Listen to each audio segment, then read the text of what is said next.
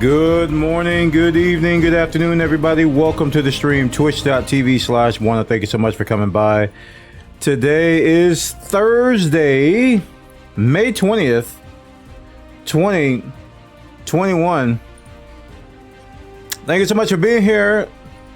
Today is day 3 of our Prusa MK3S Plus build. Yep.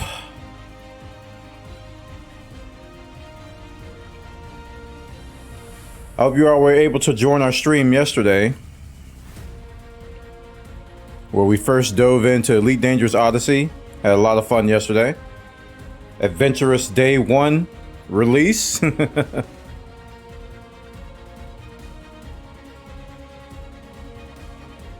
Lots to do. The game feels refreshed, renewed, so that's cool. For those of you asking, yes, I will be continuing to play Elite Dangerous. The question will come up today. What happened to Elite? What happened to Elite? Nothing. Nothing's happened to Elite. We're in the midst of building a 3D printer, which has become an integral part of the stream. Like, even when we play Elite Dangerous, we're 3D printing things, so it's kind of become an integral part of my stream, so it's become a higher priority to get that done. So today we're on day 3, and we're taking our time. We're only doing this about 4 hours a day. So I know some people might be thinking, "Hey, Bon, you started this on Monday and it's Thursday. You're still not done?" Well, yeah, we've only been doing about 4 hours a day, and we're taking our time, keeping our mind fresh, making sure we don't get frustrated, don't break anything. Don't punch any holes in walls. You know, some other third thing. We're just having fun with it, and it's been a process. It's been a journey, and I'm enjoying it so far. Really enjoying it. Really enjoying it. Some parts have been frustrating a little bit, and some parts haven't.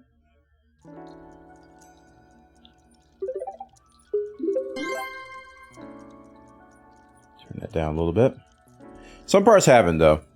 Also, Joseph Shabi with the Prime. Thank you so much for the support, man. Chat showing some love if you haven't already.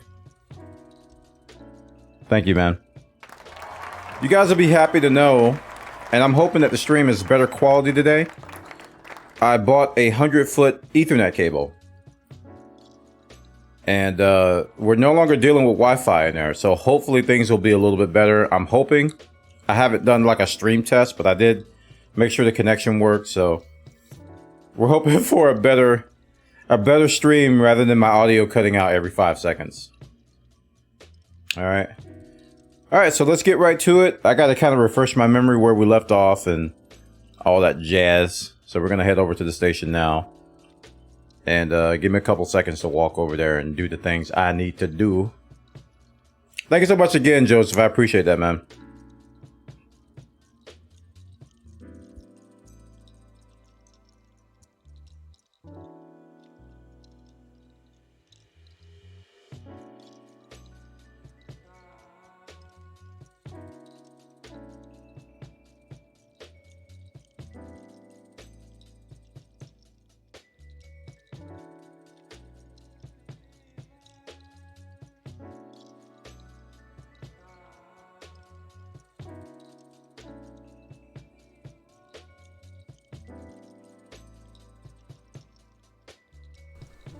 Alright.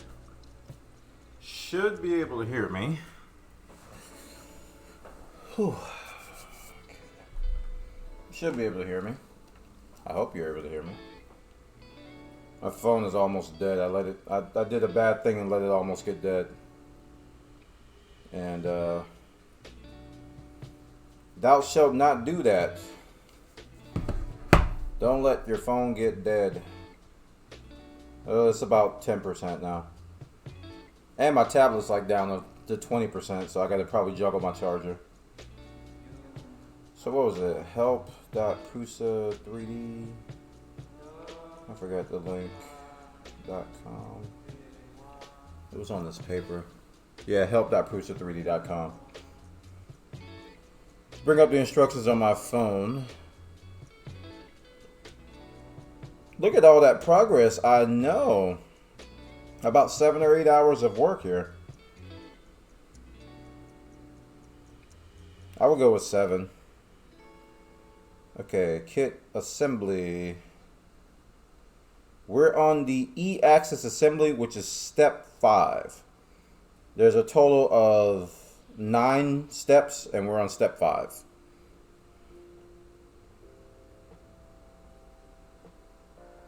On the E-axis assembly. So let me get this battery pack out of the way, so I don't cause any mayhem.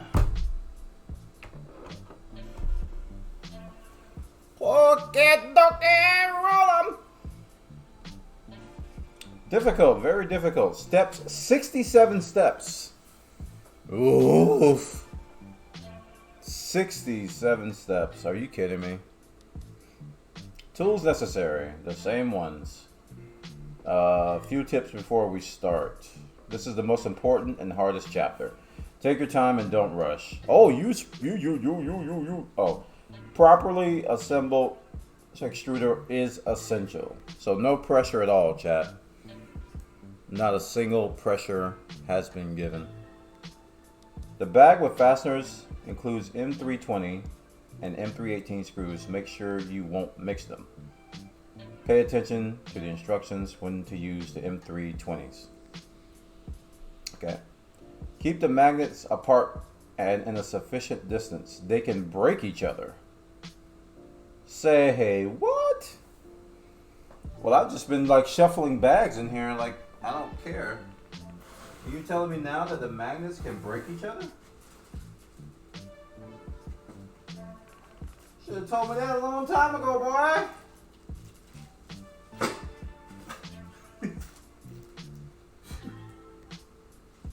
What you mean? You told me not for. Oh gosh, that's got me a little worried because I felt the magnets like touching each other and stuff. I was like, ooh, magnets, ha ha ha ha ha. I didn't play with them or anything, but okay. The hot end for the MK3A Plus needs a shorter PTFE tube compared to the MK3S. More info at blah, blah, blah.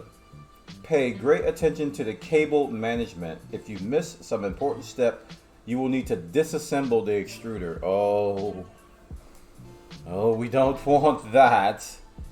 This bag includes extra fasteners. Don't worry if you finish with a few unused screws and nuts. And they know me very well because I tend to worry when that happens. Chat, how you doing today? I hope everybody's having a great Thursday so far. I know for some of you, your day is winding down. 20 comments. Let me read the comments here. What does it say? Highly recommend you review the V6 hot end assembly guide from E3D and ensure yours is put together correctly with no defects before installation. It's the only thing you don't put together from scratch in this kit, yet probably the most important to understand. My heat break had a burr on it, which is supposed to seal the nozzle, so there was no hope of it ever sealing properly. Ended up with a huge mess due to nozzle leak. I'm replacing the nozzle heat break today. In the process of cleaning up, I also broke a heater cartridge wire, so all this cost close to $50 and a month of downtime due to shipping time where I live. The MK3S Plus kit has 2 bags with plastic bars in step 3. 5 E-axis and MK3S Plus MK255 extruder. You will find the adapter printer and FS lever in step 3 in the last bag. Interesting.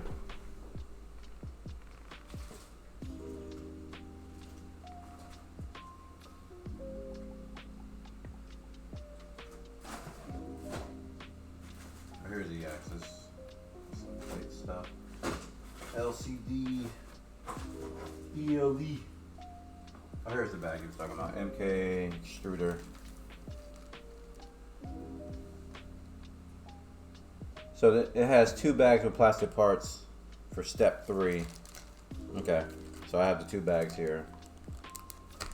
You will find the adapter printer and FS liver in step 3 in the last bag. Right, okay.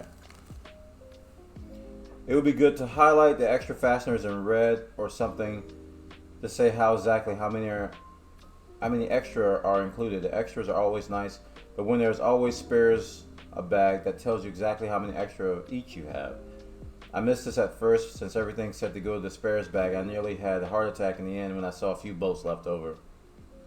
Is the PTF tube pre-assembled? I didn't pay attention to that before I assembled the extruder. It's very easy to miss this little detail. Yes, it's pre-assembled. It's unclear if the step 5 is still the right thing to do if you bought the multi-material upgrade 2S. I'm going to assume that this is the right thing to do, but there should be something to mention of adding additional text because the comment section truncated my previous post from my pad. Oh. My magnets arrived with the smaller one already having a chip in the top corner. Seems to still work though. Dude, I didn't even know these magnets could break. That's something. When I looked at the SD card container with the magnets, I saw 3 of them. Just found out later that the big one split in half. Does it still work, or do I need to order another magnet? Uh-oh. Big one split in half. Mine hasn't, I don't think. Y'all got me nervous about these magnets, boy. The hot end for the MK3S Plus needs to be shorter. PF2 compared. Okay, it's very confusing. Is it safe to say that you received the kit with the PTF tube already installed in them? Then it's correct length, or should you take it out and measure it? Nah, no need to extract the tube. If you have any doubt that it's the right one, place the hot end in an extruder bar to see if the tube fits. Keep the magnets apart as fits as distance. They could break each other. They were stuck to each other in the same box. Same here. Yeah. Mine are stuck to each other too. It's important not to mix 18 screws while bagging them together beyond 5 screws. Bagging by size would have made a huge difference. You wrote, don't worry if you finished a few unscrew screws, no fire. It worries me that no unscrews are left. I finished with 4 extra screws, no nut was left over, but it was one M310 and one M314, one M320, and one of these black mini Torx screw shop that this is how it's supposed. Is that English? The paper manual says my hot end should have a yellow dot. The online manual does not show that. Is my hot end correct without the yellow dot? We changed that recently, refer to the manual online. Okay. It is correct, it is shorter. Is this correct? Okay. Lots of good comments there. I'm just reading the comments before I even start, because I made that mistake before where I didn't read the comments until I ran into a problem. And I'm also going to read all the steps before I even start, because they like to put important stuff at the end. By the way, we told you to do all that, but make sure you don't do this. And I'm just like, well, you could have put that first.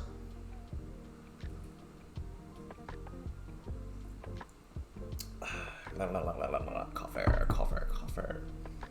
Okay, for the following steps, please prepare the extruder body. Extruder body. I'm assuming that's this last thing left in this motor box. That is called the extruder. And there's something else in here. It's one of those. I don't know if that's extra or not. And silica gel packs. I can always use those. I need adapter printer. Okay, that's in here.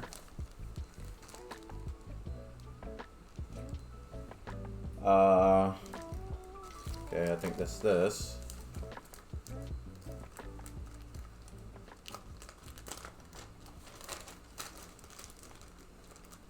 I don't think that's extruder body. It looks like extruder motor. And is that this?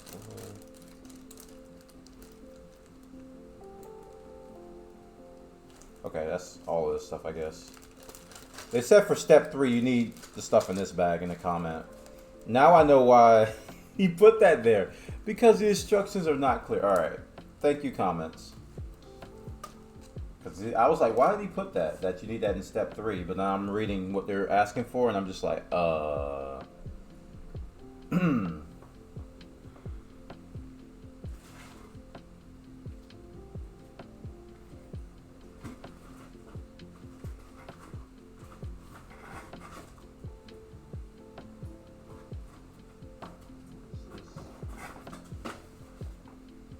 extruder box. Okay, so that's some extruder stuff there. I don't think that's the extruder body I have here. ELE. Put that on the side. Okay, that box is empty. I mean, it's a motor that's labeled extruder, so I'm assuming that's it.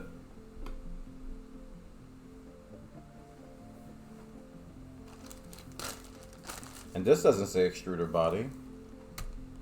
That doesn't say extruder body. Okay, I can't find that part. Let me look in the plastic parts box. Extruder body, found it. Okay, I don't need the motor yet, but I will keep it off to the side here. Extruder body. And this is an extra piece, which I don't know why that was in there. Alright, which one of you is the extruder body? Is it this one? That kind of looks like it. Yeah, that's it. Man, you guys, this is stringy. You need to print some benchies, and I don't feel so bad about my prints now. This is more stringy than my stuff usually is.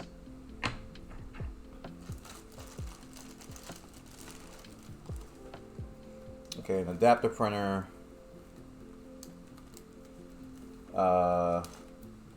An FS lever.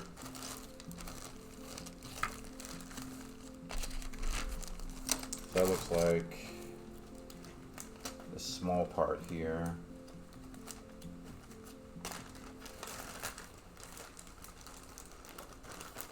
This thing, and there's another small part. This thing. Yes, these two. So 3 items, and then the list continues on the next step. I need some screws now. So the plastic parts, I will put you off to the side here. Put you like down here. Now I need screws.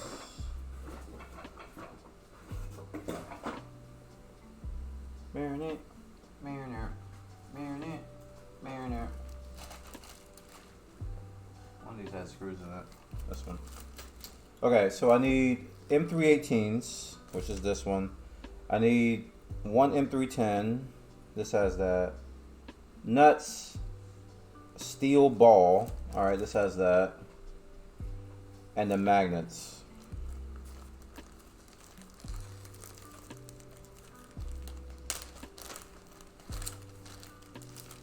Okay, so here are the magnets. Apparently, yeah, it can cause problems. They're easy to break, so I'm gonna, oof, got me scared over here. Let's take the screws out. I got a feeling I need to move this whole apparatus back too, so let's take care of that. Let's push this back so I can give myself some room to work.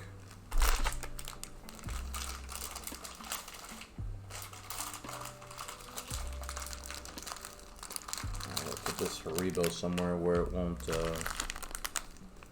melt.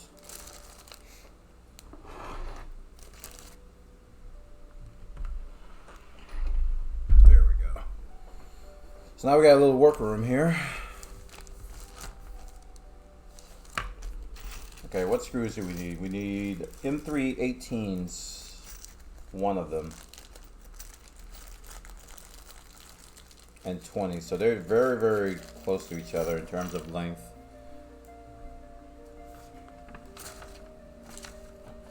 M318, you are probably 20. Yep, that's my 20.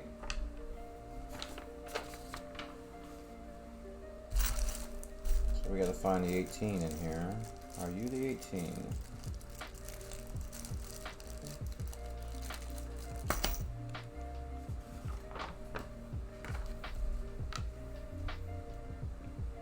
Nope, you are also 20. Let's leave that out.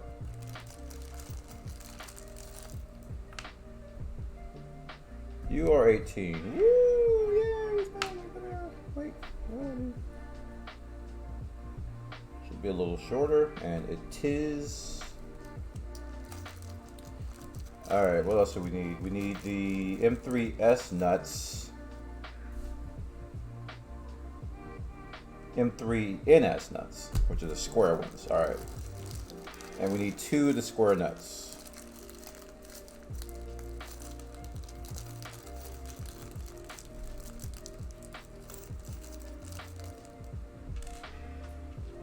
Wow, I actually grabbed 2 at a time. Genius! Alright, we need 2 of the M3N nuts, which are the hex nuts. That's a square.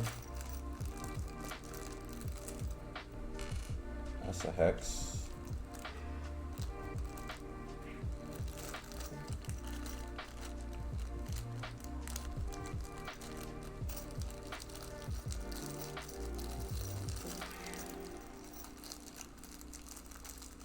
Marinette, marinette.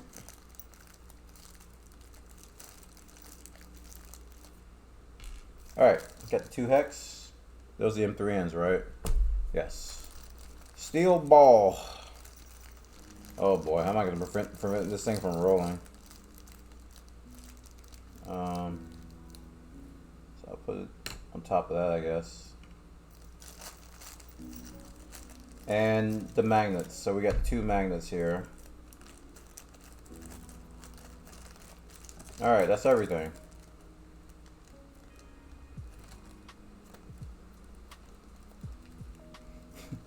So they want me to keep the magnets apart, so I'm going to go ahead and do that now.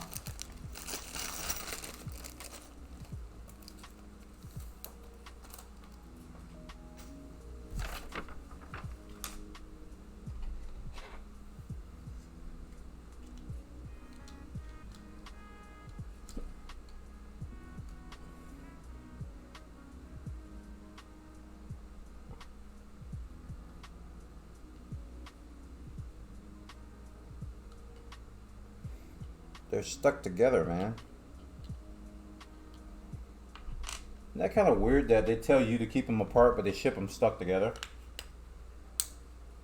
I just find that odd.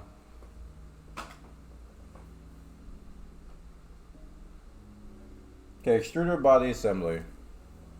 Step 5.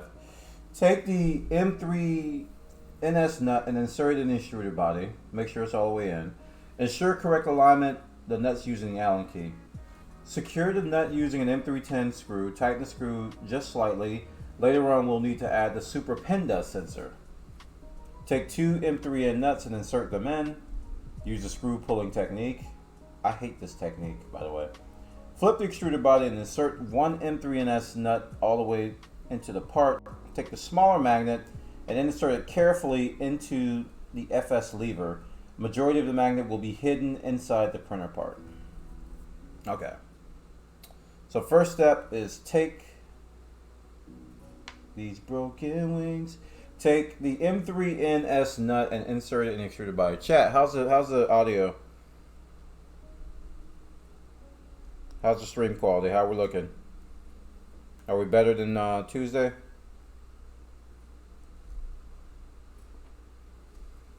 A lot of strings in here.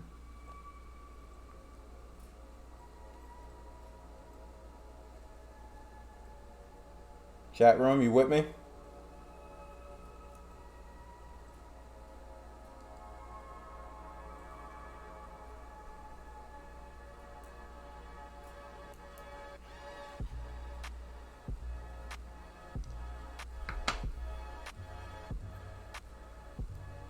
Chat. Oh, no breakups. Sounds good so far. All right, good.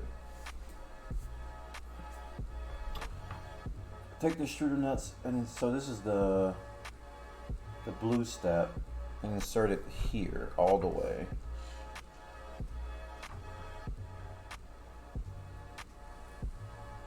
Okay, so we're gonna do that.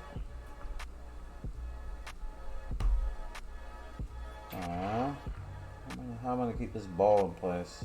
Let's put it there for now.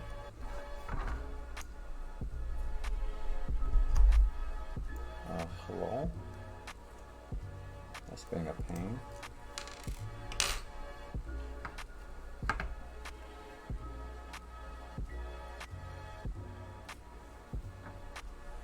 Whew, the sun just went down and I lost all my light. Of course, you didn't see that because the camera adjusted for that. Okay. See if that's aligned.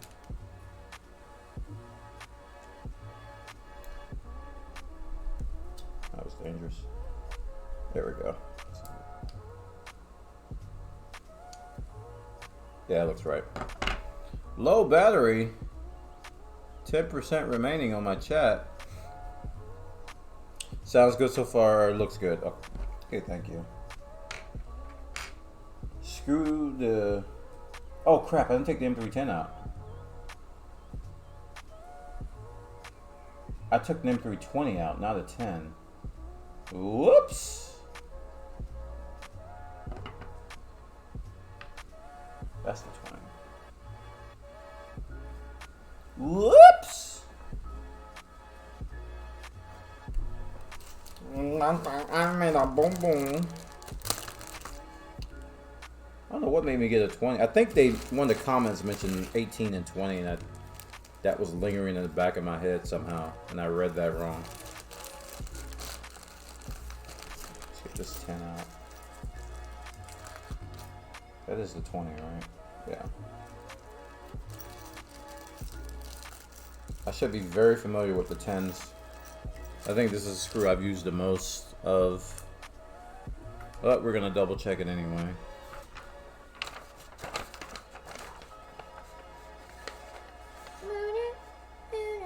Yep, that's 10.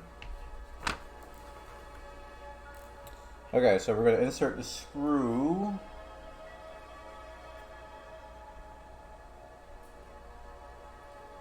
Like so. Tighten it just slightly.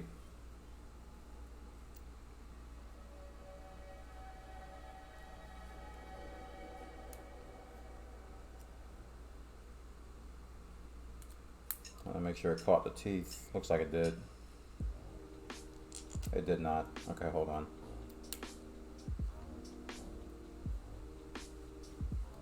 That time it did. Alright, cool. It's in there. Alright, red step done. Take the 2 M3N nuts and insert them in. So this is the green step. 2 M3N nuts, and that is the hex nuts. Use the screw pulling technique. Will this fit? It should, yeah. Kinda.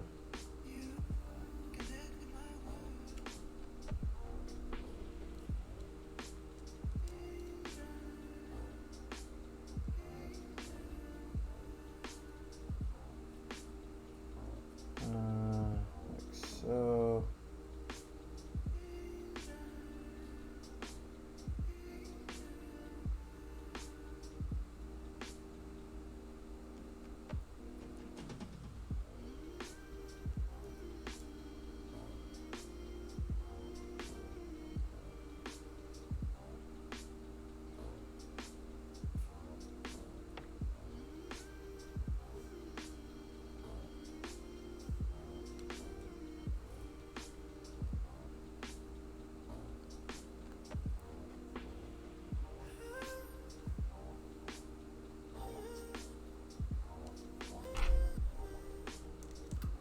I have to hold things close to my chest sometimes because it'll fall, everything will fall down. So sometimes I get off camera when I do that. I apologize.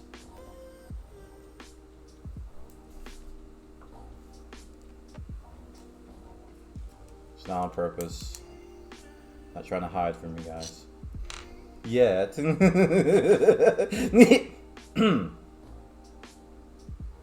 that seems to be in. It's one.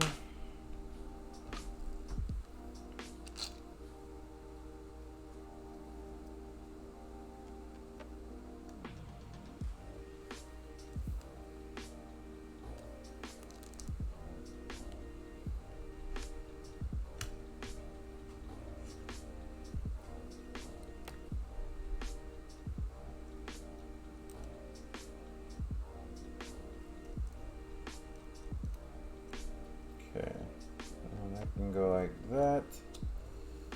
Just make sure we hold that in place. A little pressure. What do you know about pressure?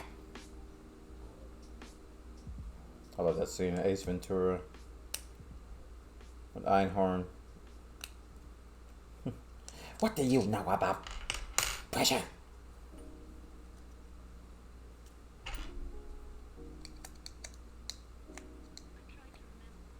Oh, don't you dare do that. You were in there. Don't you flip. Don't you flip. I ain't no snitch. It flipped. Crap. Ugh, it was in there too. This is not hard. Why am I making it hard? Fine. Whoop. Pop out. Try again. It flipped to the side and became unaligned.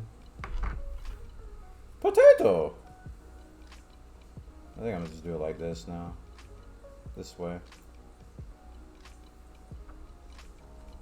Okay, son. That's not cool, man. It's like all the light just like left.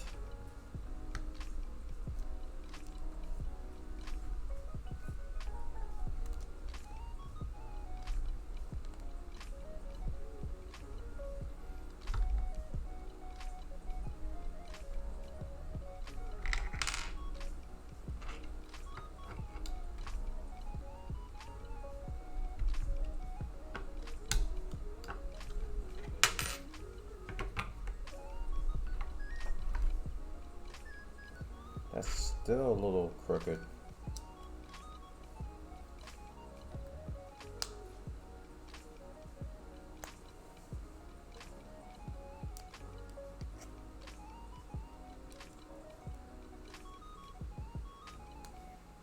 It's practically in there. Okay. Cool.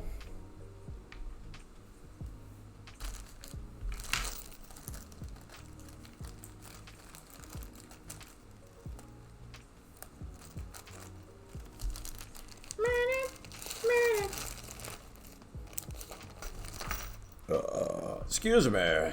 Nice burp.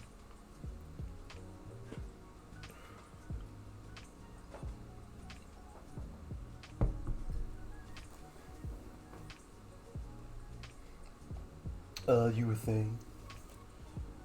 Okay, so flip the extruder body and insert one M3S in that all the way to the part. So I think we're on this other picture now. Yeah. So flip the extruder body and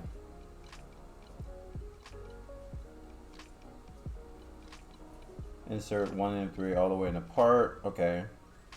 Take the smallest magnet, insert carefully in the FS lever. Okay, so that's the next step. So we won't get to that yet. They want me to put it right in here. We'll find a spot for this ball. Don't roll away. But I want to be free.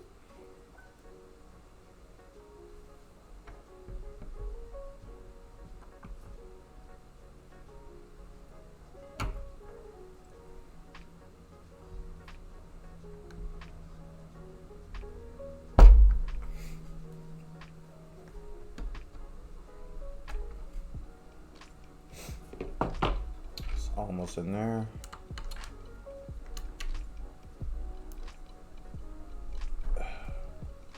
Yeah, it looks to be in there. Okay. And then take the smaller magnet and insert it carefully in the FS lever. So that FS lever is this guy. Is this dude. So I need to put the magnet in this little part here.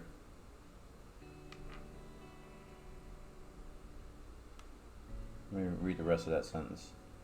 Majority of the magnet will be hidden inside the printed part. Alright, so it doesn't have to go all the way in.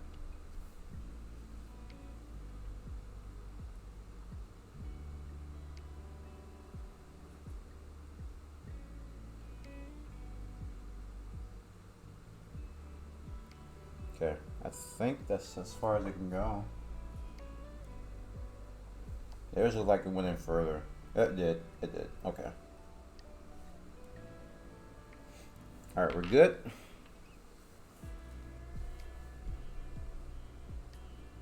We're on step 6, FS lever assembly. Insert the FS lever in the body. Secure the part with an M318. Tighten it, but ensure the lever can move freely. Warning, make sure the following procedure is done right, otherwise the filament sensor won't work. Insert the bigger magnet in the extruder body, it will stick out.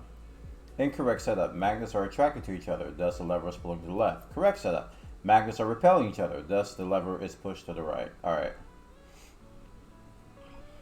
Let's look at this picture here. So we need to put this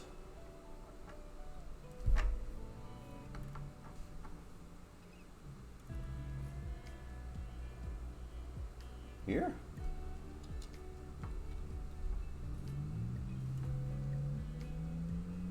And then secure it like this.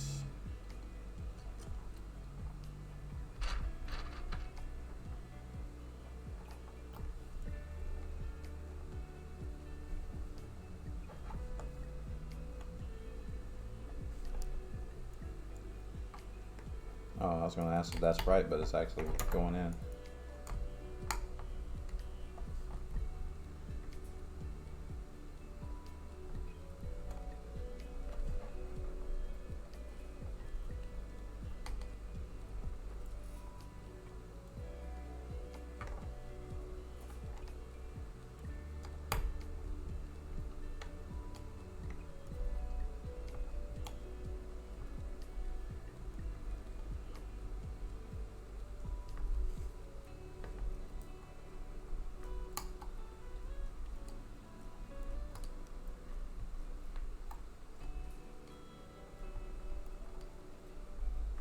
It's a long screw. Oh, this is 18.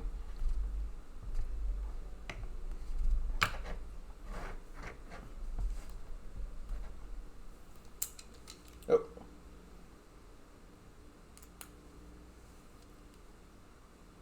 Tighten it, but ensure the lever can move freely.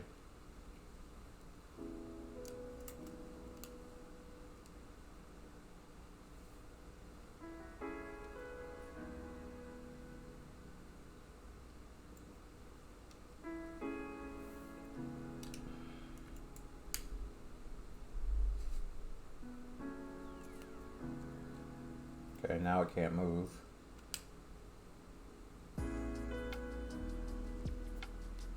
Now it can't move. Okay.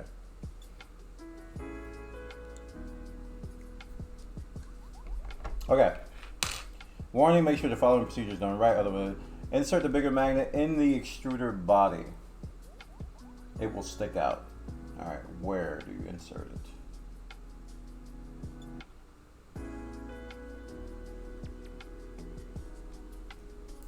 So you put it there.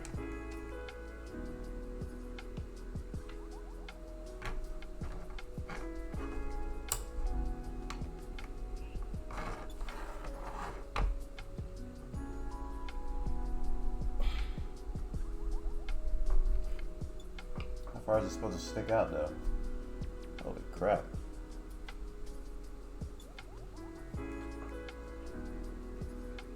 It will stick out. Okay. And it says incorrect setup, they'll be attracted to each other. Correct setup, they'll be repelled.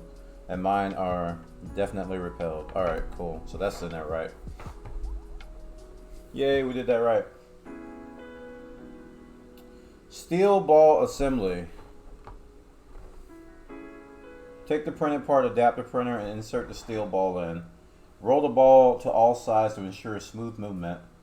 In case of any rough surface, remove the ball and clean the inside of the printer part. Place the printer part together with the steel ball and the extruder body. See the rounded protrusion on the printed part.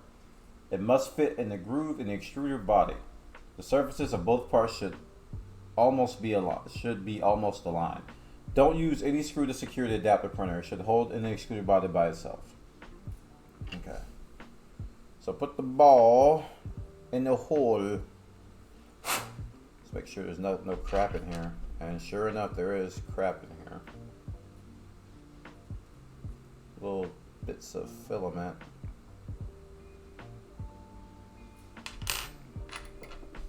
ball in there. Yep, that moves nice.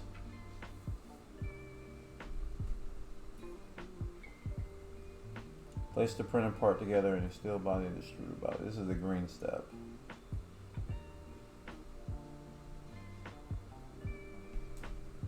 So it goes.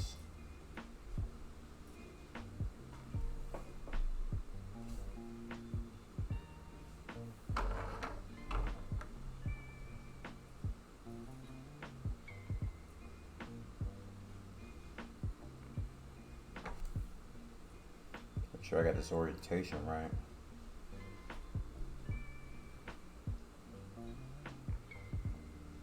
So this little lip thing is supposed to fit like that.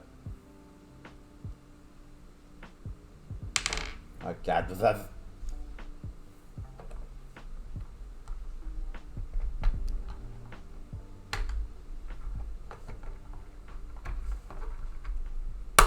Like that. Cool. So it's got like a little ball arm thing going on there. Okay. Extruder motor parts preparation. Step 8. You think you heard it break? No, it snapped. It snapped in place. This is a part that doesn't require a screw, but it definitely, it was a tight fit, so it didn't break.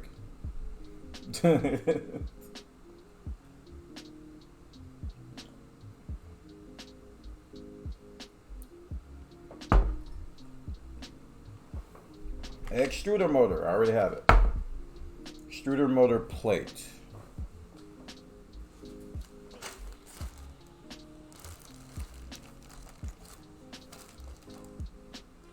I don't know which one of these is the motor plates, so we're gonna look at some pictures here.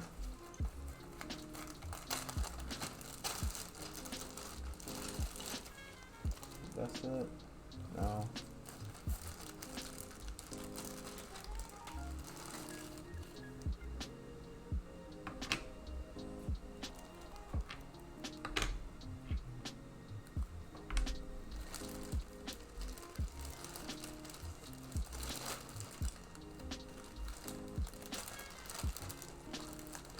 This is it. This is it here. Matching pictures now.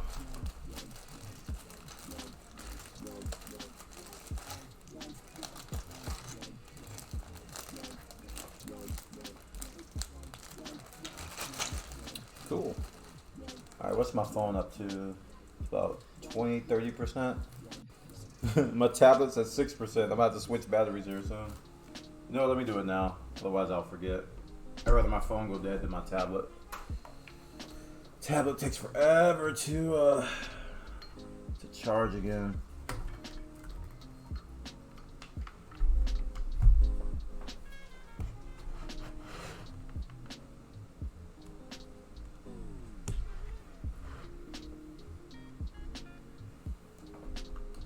There it goes. Okay. Motor plate. M3 10 screw. We need 2 of them.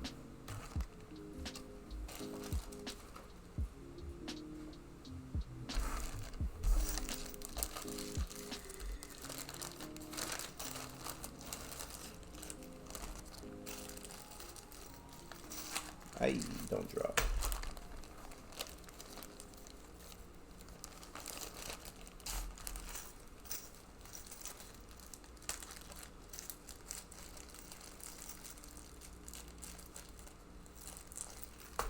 Are you a 10?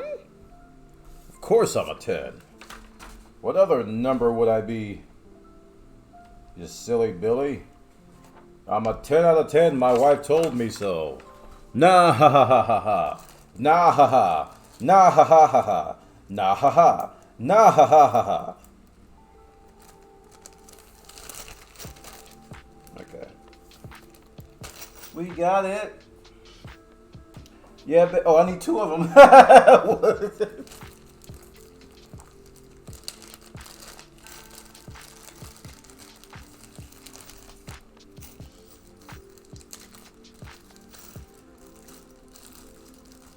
Hey babe, how's the Overwatch stuff going? Does it look good?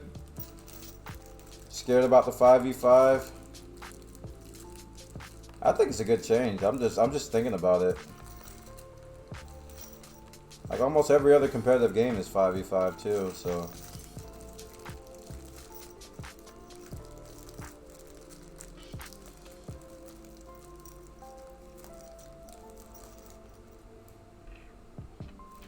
Eee, I caught it. Oh, nope, I didn't catch that one. Screws are falling out. That's a dangerous thing.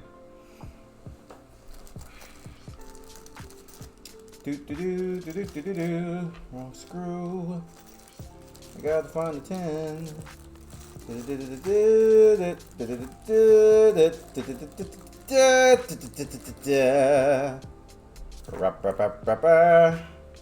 Oh, there we go. There are my 210 screws.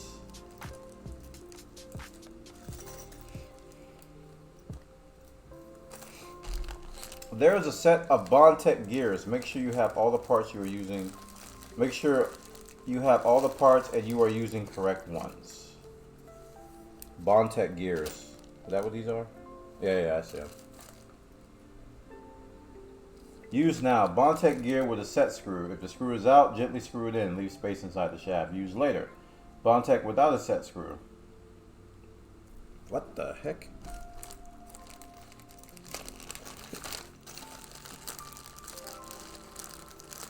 We might have to refer to comments on here. I'm gonna see some cryptic language.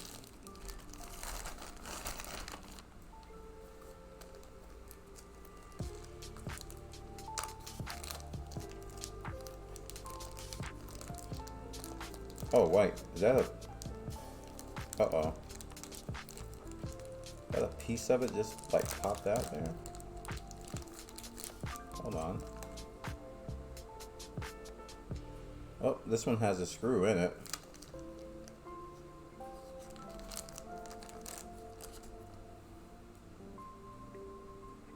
Bondtech gear with a set screw. If the screw is out, gently screw it in. Leave space inside for the shaft.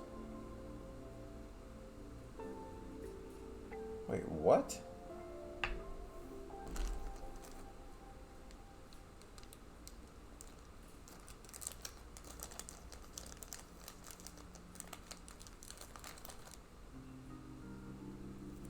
Use later. Bondtech without a set screw. Bearings and a shaft. Keep the bearings somewhere safe. They tend to roll away. Alright, this one has a shaft and set screw. Let me go to the comments. Well, I'm gonna keep reading. In the upcoming steps, always check the pictures to ensure the correct orientation of the Bondtech gears. Always double check your work. Alright, let's look at the comments. Any comments on the Cutie X Plus? I haven't heard of that.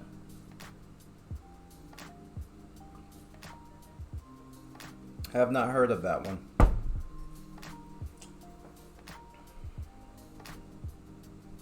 If, like me, you couldn't find the bearings in the shaft of the Bondtech, the one with the screw inside, then look inside of it. As I have to spend an hour with chat support looking through all the bags in the kit until the tech told it would check to see if it was inside.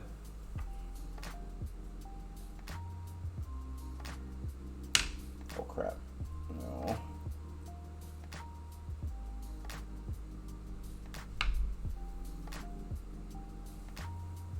To be clear, I blame myself, not tech support. He was awesome. Know that there's a spare set screw in the Bondtech in the bag. Later you'll see people scared that they didn't install it in the gear. Thank you. Only one piece of the gear will be used in this step. The rest will be used until step 27. I loosened the set screw and it fit very easily for me. Info here needs to be in the manual. People don't do it and complain about a tight fit while other slips with ease. I use a drop of dish soap to grease the internal Bondtech gear. There's no way that the gear fits in the motor shaft. Just loosen the set screw and make sure the gear on the flat side. Dude, I don't even see a screw. I see the shaft, but there's no screw. You know what? I'm just gonna go with it. I don't. This is a very strange step. All right, we got the motor, we got the motor plate, we got the 2 screws, we got the Bondtech gear with the set screw.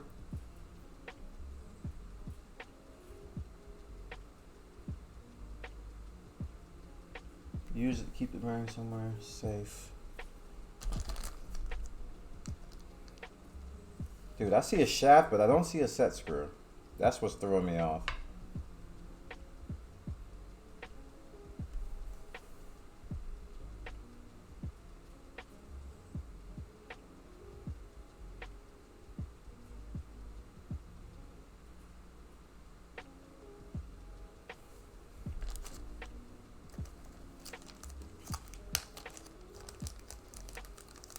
Oh, this is so cryptic.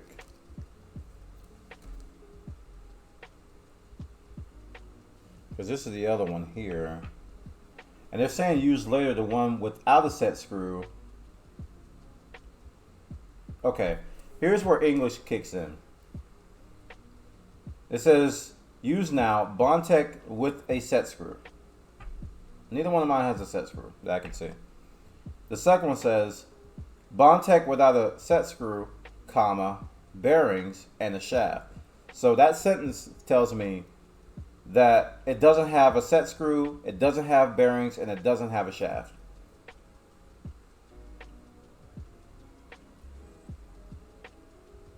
But then the next sentence says keep the bearings somewhere safe, they tend to roll away. Yeah, that's...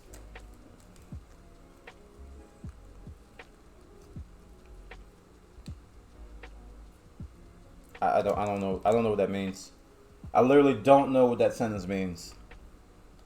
And I'm not even being picky. Like, I have 2 of these and neither one of them fit the description.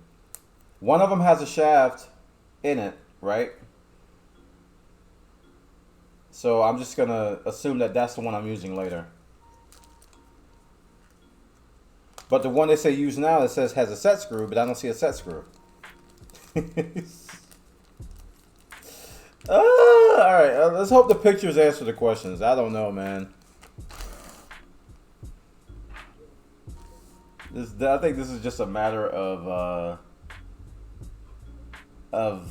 me not understanding what they want me to do. It's not difficulty. This is like translation. Okay. Take the extruder motor plate and secure it with the 2 M310 screws.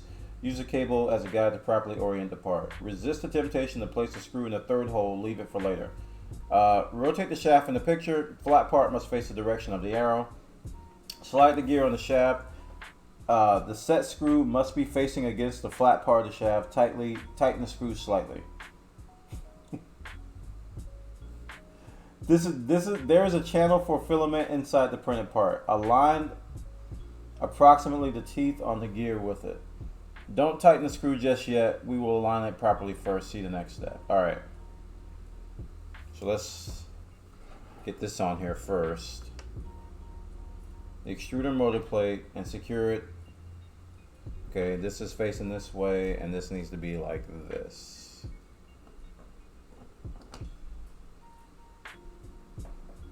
Correct. And then we put the screws in the 2 bottom holes.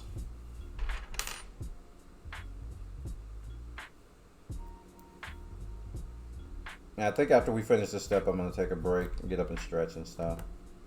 Be a good time to do that after I finish this step.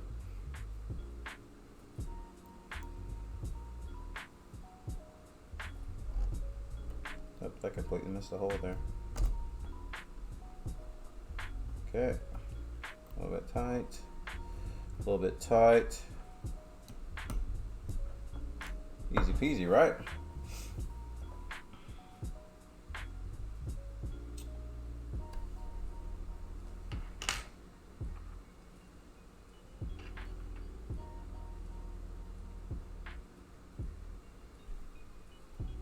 I'm looking at the picture. Let me go back. Let me reduce these comments because they're with the set screw. Okay, so the set screw is the hole in the side. I got it now. It's the hole in the side. That's where the set screw is. Oh crap! Oh no, the bearing, they fell. No, nope, it didn't fall out. Did it fall out? No, it didn't. Okay. There's an extra set screw in this bag, so it made me think that something fell out, and it didn't. All right, I think I understand now. The picture answered that question. So,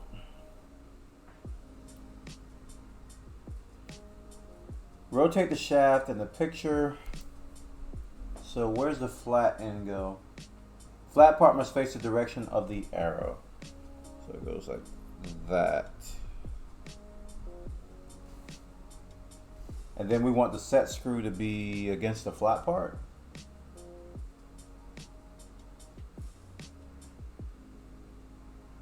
Slide the gear in the shaft, but the set screw must be facing against the flat part of the shaft. Yeah. But the picture doesn't show that. That's facing to the right. Oh, wait. It needs to be like this. Okay, I had it wrong.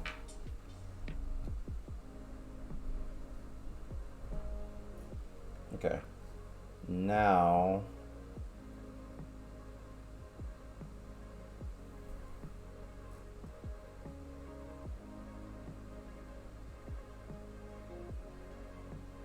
am I on the right one? Rotate the shaft is in the picture. Oh, I'm on the wrong picture. Okay. I was like, what the heck? Because the hole is facing the wrong way in that one. Okay, so it needs to be like that. And now the hole will face this way. Now it makes sense. And then I tighten. Does that go all the way down?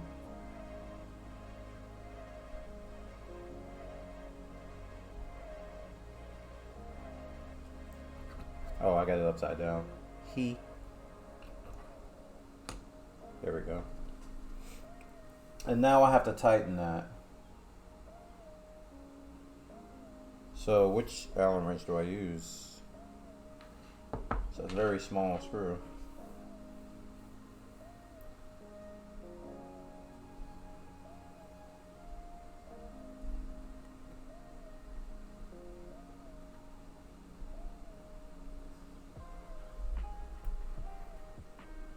It's tightened.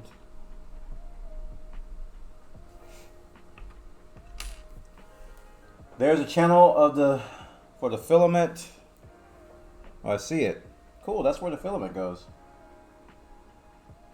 Align approximately with the teeth and the gear with it. Align approximately the teeth on the gear with it. What? You mean align the teeth? Teeth that they can't go anywhere. Whatever. Alright, let me read the comments here to see if there's something I may have missed. If the gear is too tight, the motor shaft, it might help. Okay.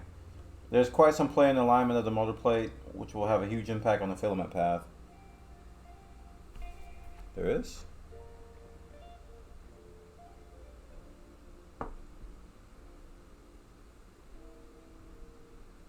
If I unscrew this, will it, Oh, that's what they're talking about. Yeah, there is a little play on this plate. It gives the filament a little bit more room to get through. Okay. That comment helped me understand. That's what they're talking about, align the teeth. Okay. They just need to rewrite that whole section. The guy in the comment clarified it, but how are you going to align the teeth without telling the people to unscrew the plate and move the plate around? Yeah, it looks like the filament has a decent path now. I'm like, what the heck, dude? Dude. Alright, where are we at? It's almost break time, right?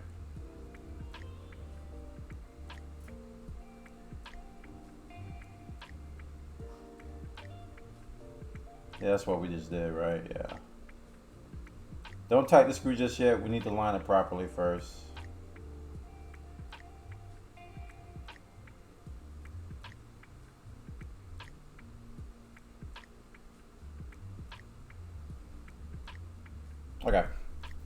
Chat, we're gonna take a break. Thanks for watching. I'll be back in like 5 minutes, alright? I'm gonna get up and walk around. Thanks for watching.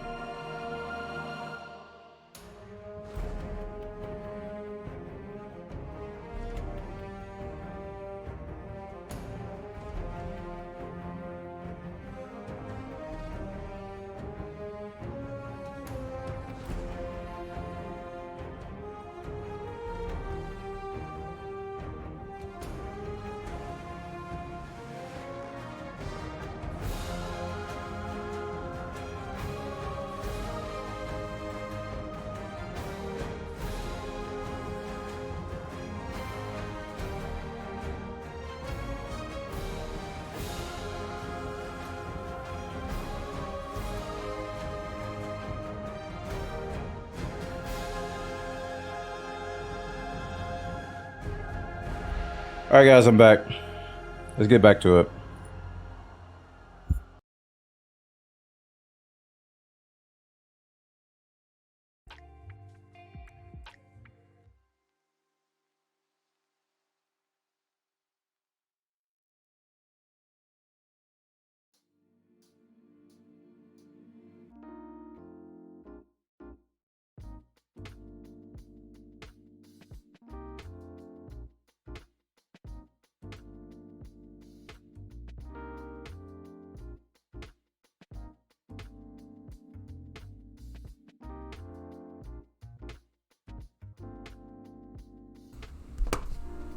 Okay, we're back.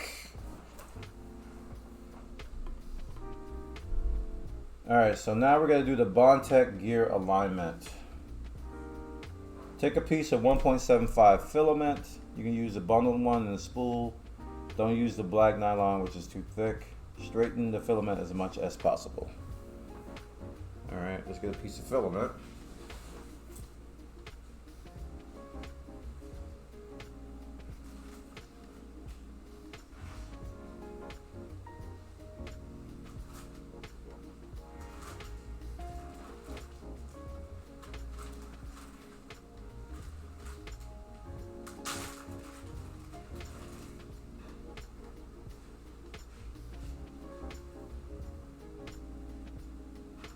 Oh, you know what? There's tripped over the box.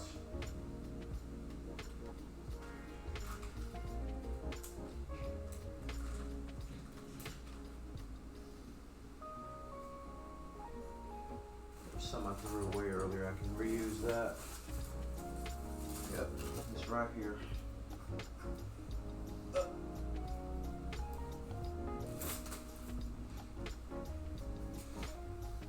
Okay. Bill's still going pretty smooth. Yeah, we had a couple of hiccups with some of the steps, but I think I read the comments and people clarified some things, and some pictures clarified some things, so it kind of worked out there. Let's get this piece of filament here, straighten it out.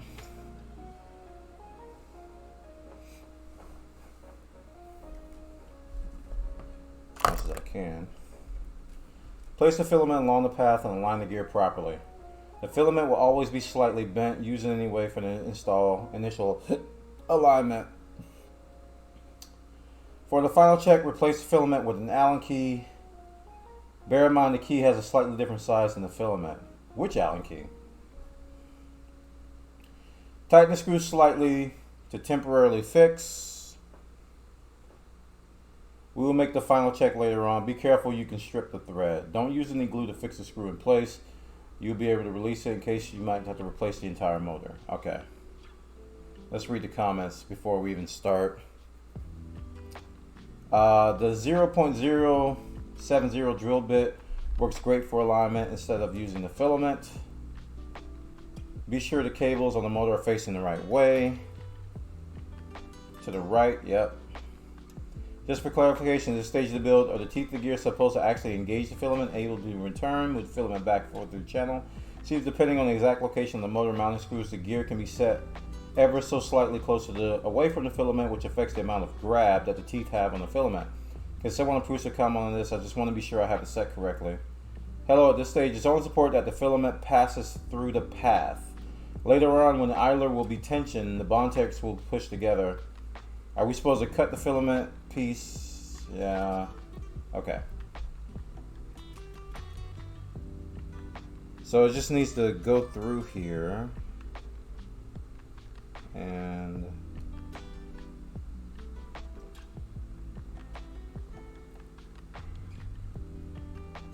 it looks like it doesn't. So tighten the screw to temporarily fix it. We will make the final check tightening later on. You can strip the thread. So I need to tighten this screw. Wait, that doesn't tighten anymore. Tighten the screw. Alright, let's look at the pictures.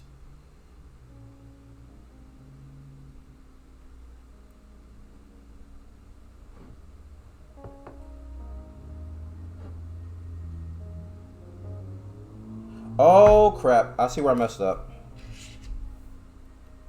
I see where I messed up on that picture. This picture kind of brings it home. There we go. It needs to be like that. Okay.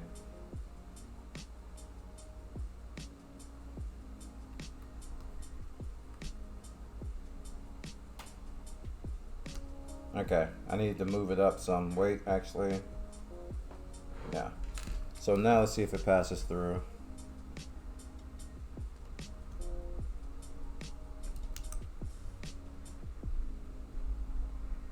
It kind of does.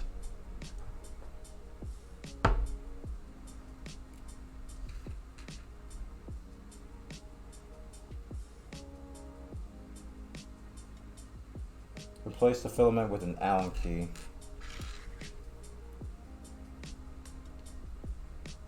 Yeah, the Allen key fits.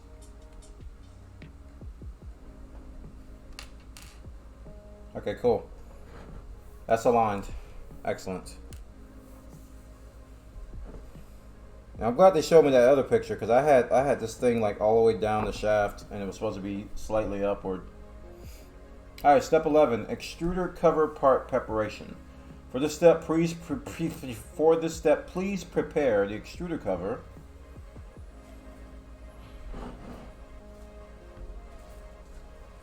Synchro.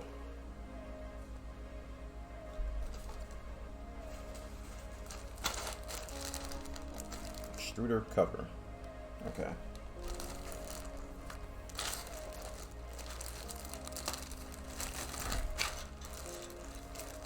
Is that this? Looks like this. That is it. How goes the construction? It is going. We have stable internet in here too, so I shouldn't sound like a robot anymore.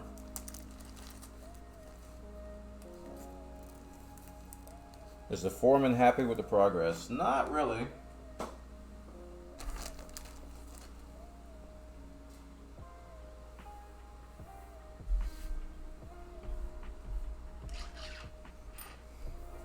But you know what? I don't pay him.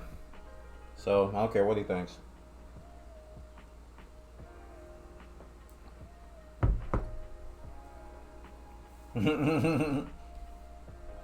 Oh, I forgot the rest of the stuff. The nut. I kind of want to play some Elite Dangerous today too. I might split the stream in half. I had a lot of fun yesterday. I'm gonna get my pew pew on. And there were some performance tweaks that people posted on Reddit, which I got some performance boosts out of, but I put it on what I usually play Elite on, and it maxed out like everything. My GPU, my GPU and my VRAM were both maxed, completely maxed, like 100%. So I was like, if I'm gonna stream with this, yeah. Oh, wrong screw. M3 NS nut. Is that the square one? Yes, I need a square nut. As opposed to the walnut. Ha ha ha. Slide the nut all the way in. Wait. How are you gonna say for this step, please prepare, and then you give me instructions on what to do? Wow. Okay, I see how you wanna be. How you doing, Zincro? It's pretty late over there, isn't it? Isn't it? There's a lot of strings in these printed parts. Clean out all the string. Okay, where does that go? Down here. Slide the nut all the way in. Okay. Ensure collect alignment using Allen key. Got it.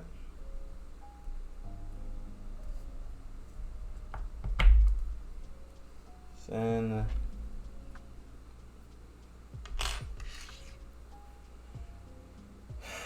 Order the pizza with garlic bread because I have zero food in my place until tomorrow. Okay. And I am stuffed. I haven't had pizza in I don't know how long. We might have to do pizza soon, babe. Maybe for the subathon this weekend. Maybe we can get enough funds to order pizza. Kind of have a taste for pizza. Leave a hole in the arm empty for now. We will use it later while assembling the print fan. Heh! Hot end parts preparation. Okay. Step 12. For the following steps, please prepare. It's a lot of prep. I got a lot of prep stuff. Let's put all the prep stuff over here. Hot end for MK3S Plus. I don't know what that is.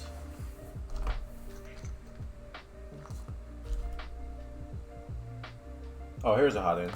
It's in here.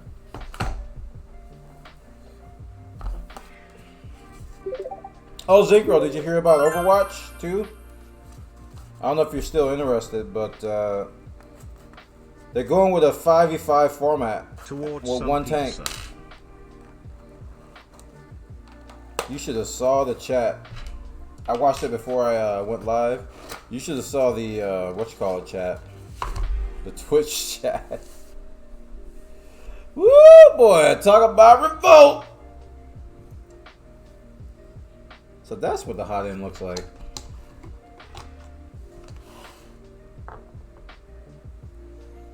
Okay. Looks like a Doctor Who gun.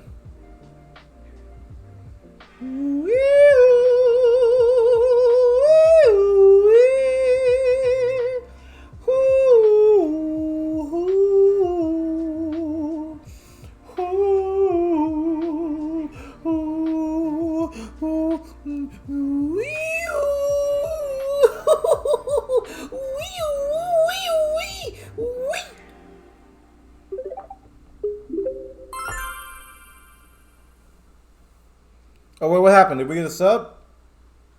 I didn't see the alert. Pizza Fund chat. Let's go. Wait, what happened?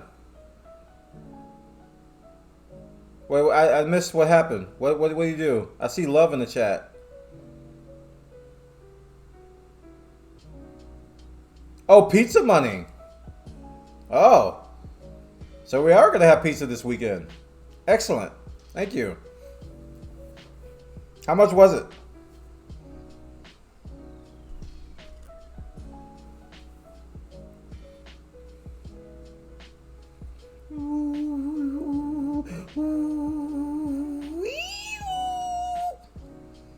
A 5 and a 15. Okay.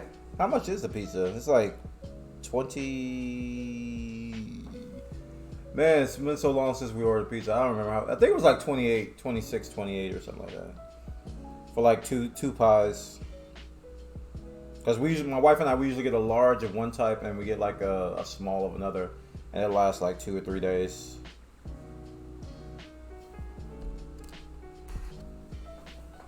Alright, I haven't drank any water since I started streaming.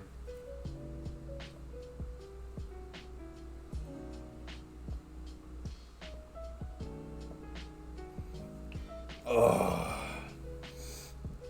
Oh, that's tangy. That's not tangy. Okay, so we got the hot end out. I love pizza, but I'm at the age now where I need to make sure that I have a bottle of Tums nearby to fight the burn. Dude, you just have to order the right type. That's me and my wife. We master the art of avoiding certain places and types of crust, and if we can, we go light sauce on the pizza because yeah, that heartburn is something else, boy. Something else, boy. Something else, boy. M340. Holy moly, these are huge. Wait, we got more money? 40? Is this 40? Yeah, it's 40.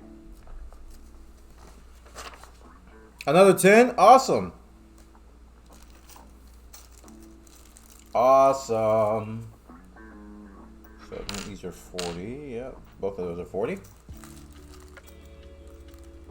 That's my sauce. I love sauce and I love spicy.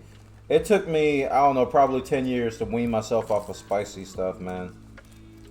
because I love spicy too. And I still occasionally have spicy noodles, but my wife will tell you, I used to put hot sauce on everything. I used to put sriracha on everything. I used to make, oh my goodness, I used to make everything spicy. Hey Zeddy. Depends on the sauce. Papa John used to be fantastic, but not anymore. Best pizza area is Jets. My wife and I, we do, crap, I gotta look up the place now. I forgot the name of it. We're now fans of this chain that we, starts with an M.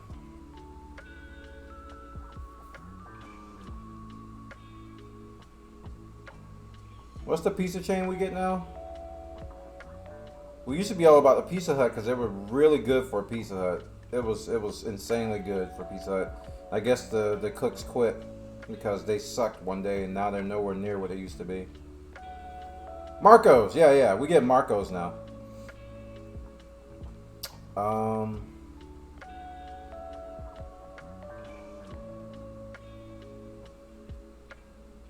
We get Marco's.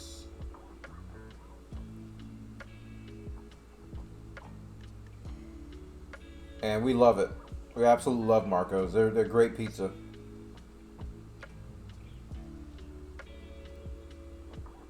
Better than Papa John's here. Better than Pizza Hut here. Definitely better than Little Caesar. There it is.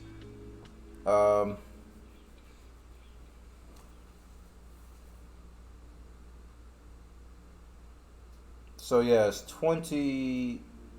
It's like $30 because we got an all meat and then we got a small last time on top of it, and that was another $9. The all meat extra large is $20.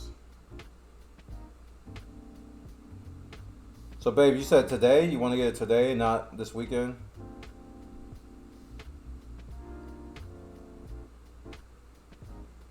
I have a Marco's down the street from me. My complex gave us one free pizza from Marco's per month for re-signing our lease. And I tossed that card after getting it from them twice. Wow. I could almost feel my blood pressure spiking after eating their pizza. Jeez. Is there something special coming this weekend? No. I was just thinking about the subathon. We get something else for the subathon. Maybe some chipotle. Yeah, chat. After tax season, my wife will tell you, after taxes, we are strapped for cash. So I give the government every bit of money that I can, and then I'm left with like less than what we need. Too much salt in the sauce? Oh, really? Oh, they're good to me. But I could definitely imagine. A police officer just Babe, do you want to get that crispy thin again? Hey, Fully Cooley fan. That's the tier ridiculous. 1 chat showing some love. Dogs Appreciate don't it. even own bikes. Wanna sip?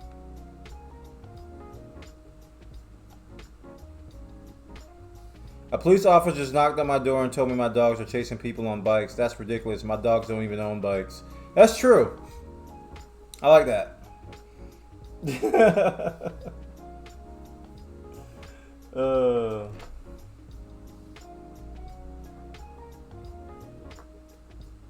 Hey, Chad, I got a question for you. You want to hear a joke?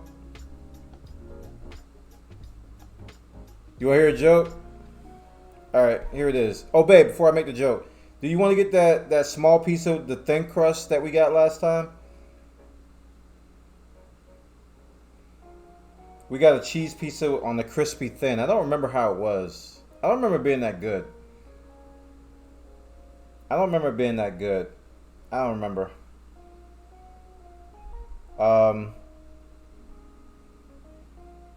It was okay, yeah. I'd rather just get like another. That's all meat. Maybe we can get a pepperoni magnifico instead. Do they have a small magnifico? Yeah, they do. Let's get a small magnifico pepperoni on top of the meat. The edges were a little crisp. Yeah, I agree. Yeah, this is the pepperoni magnifico is the same price.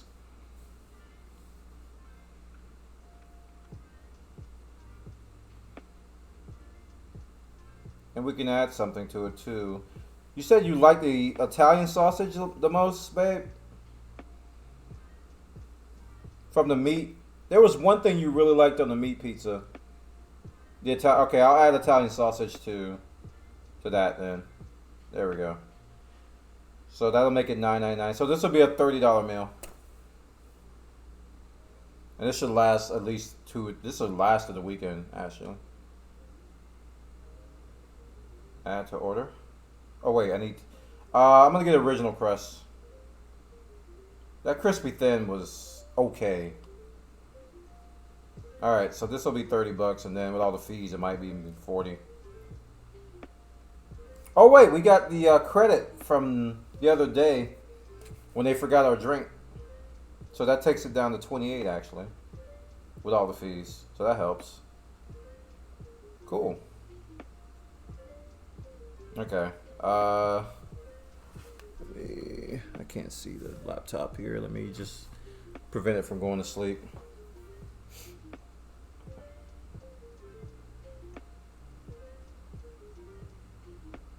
So how much time do you spend building on so far? How long have we been live today? About 2 hours. And I've probably been building about an hour and a half. So probably like 8 hours so far. Yeah, about 8 hours.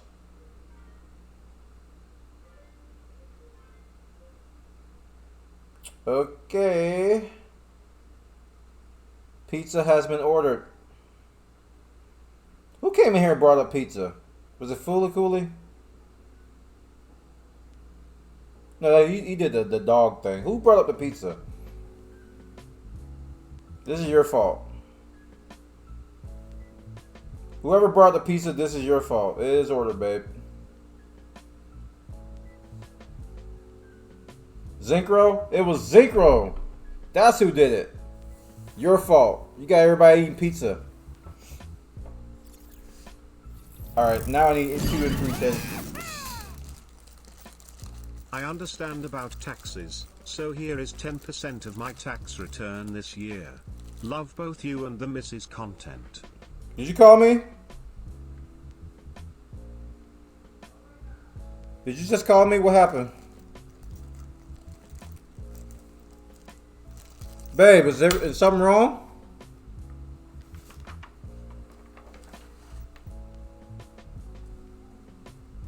That's 10. What?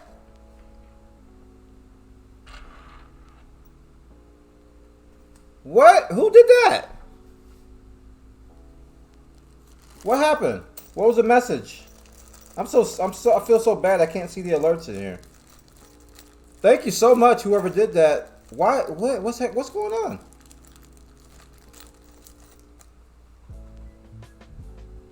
Red Claw donated 120. Wow. Thank you, man. Dude, thank you so much. That is really generous. Said it was 10% of his refund he wanted to share. Oh, I feel so privileged. Thank you, man. Wow, that's gonna help. That's gonna help us a lot. That's gonna help us a lot during the tax season, man. That's mainly for food, because my wife was just asking me, should we get groceries? I'm like, well, you know, can we wait? Thank you, Red Claw.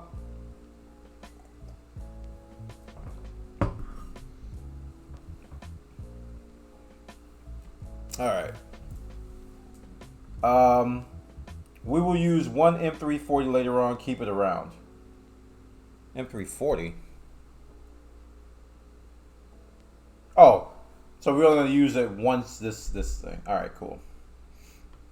Do not cut the main zip tie on the hot end cables, or remove the rubber band. It will make assembly easier. Okay, I'm kind of glad I didn't do that.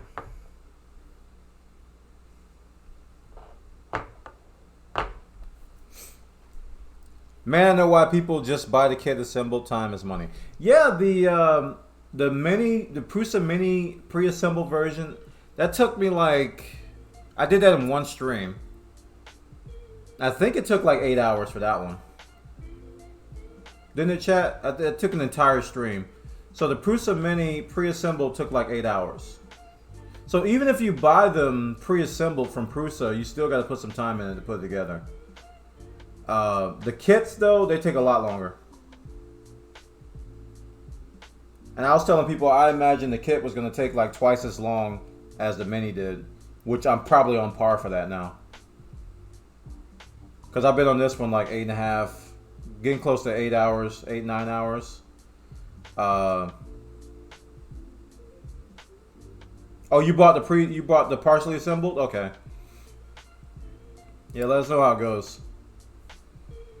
Thank you, Rainclaw. That is really generous of you, man. Thank you so much. Payday is tomorrow. I think I'm gonna splurge on pizza on Saturday. Zincro, what have you done to my chat? You got everybody buying pizza.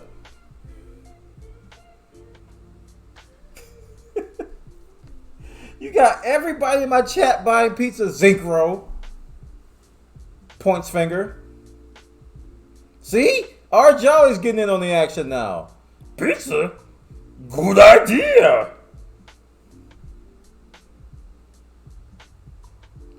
Tell customs to release it and I'll tell you how it goes. Nope, not bitter at all, dude. My Mini was stuck in customs for a week. And this one wasn't. That's what got me, Krez. The Mini was stuck in customs for a week. This one came right through. Customs purgatory. Did someone say pizza? Sounds good for dinner. I did nothing. I was sitting here eating my patting my pizza belly, and all y'all did was do this to yourselves, okay?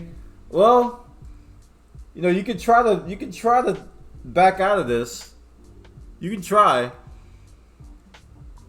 But you're not gonna no, you're not. My GPU was stuck in customs for like a month. Oh, that's awful. That's awful. I blame Buona. Nope, I didn't do it. Nope. I didn't do it. Came straight from China? Oh, that explains it. Yeah, ours came from Czech, right? That's where Prusa is, in Czech. Apparently, when you buy the MK3S assembled, you unlock a permanent 10% discount on all future MK3S assembled you buy. So they... Am I reading that right? Is that they want you to buy another one?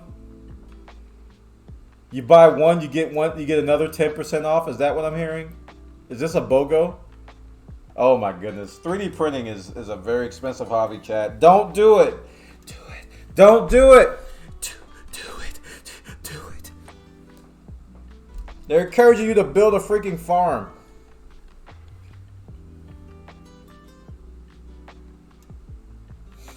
Jeez Louise. Oh my gosh. I might have to get another hub for in here. Because if I get another hub, I can put my, I don't know where my brain went here. If I get another hub, I can put my Raspberry Pi. Oh, did I tell y'all I put the case on the Raspberry Pi? I can put my Raspberry Pi on the hub and have it wired instead of wireless. I put the case on the Raspberry Pi. Cables everywhere. See? It's cased. I don't know if it's secure, but it's kind of on there. It's a clear case. Just on the floor now. Pie and ice cream. Yummy! Alright, let's get back to it, chat. Y'all wasting too much time, Zincro. Golly, Zincro. You just came in here and dropped a distraction bomb. I can't assemble a printer. Our Jolly is buying up all the pizza. Tyr Grimnir is blaming me for something you did. Krez, his printer is stuck in customs. All because of you! Excuse me. What if 3D printers begins to print itself? They can do that, actually.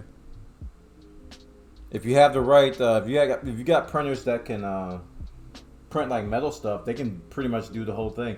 I don't know about assembly.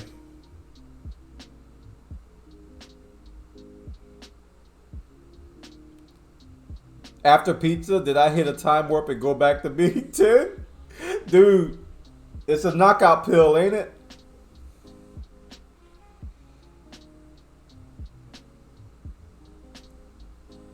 If Office Space taught me anything, is that you can't trust printers. What does PC load letter mean anyway? Listen, I worked in a computer lab in college.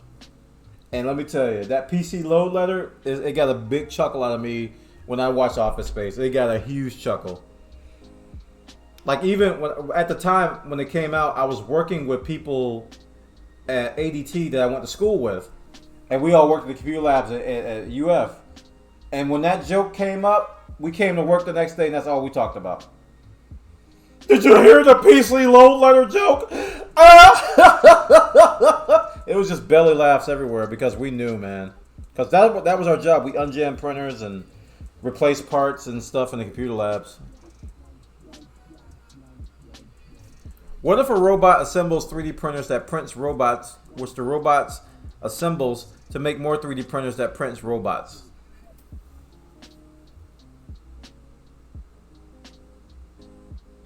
I don't know. I might have to ask a robot. Okay, Google, ask Siri to tell Alexa to find the question to the answer to Cavion's question answer part. Thank you.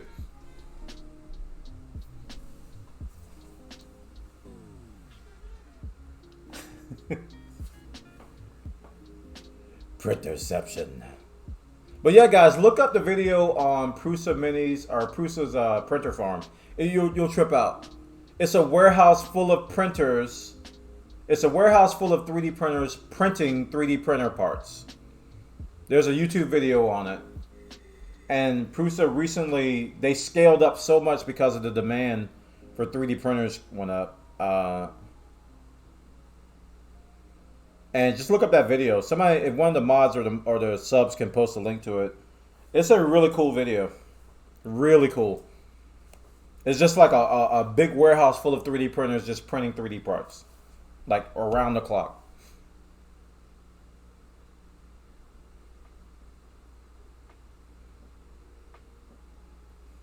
Alright. I'm having fun talking to you guys. I don't want to build a printer anymore. I just want to do it just chatting now. They showed off parts for the next printer, the MK3S XL, in one of their recent live streams. Oh, was that the anniversary stream they just did?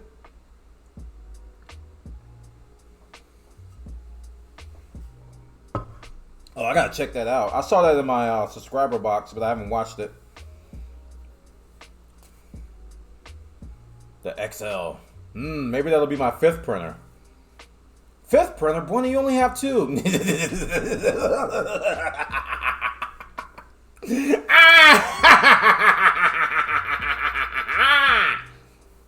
Hey, man.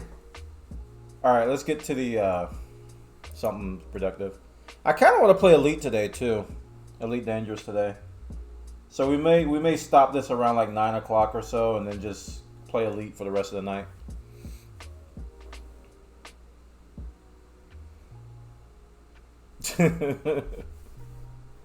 Yeah. The more I read about resin printers though, the more I don't want one. It's like, do I really want that? Frontier just hotfix something.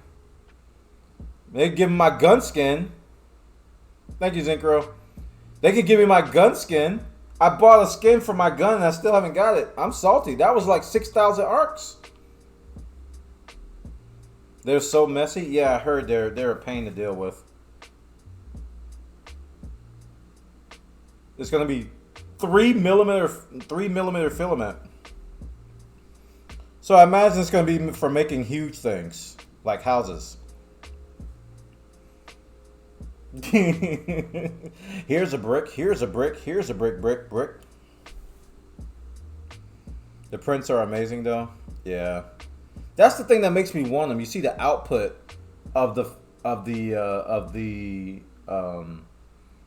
resin printers. You see the output and it makes you want them, and then you read about all the crap people have to go through to get it to look like that, and the crap they have to clean up, and how much the freaking filament costs, or the resin costs, and because I saw a sale on a resin printer for like $200.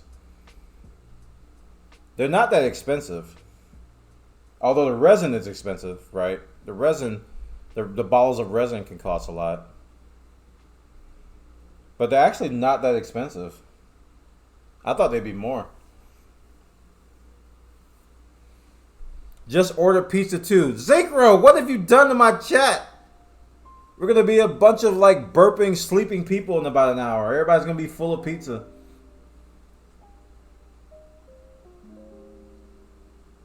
Speaking of skins, after buying the ship kit for the cutter, I found that I had to rename my cutter Phoenix because I would hear Battle of the Planets theme song in my head every time I... Battle of the Planets. That was my first anime. I didn't even know what anime was. But that was the first ever anime I watched, was Battle of the Planets. Battle of the Planets, man. You made lunch today? Nice. Thank you, bots. Go about your way. But that was my first anime, Battle of the Planets. I love that show, man. I watched Battle of the Planets before Speed Racer. I think I watched Speed Racer after that, though. And then I had a big gap. I would watch Voltron when it came on. And then I had this big gap of like life where I didn't watch any anime. And then I got to school. Yeah, G-Force, R-Jolly. That's exactly it. Yep. I got to college, and my roommate, not my roommate, one of my good friends, his roommate, introduced me to an anime. This is back when you can only get animes at anime convention, and you come back with VHS tapes, right? You have to get them imported. They weren't on the web like you guys have. You had to get them imported, and it weirded me out. The first one that I watched in college, it was called Ranma 1/2. It was about this guy or girl who changed to a panda. I don't remember which. And I was so confused. I was like, I don't know what's going on. I was like, what is happening? I was like, what is going on? And the guy was just like, ha ha ha ha, just watch, you'll understand. I'm like, I've been watching for 2 hours, man. All I see is somebody change into a panda randomly. And I don't know what's going on. Is it a guy? He's like, I don't know. I'm like, what do you mean you don't know?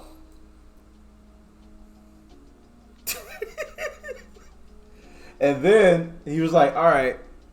And then he recommended me some other stuff. I forgot the next one I saw. It might have been, what was that other one? Because I had watched a few before I got to Ninja Scrolls. Ninja Scrolls hooked me to anime, though. That was when I was hooked. I was like, I didn't understand until I saw Ninja Scrolls, and I was like, oh my goodness. And then I saw Ninja Scrolls, I saw Ghost in the Shell, and then I saw Akira. I always say Akira sometimes. Akira. And then I saw all the classics. And then I saw Cowboy Bebop. I'm like, that's it. GG's. No rematch. GG's. It's over. I'm hooked on anime.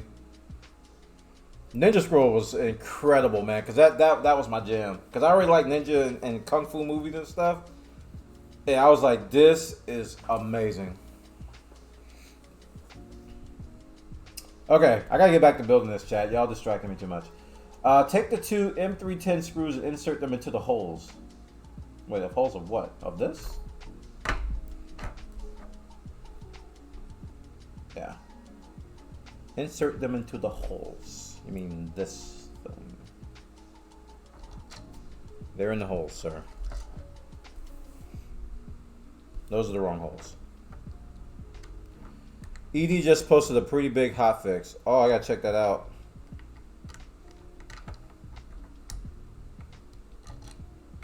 Can somebody post that in the Discord ED channel so I can look at it on my phone?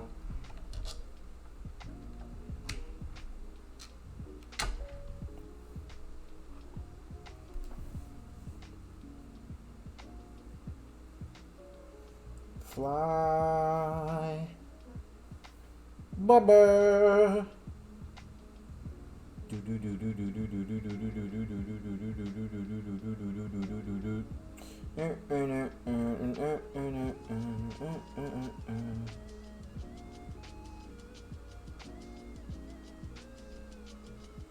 Chicken tenders. Ooh. Like 5 of y'all posted it. Yeah. Okay. This website uses cookies. What kind? I want some cookies. Okay, greetings, Commander. We have released our first hotfix for Elite Dangerous, which resolves a number of issues reported to us. General stability improvements, general mission improvements. Fix various coloration issues in organics. Fix the crash. Tip edit key bindings. Fix the issue. We completed the tutorial with an existing commander are unable to enter the express lift to the hangar and to need to relog. That happened to me actually. I got stuck in the tutorial. Fix an issue where players are unable to exit ship at the end tutorial, forcing players to skip. Yep. Increase suit thermal resistance to allow disembarking on some hotter planets. Fix an issue where players are unable to cut panels on access panels in multi-crew. Fix an issue where exiting the pilot tutorial leaves the players unable to continue and are forced to relog. Improve messaging on elevator if players haven't undertaken flight tutorial. Fix an issue where some players encounter an enemy dropship not arriving in tutorial. Fix collision issue at Cinder Dock surface. Fix. Oh, guys, I forgot to tell you. We found. I got the location for Opulent Landing, our planetary port. I put a message in our Discord. The name of the system is. Starts with an A. The name of the system is Amenta. A-M-E-N-T-A. Amenta. It's on Planet 6 in that system. So if you go there, please post some screenshots. I haven't seen it yet. Fix the manage inventory function on ship embark screen. Fix the FSS Planet close-up issue in VR. Main chat when unavailable on comms. Fix an issue where when would not update correctly on planet load. Modified suit item being sold at Pioneer Supplies isn't cleared. Fix a naming issue in tutorial. Fix some Pioneer Supplies vendors not having weapons and suits for sale. Oh. Yeah, I encountered one where they had nothing. That happened to me today, or yesterday. I went to a place and they didn't have anything for sale. I was like, golly. Fix an issue for CG modules not being able to be bought with tech brokers. Fix a transaction server error when purchasing from the tech broker. Fix a transaction error in various servers. Fix an issue with Pioneer Suit availability of qualified owners. Fix an on-site wander disconnect when switching between Odyssey and Horizon. We're aware of some concerns regarding performance. They acknowledge performance. I am impressed. And we are working to provide solutions and improvements. We have found a number of commanders have improved by following these steps. Yep, I did that today. Delete the graphics folder. That gave me probably the biggest performance boost since ever. I delete the graphics folder and I can get between 50 and 60 in combat now. But that's with me not streaming.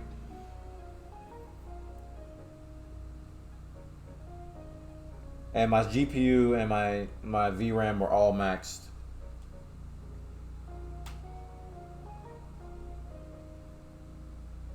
Okay.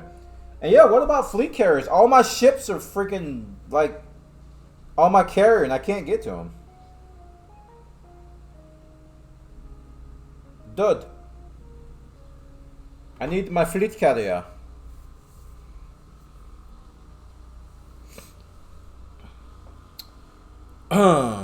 What I miss? Do you like Lahi? Lahi?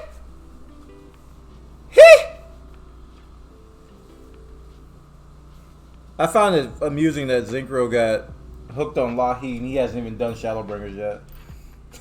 So when the song actually plays, it's gonna probably hit a little bit different.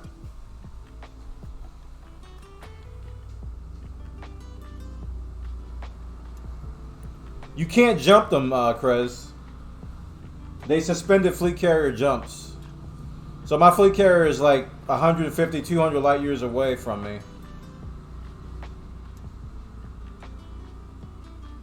Yeah, the Soken story is crazy, and it's even crazier that the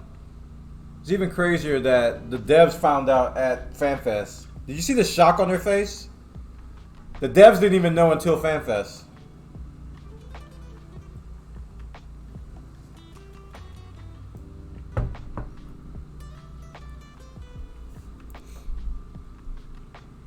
They were like shocked. They were like, "Are you kidding me? You were sick this whole time?"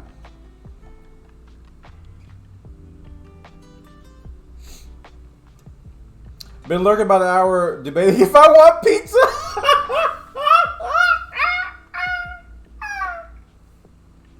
Zincro, you have infested my chat.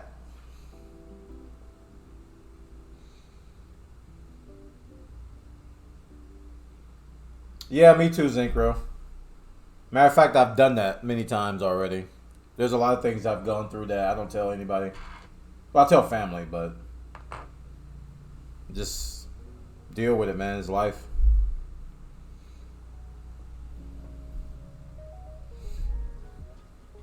This sunlight, man. Ugh, give me energy. Take the two. Okay, I put the screws in.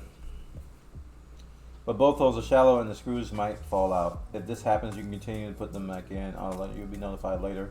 Also note that in a few upcoming pictures, the screws might be missing. Oh, okay. Hashtag pizza lovers.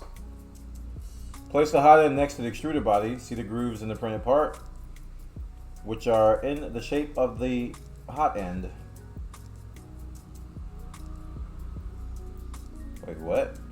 I guess I better go to the next picture. Oh yeah, it is in the shape of it.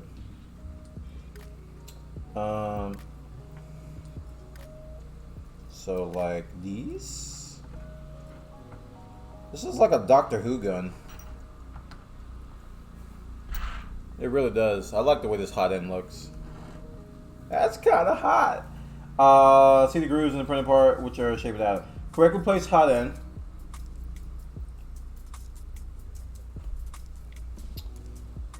The hot end cable should point to the left.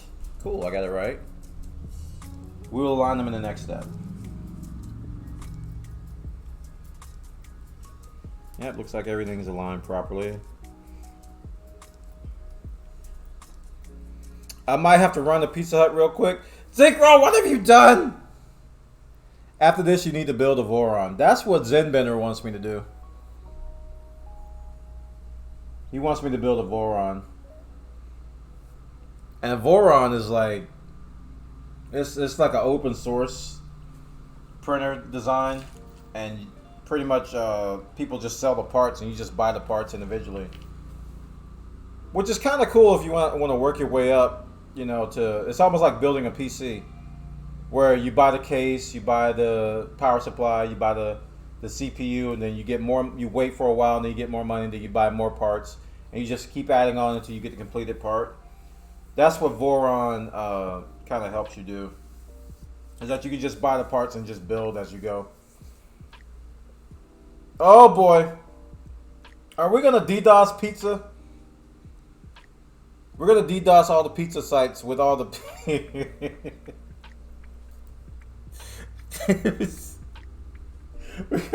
We're gonna DDoS the pizza, man. Everybody's going to pizza.com. Don't go there. I don't know where that goes.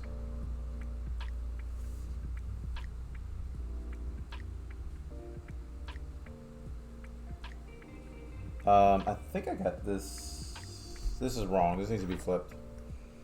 But wait a minute. How?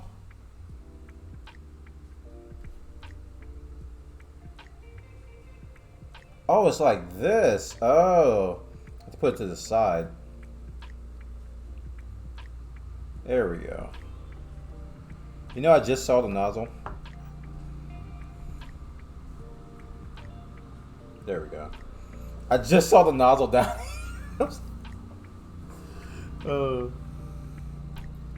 Where did we go to get Buona Pizza emote? Somebody make me one. I'll make it like a tier 2 or tier 3. We got like tier 2 and tier 3 emote slots, like up the wazoo. Like I just don't have enough money to buy the emotes or time to make them. So you make me a good one, I'll get it. I'll use it.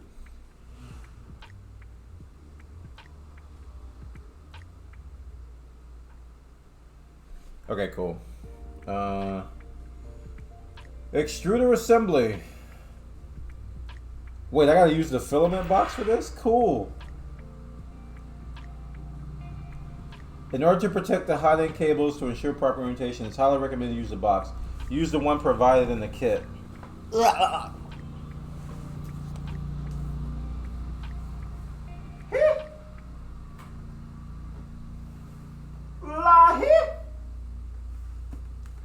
Zincro, you want me to make a sound for that? For like 1,000 points?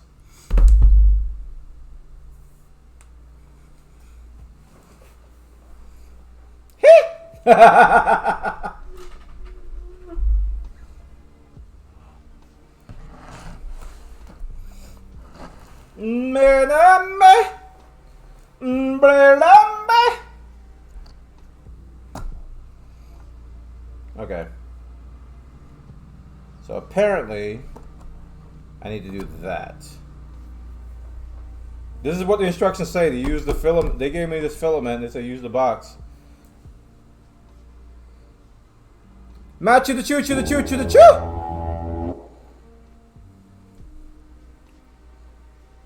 Hi. Okay. Place the extruded body with the hot end on the box and make sure the cables are on the left side and pointing down. They are. Kinda.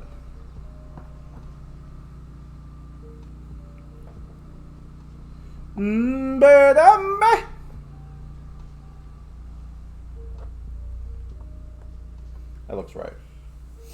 Place your finger temporarily on the longer magnet and place the extruder motor assembly on the extruder body. The Bondtech gear might pull the magnet out while assembling the parts together. Make sure both parts are aligned. Place the extruder cover on the extruder body. Again, make sure that all three parts are properly aligned.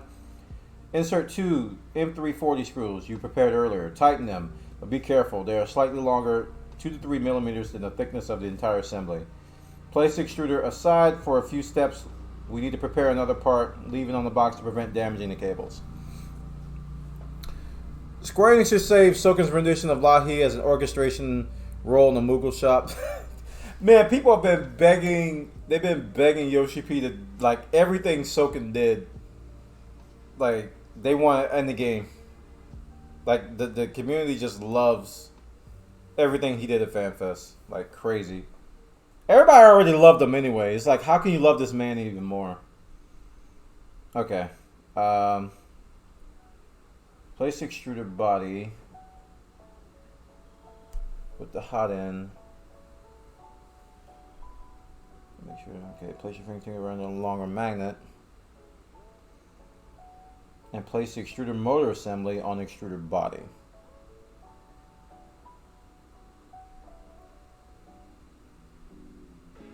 Okay, I think I see the alignment here. The Bondtech gear might pull the magnet out while assembling parts together. Okay, so you have to do that.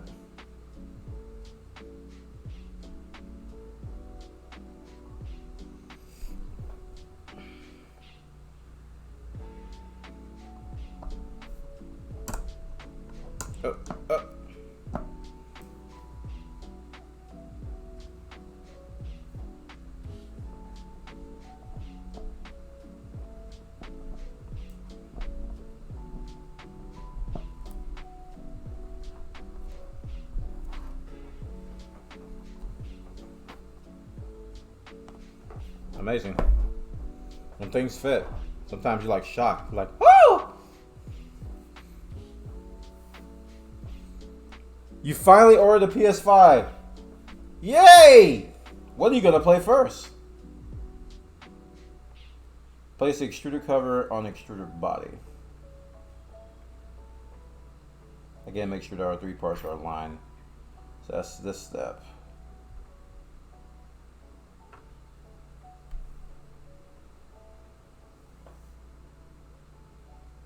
Wait, do I need to take those screws out now? Or do they stay?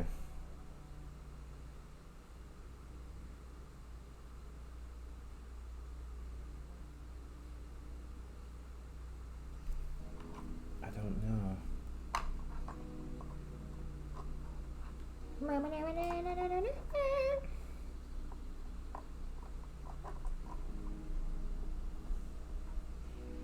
Okay, we are aligned.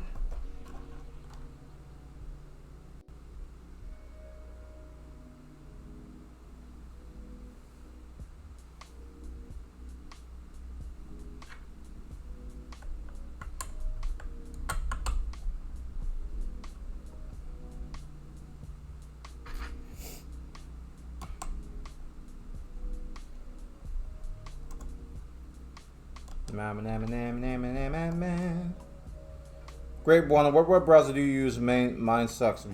I use Brave.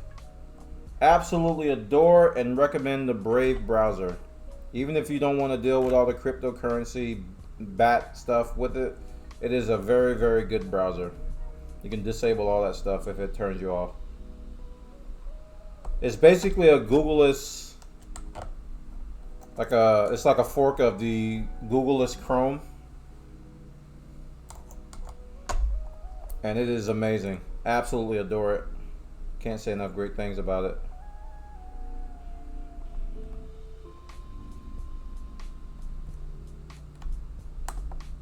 I do believe that's our food. Give me a second.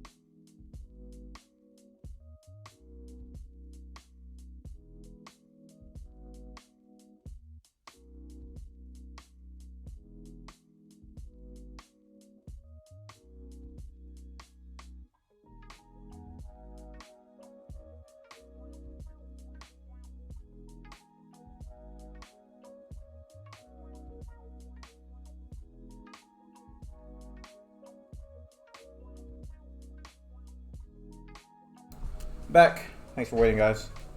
Yep, pizza's here.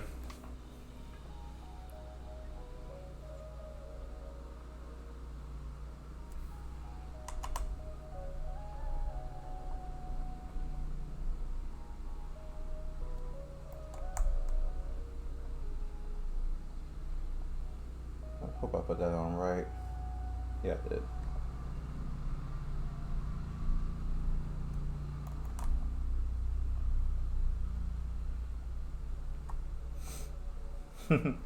So is the pizza here? Yeah, it's here.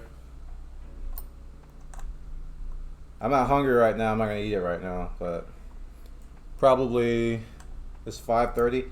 Probably around like 7 or maybe 7:30ish. I might grab a slice or two. Because I ate breakfast like right before the stream, like around 3 o'clock. So you can't let the pizza get cold. What are you talking about? Pizza's like the perfect cold food. You don't eat cold pizza, Zincro?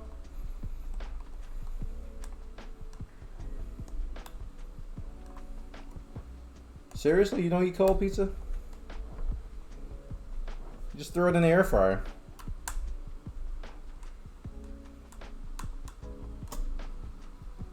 Is that actually going in? Oh, I don't need to keep going with that. Stop right there.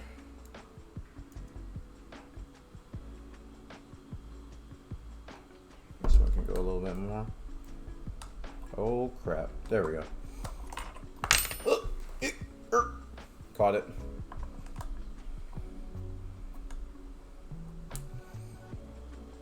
Okay, I don't want it to protrude through.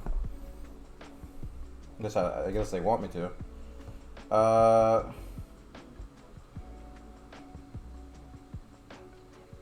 Says they're a little bit longer. So should I tighten them all the way? I guess I'll tighten them all the way. Not when it's fresh. It'll be fine, dude.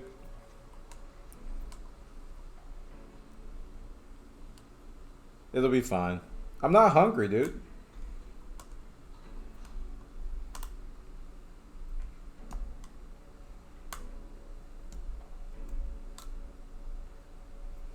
I am actually not that hungry. I had some oatmeal and some egg whites right before the stream.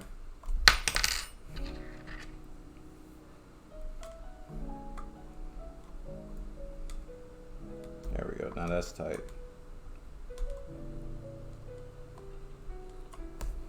Okay.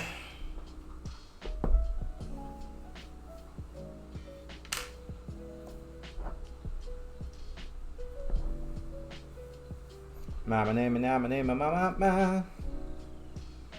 Sounds like an old man breakfast. It is. I consciously made that decision probably like a year ago. Like one time I went to the doctor, he was telling me to take fiber supplements and fiber powder and stuff. And my wife and I, we made the conscious decision to get off that crap. So we're just going to eat foods rich in fiber. And oatmeal is at the top of the list. So every day, if I can help it, I'm eating oatmeal. And it's heart friendly too. Got to keep the old ticker going.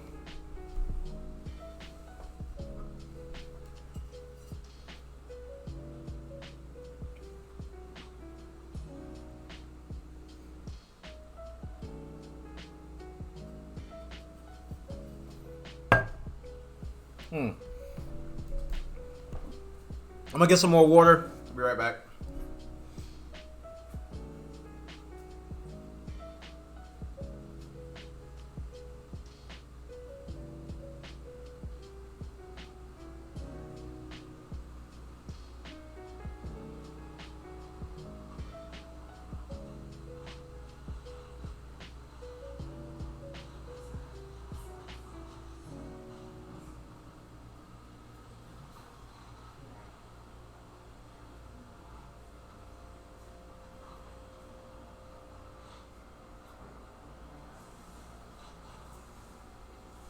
Scooby-Dooby-Dooby-Dooby-Dooby-Doo. Okay. Oatmeal super easy to prepare. Yep. I wouldn't know. My wife makes it all the time. Okay. Place extruder aside. For future steps, we need to prepare another part. Leave it on the box to prevent damaging the cables. Put it aside? What do you think this desk is made of? I have no more asides left. You have taken all my asides. My sides have been obtained. Dude, I have like so much crap everywhere. I've been doing a decent job of keeping everything semi-organized. Except for the stuff that I'm throwing away, I kind of like just chuck it to the side. Like the empty boxes, I just like chuck them away so I can break them down later.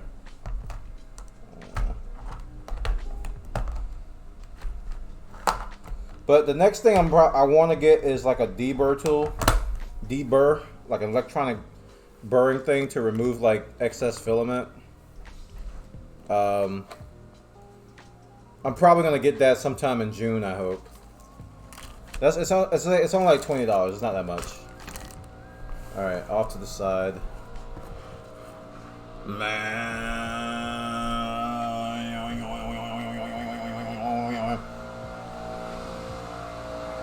Just drink. I can't see the chat.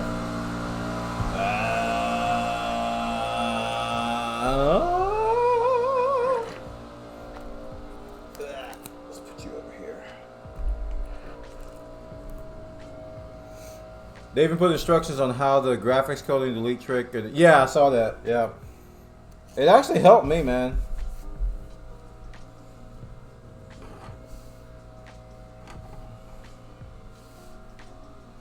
Okay. I need the X carriage now.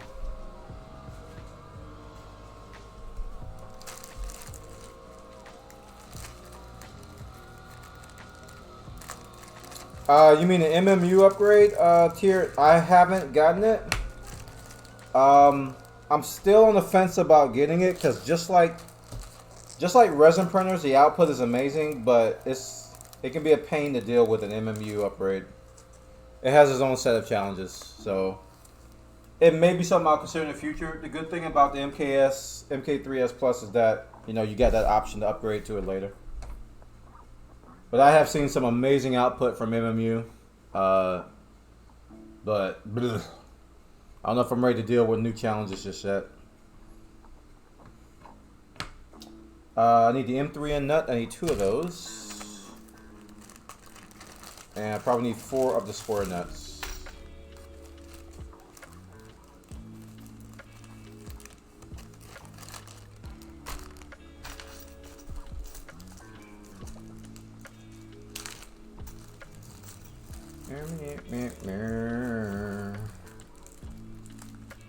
getting bad. Scooby-Dooby-Dooby-Dooby-Doo-boo-boo. That is a square nut. I need 2 of the square. I need 4 of the square nuts.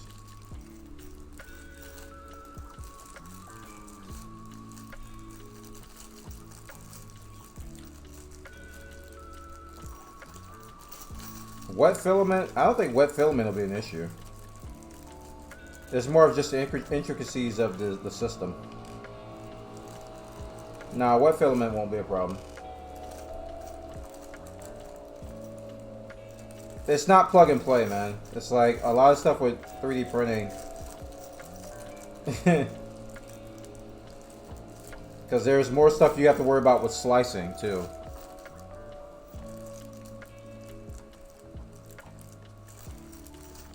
So it's a whole set of challenges on that end as well. Okay, we got 2 of the hex. I need 2 more squares. You guys can't see the screws because there's a light.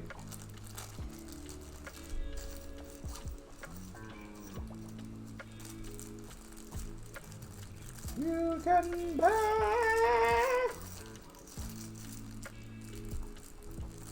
Get out of the bag. I think if you add up all the time it's taking me to go through these bags and grit these screws, you probably get like a whole hour. Instead of just dumping them out and risk losing them.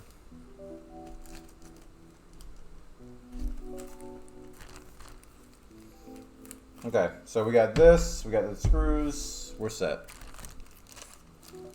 for this next step. We're on step, if you're following along, we're on step 15. X carriage parts preparation, which we just... Oh, IR sensor cable. I didn't see that one. We need an IR sensor cable. Which is somewhere over... Oops. I didn't mean to hit the mic there. Sorry. IR sensor cable.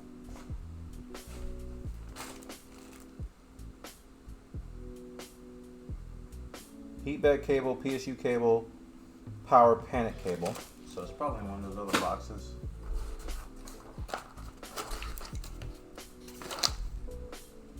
Yep, IR sense cable.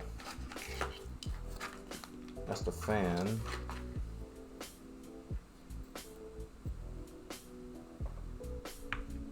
Wait, what? Oh, here it is. An IR sensor.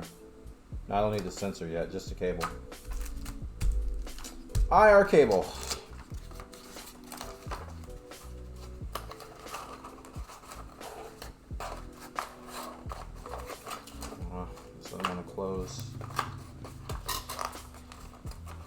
My wife loves the sound of cardboard scratching up against the walls. Oh. When I say love, she hates it. Campfire, what's up, buddy? Welcome.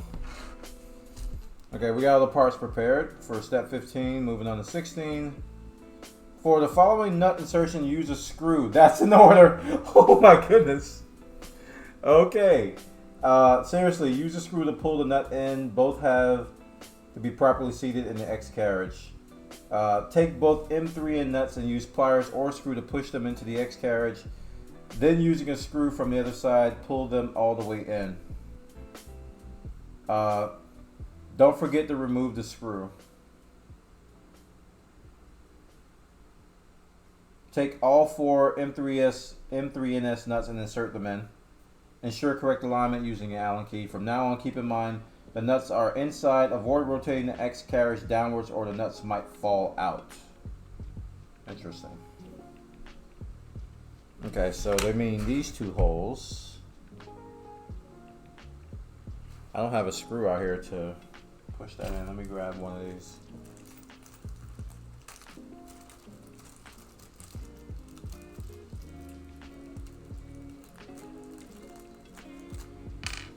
There we go. We'll grab that one.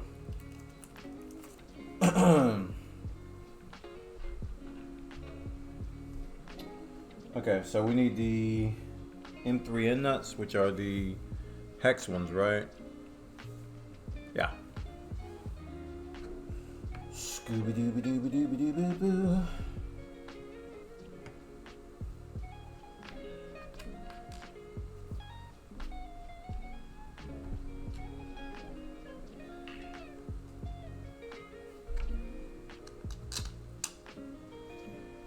that fit on there?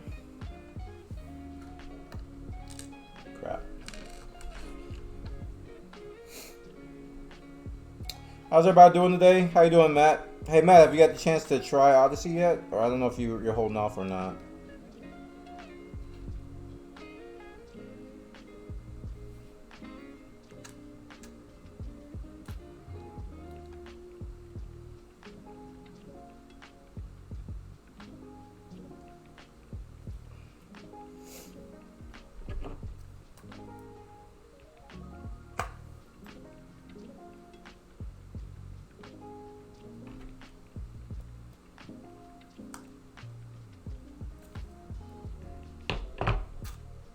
The heck, I didn't move it all?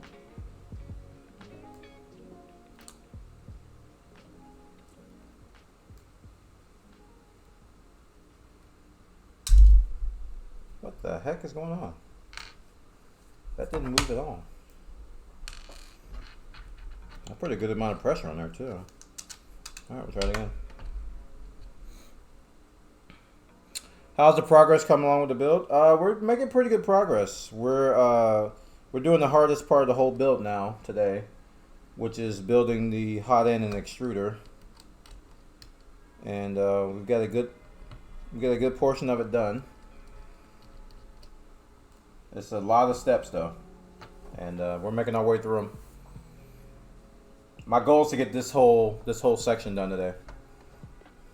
I'm hoping I can get it done today. The whole extrusion step.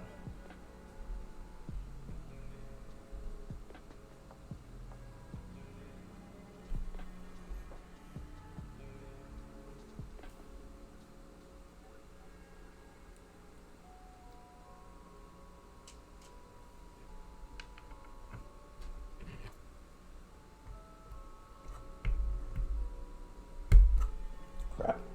It's twisted. You're gonna wait a week or two? Alright, cool. Yeah, I'm hoping they can optimize the performance, man. Like I was saying this on stream the other day. It's like if I got like a constant 60 doing all this stuff, I would have a hard time wanting to play anything else. You know, I'd probably play Final Fantasy off stream, and then I'd probably be playing Elite like all the time. Because that's how much I like what they've done. It's just the performance is just so oof. It's the best way to say it. It's just oof. Okay, this is kind of tough. That's why they're saying using the screw technique, but I'm not even be able to get this in there. Oh, this might take a while. Every time I have these tough instances where I have to recess some nuts, it takes a while. It always takes a while. It's kind of weird that this won't go in. Even after some hefty persuasion.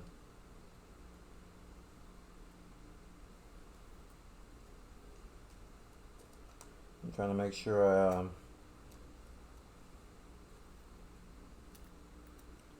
it's not going in at all. Trying to make sure I don't over persuade it and bend something or break something. Otherwise I'm gonna be forced to reprint something. Of course I run Elite on the potato computer. Oh man. Yukon Gold. Kind of glad I have to work for the release, that way they can work out the bugs. Yeah. Yeah. I hear you, man. I think I got it started. Nope, I didn't. It just popped right out. My goodness. Why is this one being so stubborn? I've done this like 40 times. One would think that I would have it down by now.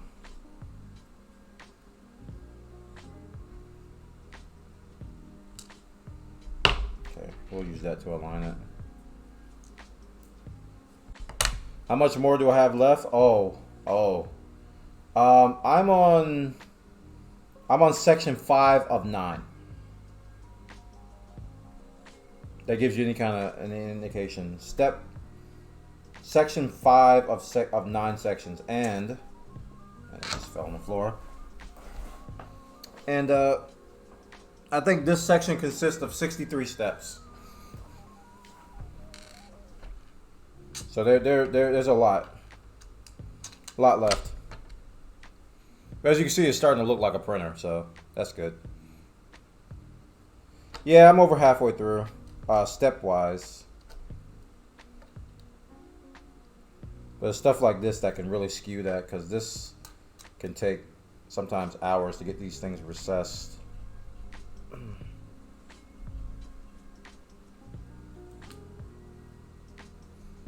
Why doesn't it want to go in there?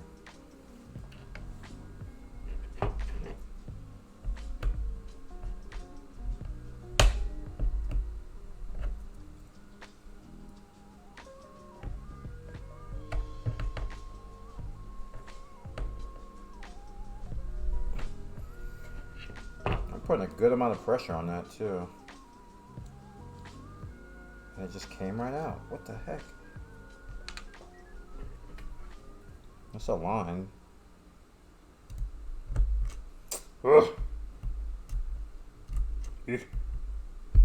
Wait, what? Did I have it upside down? I think I did. It just went right in. It flipped over.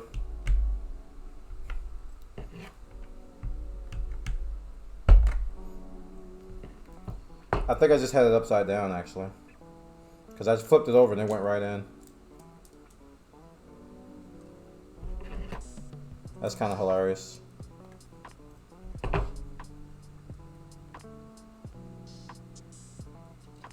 I didn't think it mattered which way it went in. That seems to be okay.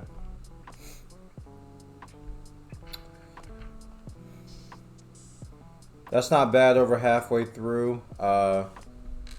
I'm waiting for mine to be delivered. Oh, it's out for delivery today? Nice. That's good. Mac Marvel, thank you so much for the Prime. Chat, show some love. 53 months. Thank you for that, man. Thank you so much for your support. Hope you're having a great day.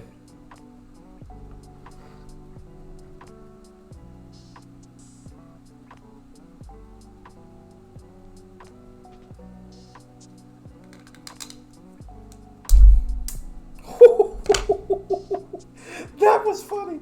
It literally, it probably hit the ceiling. I didn't think that was gonna pop out like that. It just went whoop, and then the screw just went flying. That's funny. It's break time? Nah, it's not break time. It's not break time. I literally just took a break when I got the pizza. Kappa.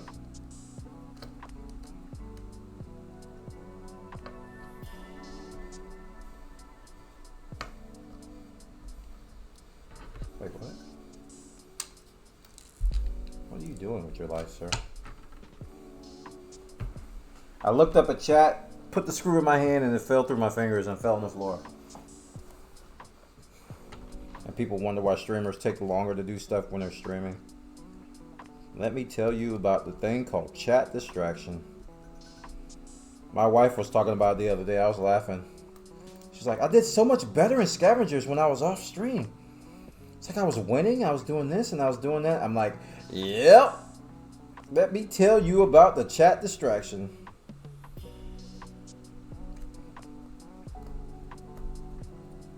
Because people used to laugh at me when I'm like, I'm much better off stream than I am on stream. Like, they're like, yeah, right, boy, yeah, you suck. I'm like, all right, cool. And I would dominate off stream. Get on stream and nope, not even close. If it doesn't go in, maybe I'll just flip it like I did it on the other one. Yeah, that one just flipped. Yeah, let's screw that in.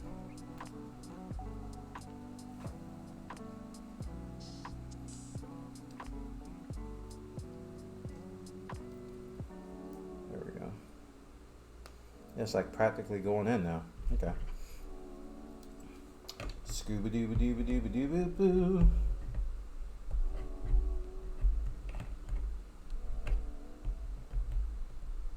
Well, it's kind of going in. I wouldn't say practically, it's kind of going in. See if I can get that to stay. It moved. Freaking gravity. No. I think the term you're looking for is chat interaction, sir. No. Chat distraction. Your mind is in two places. Where you're trying to focus on like performing in a video game. And you're thinking about all the stuff that's going on with streaming while you're playing a video game. Your mind is split and you can't 100% focus. That's why streamers that do really well in a lot of competitive games and can do high chat interaction, they're really talented. It takes a lot of focus to be able to do that. Like a ton of focus. And a lot of talent too to be able to just naturally do that, you know. And then you got the streamers that are really good and they're just quiet. It's here, congrats! Which printer did you get, Dynasty?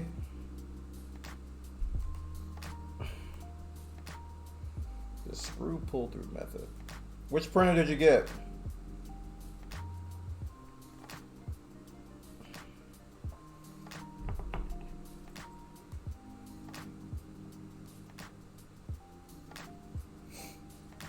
He's probably already in the box. What's in the box? Opening the box.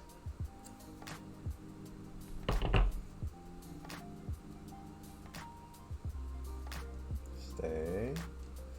Why did you move?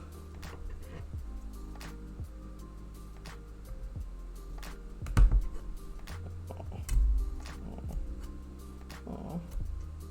Oh. Oh.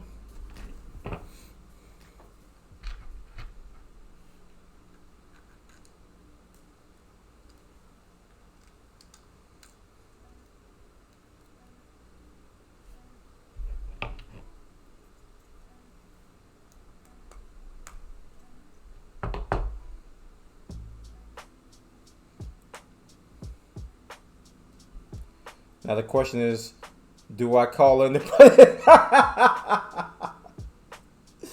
Oh, I feel that. I feel that, dude. I feel that for real. Do I call into work, man? Let me see if can I do this here? Maybe I can put this on this corner here. I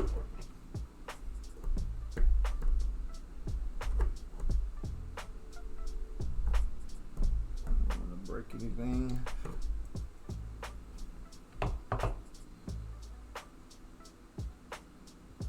Oh, I think I actually got it started because it didn't move there. No, you fooled me.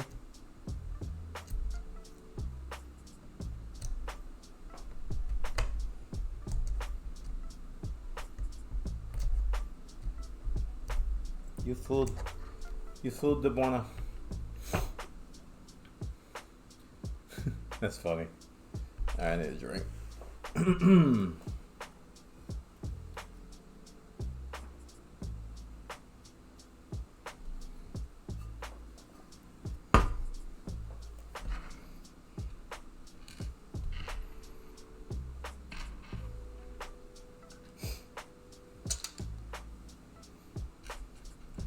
Let's get it started. Ha!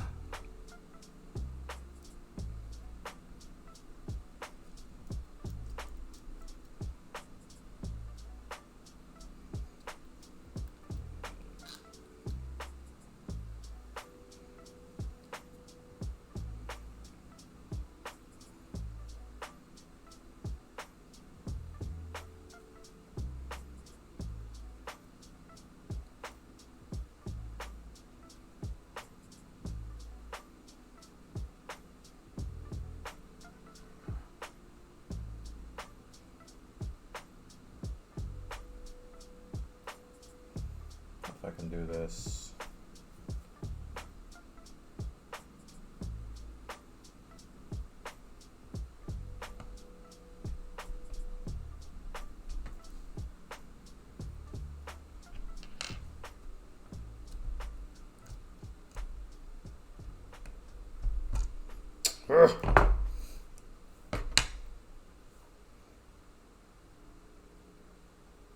They look the same on both sides. I don't like. I flipped that other one and it slid right in, but I'm pretty sure I flipped this one and I didn't get the same effect.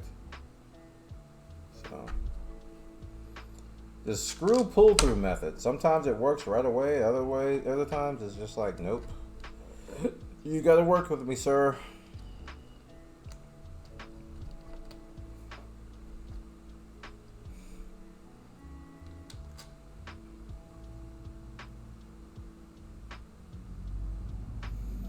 I've been putting some good pressure on this. I don't know why it's not wanting to go in.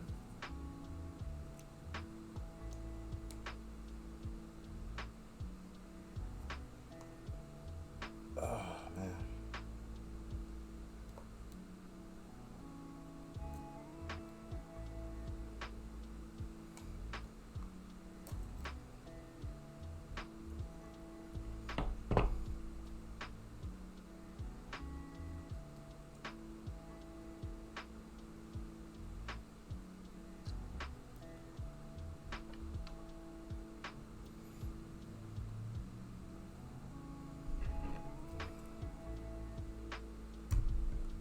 God dang it, it was in there too. And I just pushed it in uneven. Boo. Pizza's here. My wife already had a slice too of ours. I hope she's enjoying it.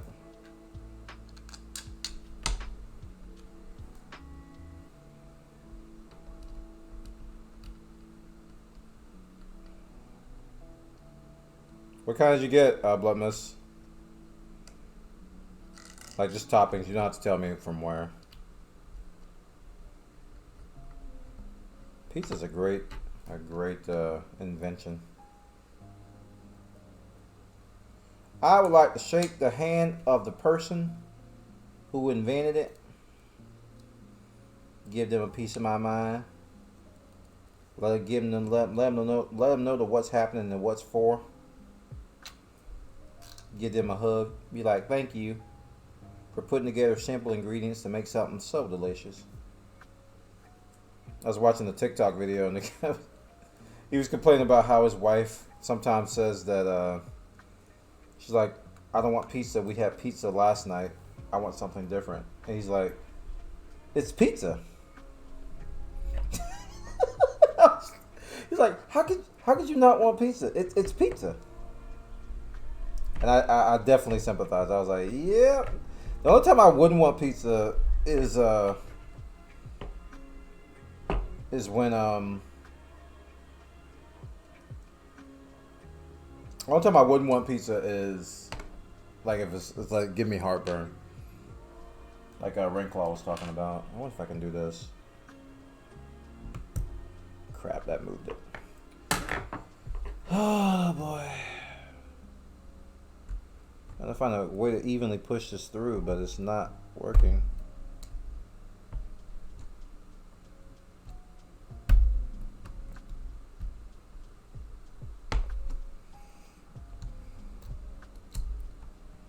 Make it sound so easy in the instructions. Just use the screw pull through method, forehead. Oh, that went way in there. Holy crap. Just use the screw pull through method, forehead. It'll be easy, they said. It'll go right in, they said. If I'd never had another slice of pizza, I wouldn't care. Wow. Some strong words. I love pizza. I love good pizza. Same with like a good pasta. I love them. I don't eat them all the time, but they're very delicious. Could I live without it? Of course I could. Some people can't though. I don't understand those people. They're just like, what do you mean?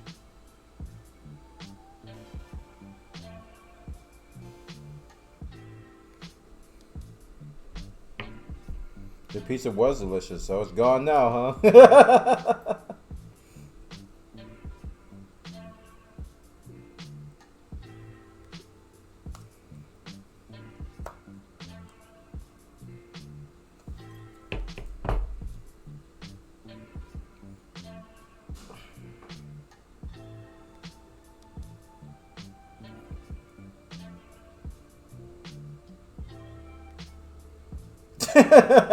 I actually read very. I didn't even see the wet word.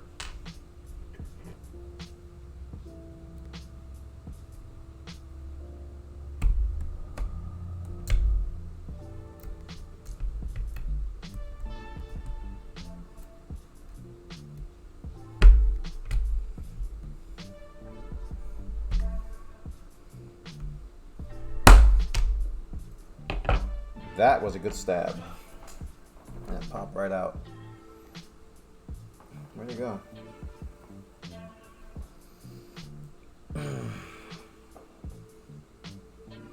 Don't do this to me. I didn't see where it landed. It took a dive though. The screw at me. Kind of surprised this didn't happen earlier. I knew I was going to lose a screw on the floor somewhere. Yep, there it is. That was very hard to see.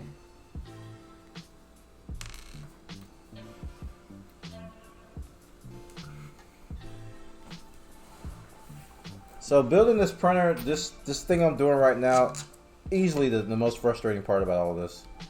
If someone comes back and asks me, Buona, what was the hardest part of building that printer? It was recessing all these freaking nuts.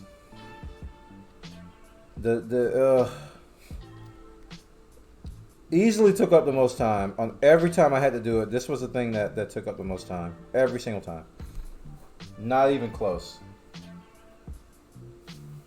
Recessing nuts into a printed plastic part. The most annoying thing.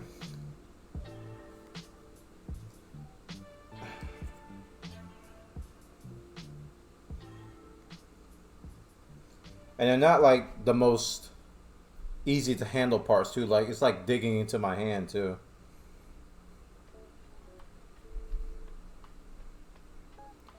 But building a printer is well worth it, cheaper than paying someone. Well, I could get a partially assembled one and not have to do all this. Like all this extrusion stuff would have been pre-assembled. And I wouldn't have to do this crap I'm doing now. It's in.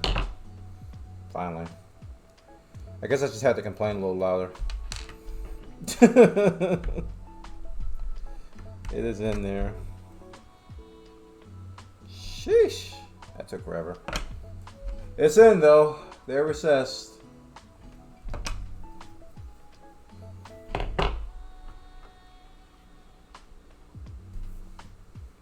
I think me like really manhandling that one time may have removed a little material and made it go in easier. Don't forget to remove the screw. You got it, boss. Let's put the screw back where I got it.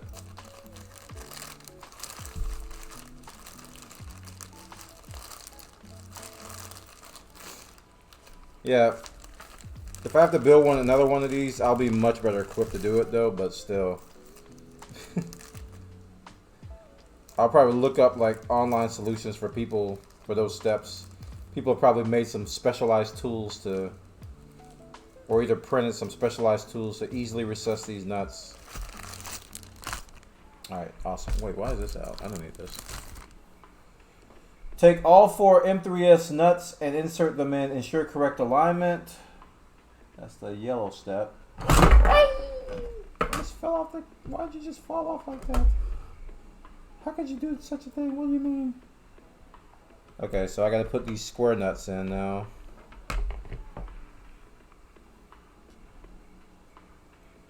It's a bunch of square holes.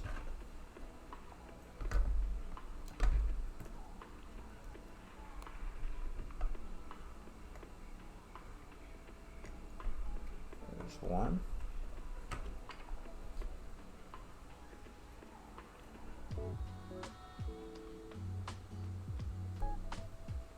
Ensure correct alignment using the Allen key, which I will, once I get them in there.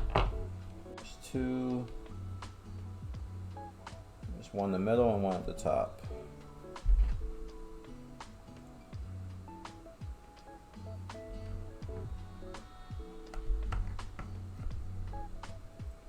These are going right in. Oh wait, that one's kind of loose. What the heck? That one's very loose actually. And then the last one goes up at the top here.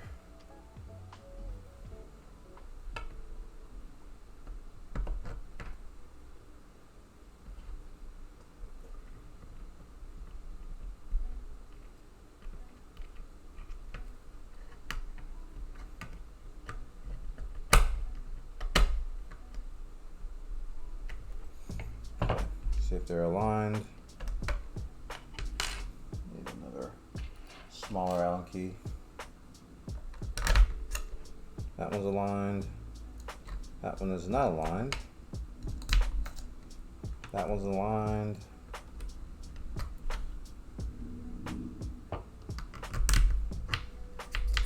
That one's aligned. And that one's aligned. Awesome. From now on, keep in mind the nuts are inside, avoid rotating the x-axis or the nuts. Yeah, I just noticed that thing will fall out. Assembling the IR sensor cable. Take the IR sensor cable and locate the end with the smaller connector. Place the cable in the X carriage. Use the small printed overhangs to keep the cable inside. The distance between the connector and the X carriage should be around 15 millimeters or 0.6 of an inch. We'll adjust it later. Guide the cable through the slot. Remember this path. We will use other cables as well. Time for some cable management, chat. And this is a very important thing with this. So the smaller end, place the cable in the X carriage and use the small printed overhangs to keep the cable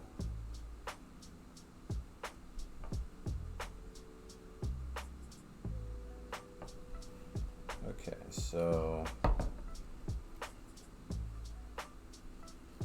this little area here.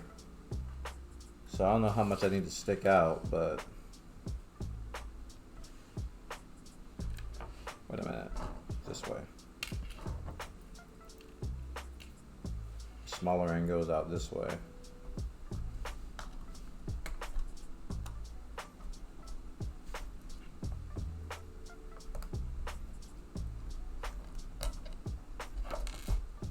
Crap, it fell out. They just said that.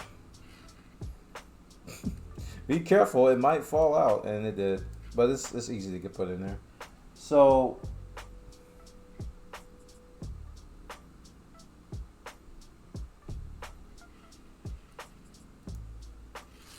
like that. Is that what I'm doing? I'm assuming that's what I'm doing.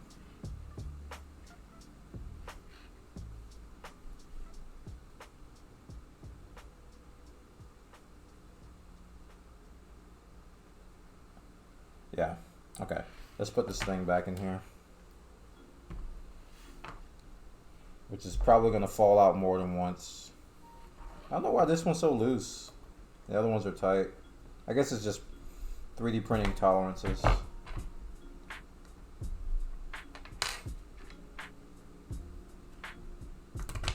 Alright, that's the line.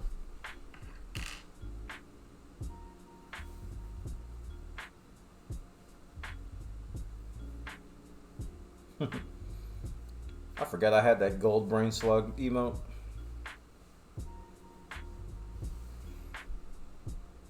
Assembling the X carriage.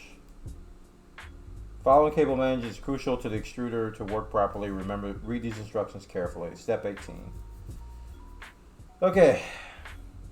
Start by making a small loop just below the extruder motor. Leave a slack of about 2 to 3 centimeters, 0.8 to 1.2 inches. This comes handy for easier disassembly in the future.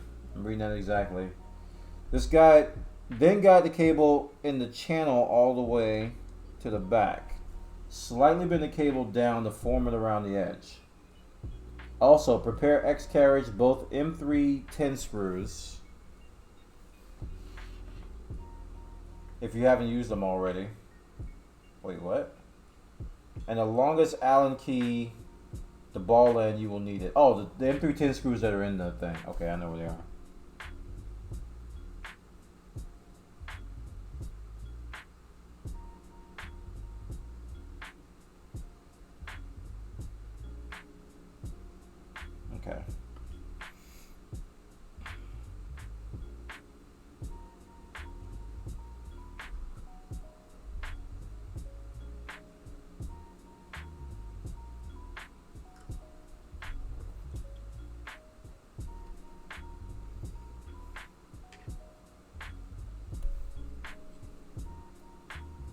I'm looking at it from this way.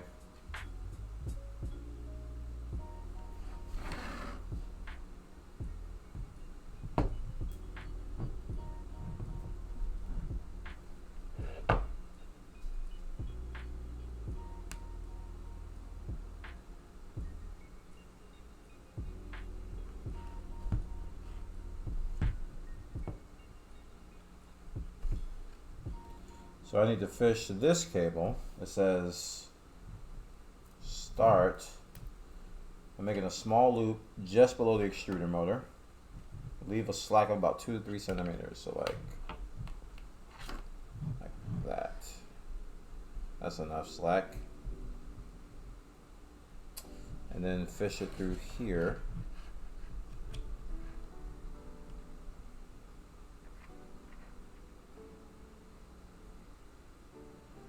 The channel on the way back. There's a channel? Oh, there is. Okay. Wait, how do I get from there to there? Wait, what?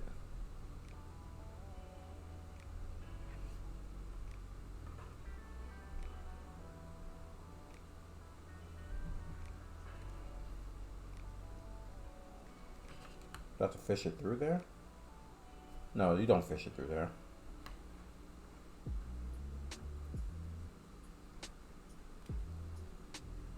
That's good enough. I think that's what they were talking about. Just have it like there. Put it down there. Then have it go through that channel once it comes out.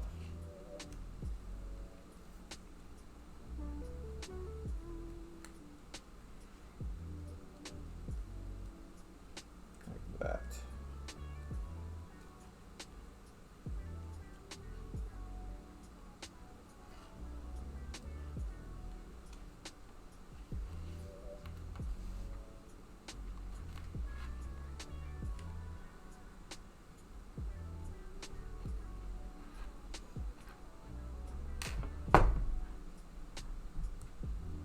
Okay.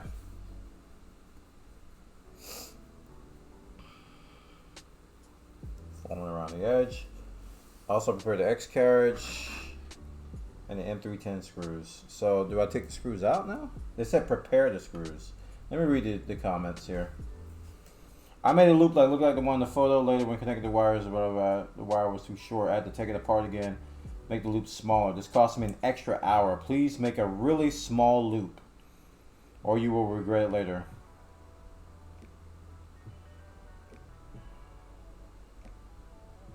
I feel like the part about the loop should be better explained. The way it's presented is not consistent and confusing to me. I checked the guide for more comments, and it seems that the slack means that the cable from the motor to the case carriage it should be 2 to 3 centimeters. The photo next step makes it like you should add an extra 2 to 3 centimeters. There's a big loop there. Seems like you should do that. The cable would be too short, and you get finally connected to the board, which would be super frustrating. Hopefully someone in Prusa can confirm. There's really no way to overthink it, nor measure it if it's 2 to 3 centimeters. Leaving some slack will do.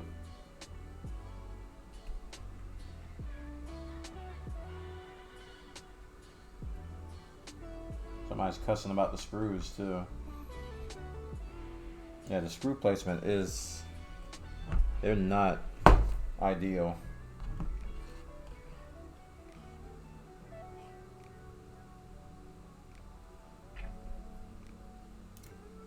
I don't know if I can get these out actually.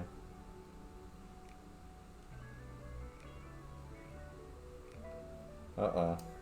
I think I gotta. Uh-oh. I might have to take this thing apart.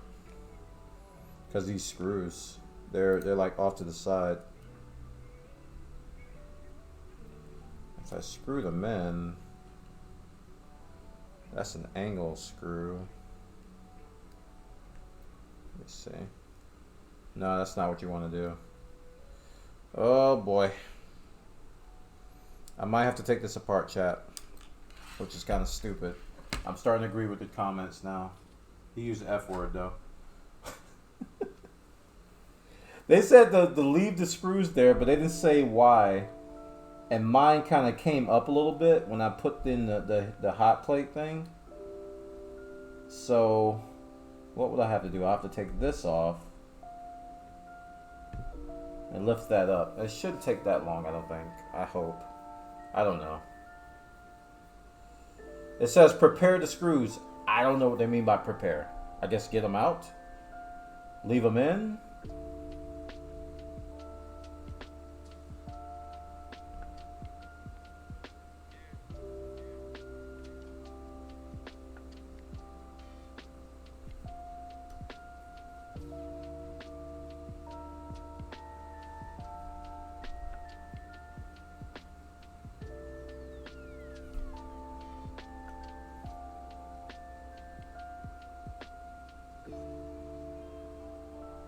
Yeah, I think I might have to.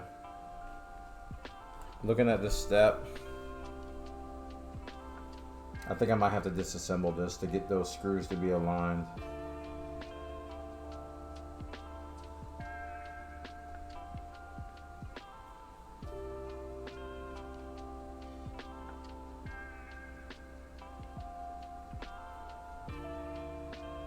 Alright, I'm gonna take them out.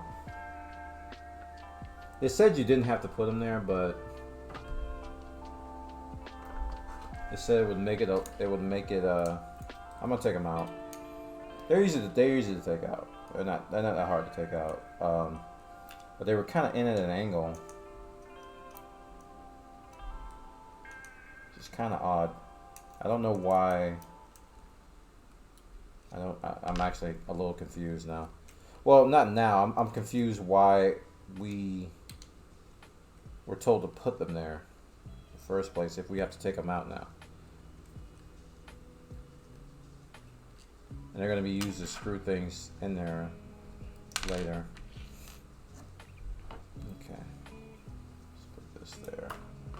Alright, so I have prepared the 2 screws and the plate. So I think by prepared they mean put it off to the side. Now this loop that they're talking about here, people are saying that the cable ended up being too short because they made the loop too big. They made it like the picture, and they said it should be a much tighter loop than what they put in the picture. So I'm gonna make the smallest of. I'm just not gonna have it tout. I'm just gonna have a really small loop up here, because I really don't want that to be the case. I don't want this cable to be too short when I have to connect it to the main board, because that means taking apart a lot of stuff to basically give it more slack. Because from what I'm reading, we're about to get these wires in place and they're going to be really tight and together, and we got to be careful not to pinch wires too, because that's how things can fail. But that looks like that looks pretty tight, right? That right there, that little loop. You guys see that? That looks pretty. That's a little tight loop there. Not too big. You just need a little slack on it so it doesn't pinch those, I think. But the picture does make it like a pretty big loop. It's like really big. Crap, I didn't mean to do that. Let's do this.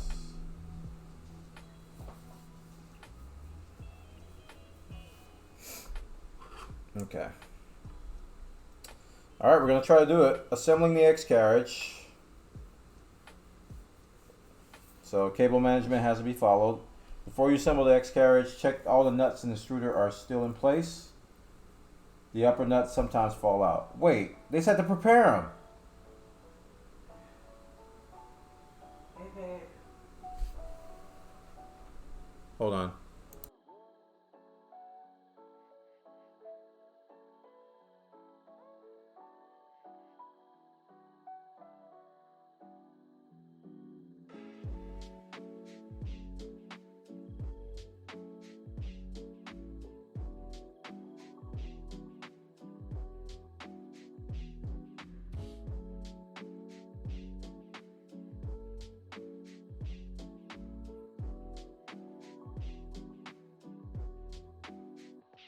I'm back, chat.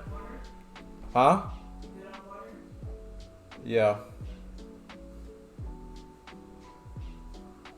I literally just took those nuts out because they said prepare them. And now they're saying make sure that there's, oh my goodness. So I took them out for nothing.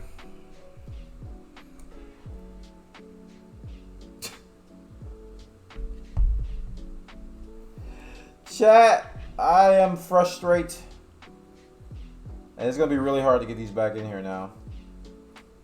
It's going to be almost impossible to get them back in here now. They're easy to take out, but not easy to put back in.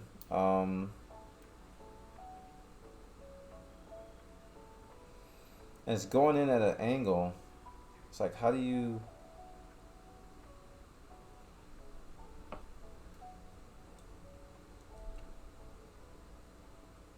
Alright, I have an idea. Which is going to suck. I don't want to damage any wires though. So I have to unscrew this now. I have to take this piece off. So we gotta go backwards now.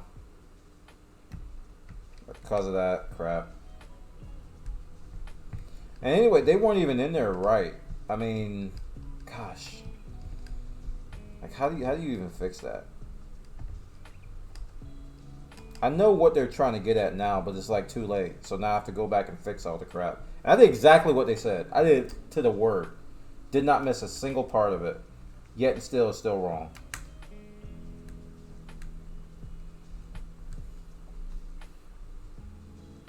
Okay, I just want to give some leeway here. That way I can get those screws back in there.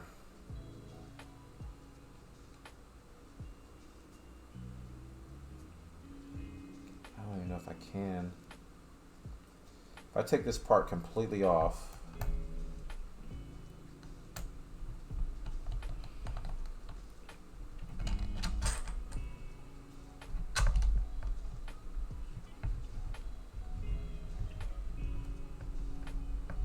The heck? Come on. Thank you. Okay.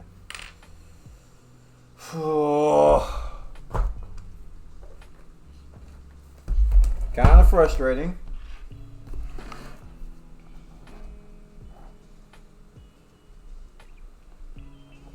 So how are these screws gonna go in there unless...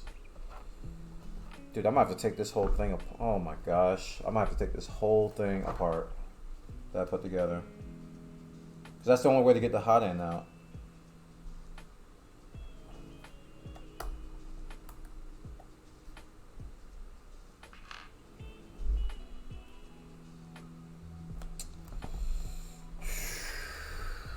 How is this held on?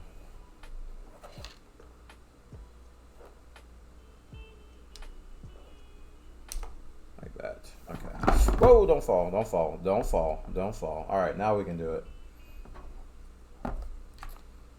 So when they say put these screws in, you have to put them all the way in. And they have to stay all the way in. Because if they come up like they did for me, it's going to come up at an angle, which is very bad. So now we want this to be like so. So if you put them on a flat surface, the screws will naturally come up, and you don't want that.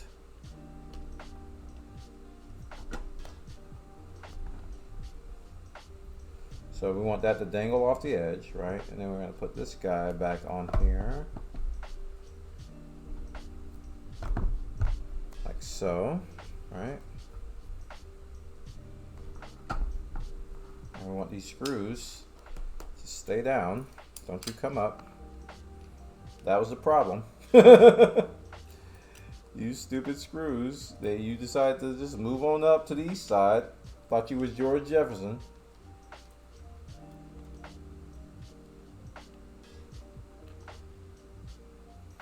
Okay, so now we got this oriented correctly.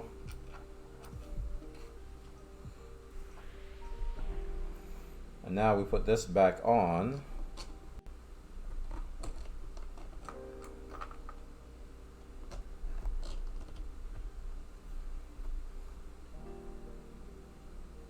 Like so.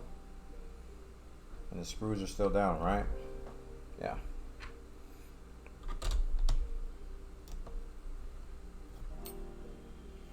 Hey Jubilus, welcome dude. Yep, day is going good so far. Oh, why'd you turn off? I was reading you. We're just getting things fixed. Had to take a couple steps back in this assemble, and this is the hardest part of the build, so I did expect a couple redos. Are the steps on the instructions numbered? Yeah, I'm on step 18. 18 or 19.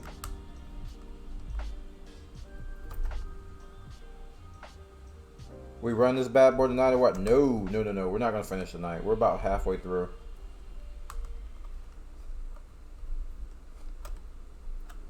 Those screws should be better now, I think.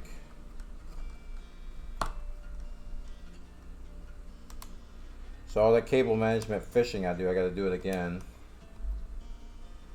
Which is not that bad, now that I know how to do it. So I get this tightened again.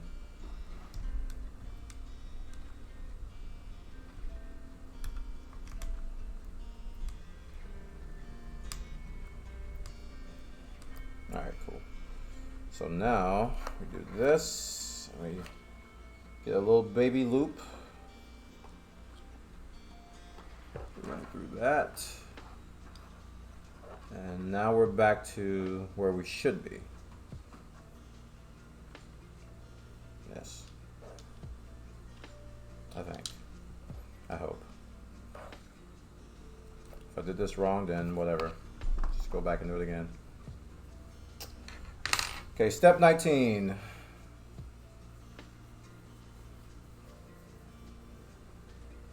So there are probably around 40 steps. I don't know. The total steps on this section. I think this has 63. I think it says 63 steps on this section. Okay. Grab the X carriage.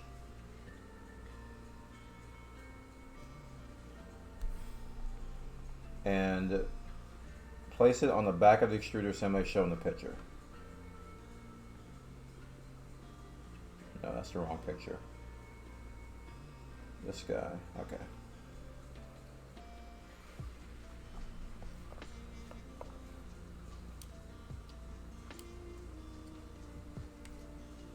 So I gotta hold my thumb there so I can keep that loop.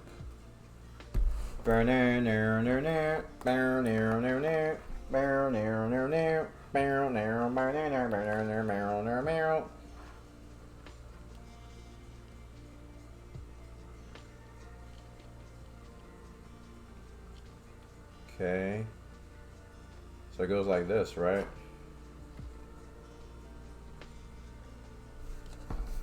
It goes like that. Make sure the motor cables follow the channel both along extruded by an X carriage. The motor cable will follow the path of the IR sensor cable. Ensure no wires pinch. Then use those screws to tighten. Okay, so let's make sure these wires are legit before I tighten this.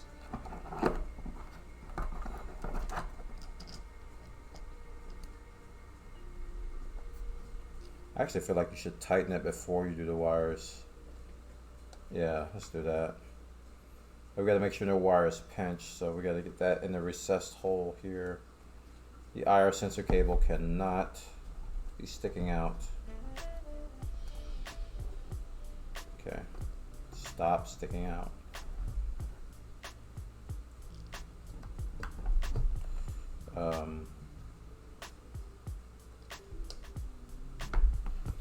Oh, I think I have to unscrew these a little bit because they're gonna have to screw in there too.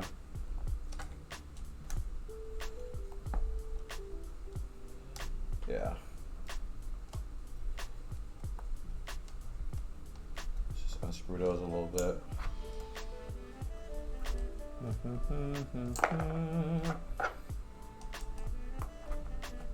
Just a smidget. Actually, I didn't have to do that. Just I don't think I did.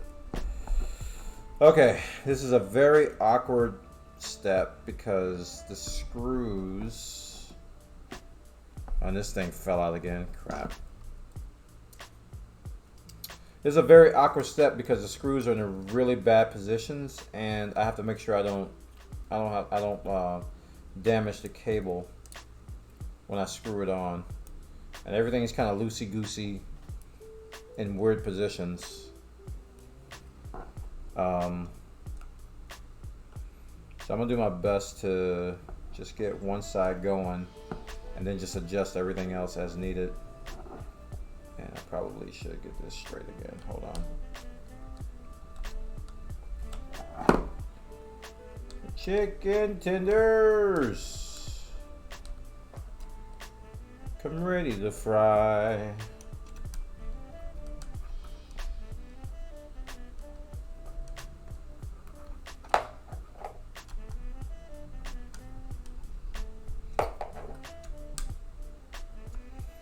You just got that out of your head? Nah. Oh boy. Yeah, this cable's not staying. Okay. Try our best to get this going. Here.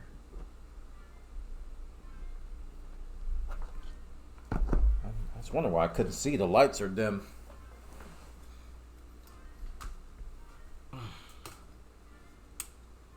me a little bit more light. Aziz!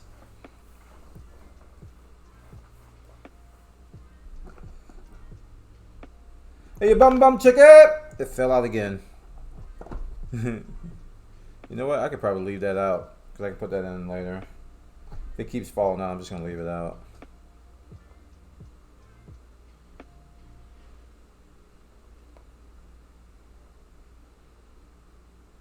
Okay, which is... Yep, you're staying out. I'm not going to bother with that again.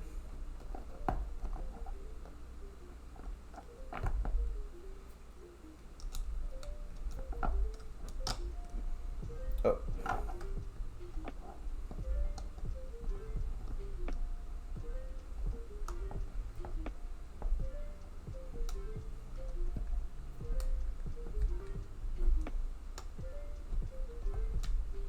Did it start?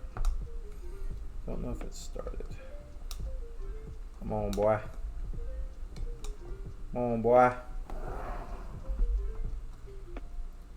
Come on, boy.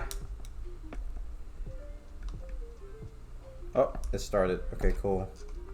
Let's make sure that cable is correct. I got one side started.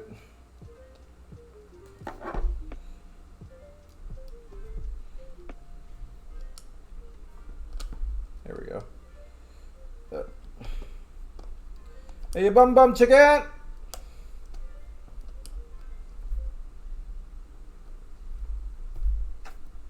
Okay, so we got it started. I'm not going to tighten it until we are happy with the cable placement.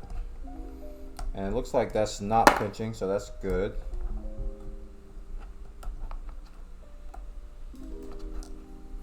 Get a small Allen wrench and kind of fish this through here.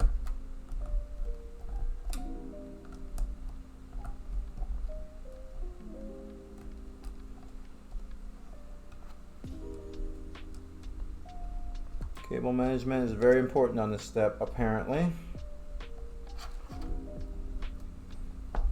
Okay, that looks very secure.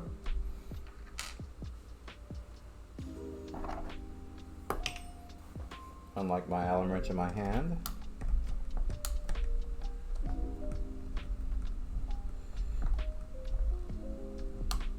Okay, did they say tighten all the way? I don't know. Probably should pay attention to that. Ensure no wires, pins, lines, valve, and connected parts together. If you're in the screw at the moment, it'll be slightly inclined in the beginning, but it will straighten up after a few turns. Don't tighten the screw completely. We'll need. Okay, don't tighten it completely. That's what I want to hear. I think I want to get this one tightened a little bit more. Okay, that's too tight. Okay. All right, so that seems to be legit. We got the wire fish. We got a small loop here. I can't see what you guys see. Hold on. We got a small little baby loop here. We made it really small, and we're fishing the wire through this channel around here. Make sure all the wires are through there, and then out this little groove here. Trying to get tight cable management there while managing these goofy screw placements. I can't emphasize that enough. Turn the extruder on one side, and if needed, insert the second empty. Don't tighten the screw. We need to adjust our. Okay, I already did that. Good job. Grab one extra gummy bear. No. Give it to my wife.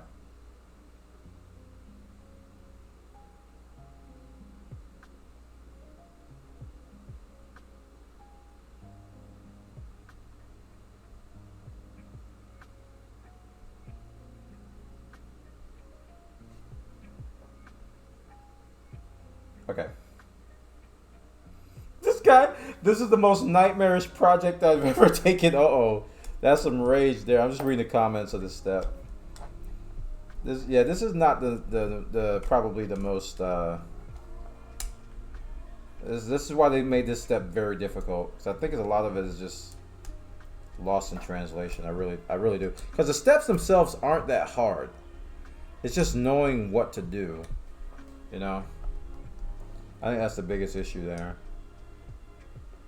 Just knowing what to freaking do. Okay.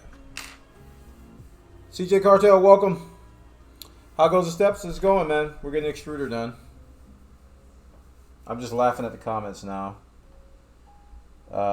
Because I've experienced a lot of the pain they have as well. IR sensor parts preparation.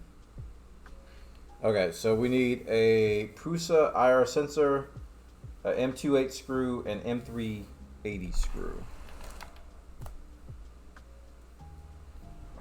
Alright, Prusa IR sensor. What are you? Prusa IR sensor. M28 screw and M340 screw. We need one of those. Yeah, I got the online guide on my phone. M28. Yeah, here it is.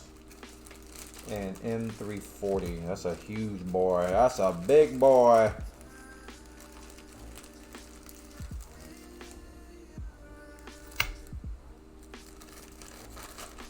Just resub the Final Fantasy? Nice.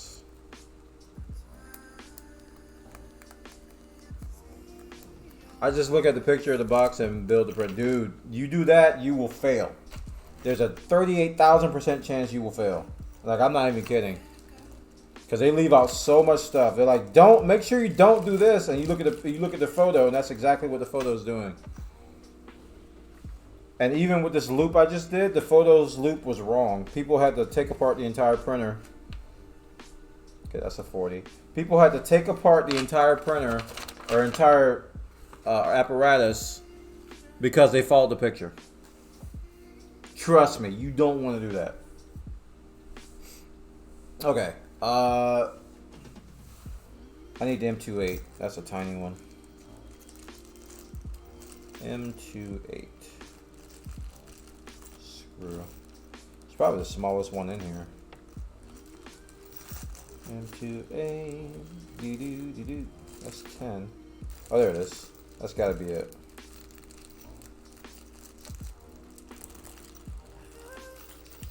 Oh, I looked at chat for half a second and dropped all the screws. Aren't you proud of me? Alright, let me see if that's the 8.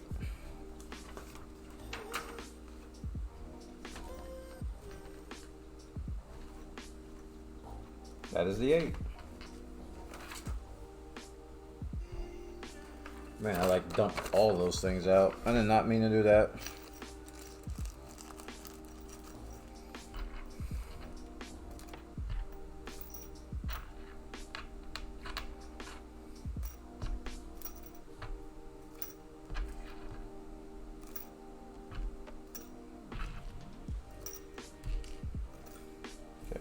IR sensor. Crap, did I just put the big one back? I did. I think that's it. That the M340. I think it's the M340. Chat, how's the stream quality? Audio sound good? I hope. Yep, that's the 40. Okay, so we got the IR sensor, the screw, and the screw. So be careful with the filament sensor. Do not touch the PCB or the chips in it. Hold the PCB from the sides. Sounds fine, good. Nice. So that 100-foot Ethernet cable I bought is doing its job.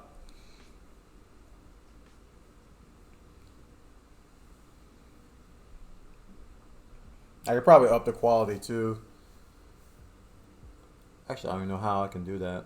Whatever. We'll deal with that later. IR sensor assembly. We're on step 21. Place the IR sensor on the top of the extruder body. And we say top, you mean up chow. Oh crap. Did that thing just fall out again? It did. Where's it go again? It goes in here. This little screw has fallen out about 1,000 times, and they warned you. They're like, be careful. If you orient the wrong way, they will fall out. Oh, gee, thanks, buddy. Yeah, it's just a little square nut. It falls out of that hole.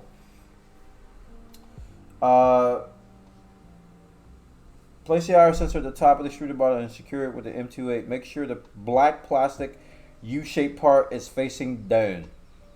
Tighten the M28 screw. The sensor shouldn't be able to move, but be careful with the PCB isn't indestructible. Why did this double negative, dude? Say the PCB is destructible. Connect the cable. Mind the correct orientation of the connector and wires. Leave slack behind the sensor like in the picture. Don't create too big of a loop as it might interfere with the frame. If needed, adjust the length by gently pulling and pushing the cable. Ready? Okay. Okay, check. Once more, no cable is pinched and tighten both M310 screws installed previously. Okay. So, is the accent on foo? Define it!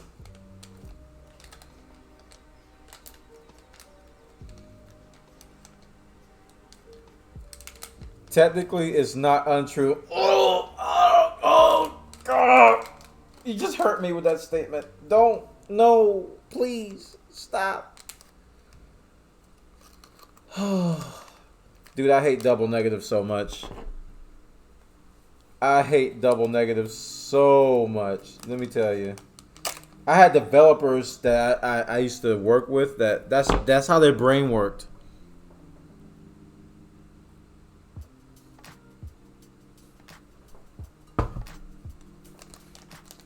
And they would code everything with double negatives. So everything would be like checking if something is not true instead of if it is true. And I was just like, why would you stop doing that?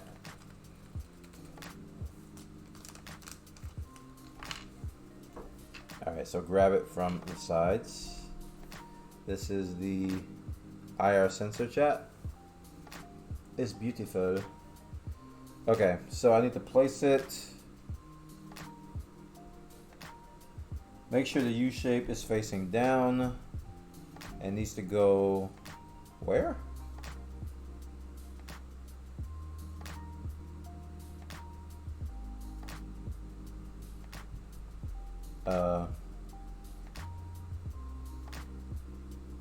It's like this.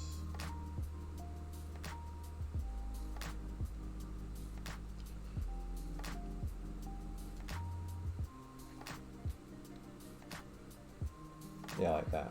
Okay.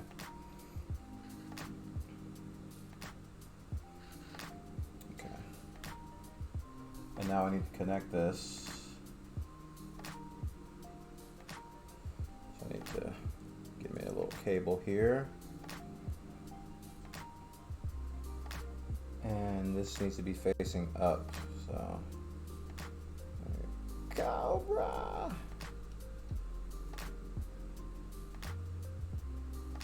Try not to touch it, but it keeps moving, so I gotta touch it from the side. a little bit.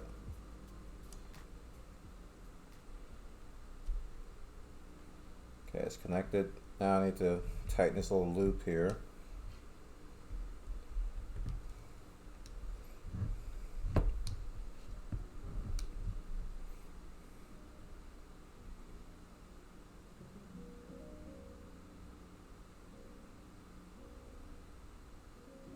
Okay, so let me just get this loop as tight as I can.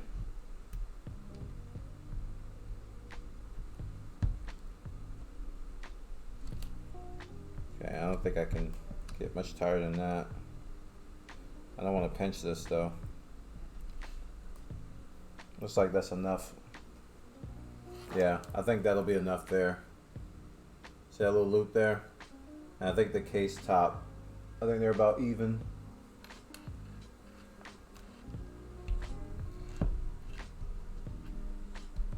There we go.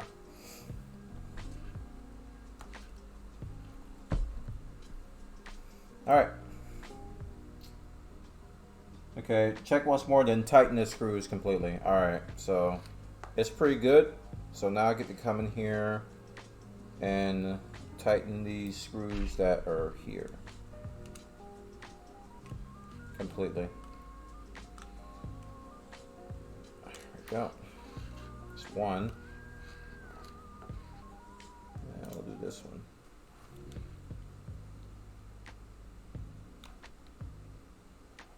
Okay, cool. I don't disagree with this. Ugh! How could you do this to my brain? Hate equals not know.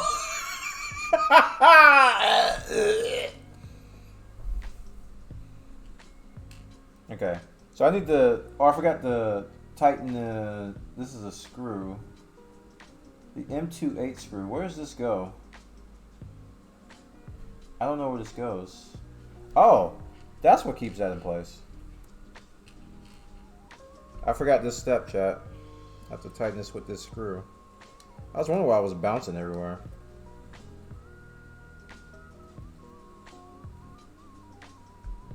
Okay. Okay. You're just gonna be a little stubborn, aren't you? You're gonna be a stubborn little pig, aren't you? That makes me feel a little better. I was bouncing around like a little piggy. As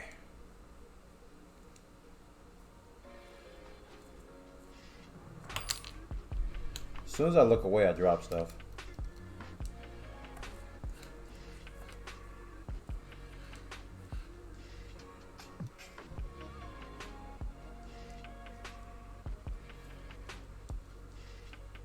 Okay, that would have made that easier though.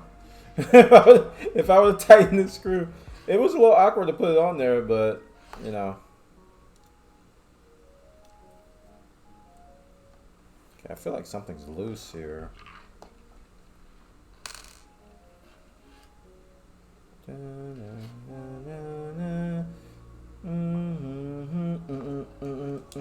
Oh, it fell out again! This stupid little washer. Ugh. I can't wait till we secure that. They warned me.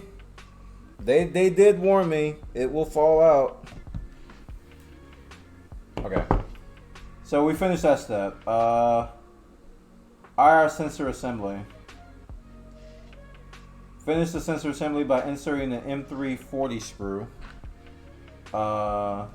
Make sure all gaps are gone. That's what I was just looking at, gaps. Where's this go? Here? Okay, it goes here.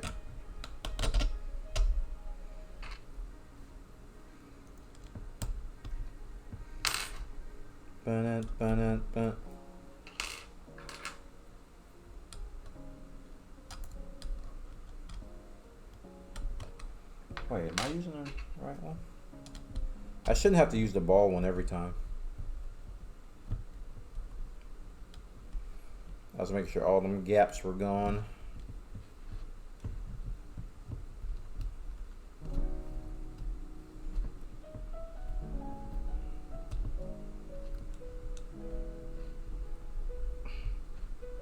Had That is tight as it can get.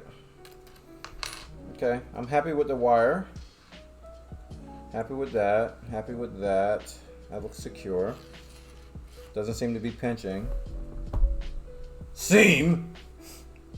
Hot end fan parts preparation. Alright. Prepare the following steps. For the following steps, prepare. Hot end fan. That's kind of hot. Are you a hot end fan? You are a fan. The M314 screw, I need 3 of them. There's a fan too. Which one is which? Okay, that is a hot end fan. That's what the picture has.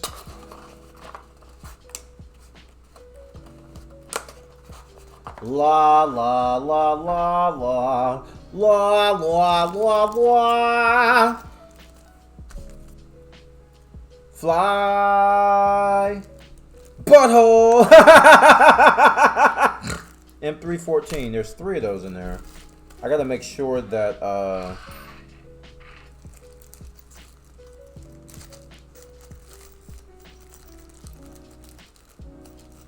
that this is the right size, because 14 is kind of weird. I haven't used that one yet. Hole. Which one to use is 14? Hey, I got it right. I love this little cheat sheet, by the way. This shows you like all the screws, and you can like basically put the screw on here and compare the size. It's like scaled completely, so that's a really good thing they did there. Makes this a lot easier. They have the PDF too, so if you lose it, you can print another one. You just have to print it exactly the scale. Okay, is that 14 or? Yep, that's 14. Also, it has pictures of everything too. So it says like, if you see something like M3 SU NU, you're like, what is that? And then you look at that, and it has like the cheat sheet has like a picture of it. All right, where's that last 14? You're being elusive. You are being the elusive. Those are 10s, I can tell. I think that's the 14. What time is it? 7 o'clock. I was thinking around like 8:30 I was gonna play some Elite. I really want to finish this section though.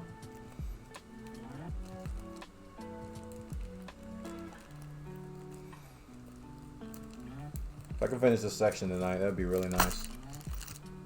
Alright, so we got the 3 screws, we got the fans, and what else do we need? Make sure you are using the correct screws. Well, duh! Keep the cable bundle for now. Oh, keep it bundled for now. Alright, cool. Hot end fan cable adjustment. For easier fan installation, remove the temporary black twist tie from the cable bundle and release at least 1 loop.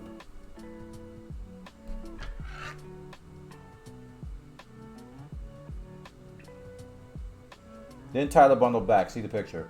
Before you move to the next step, take the Allen key and gently push the motor cable to the channel to create space for the fan cable. Oh, I gotta look at that picture to do that. Okay.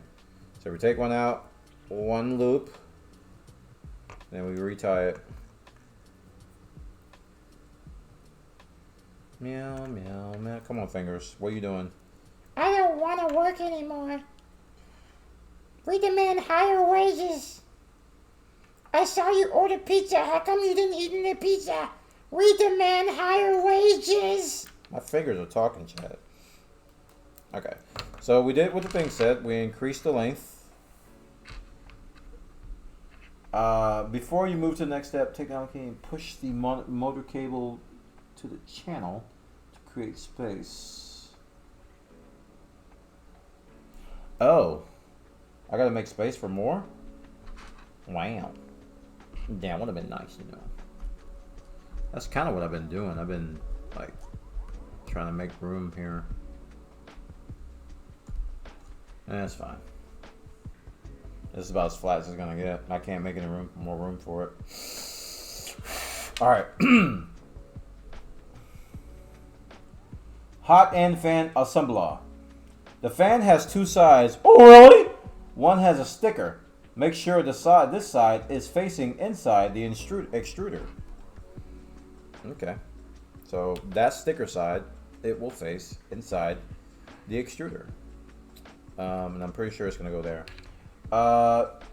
First, create a loop on the cable.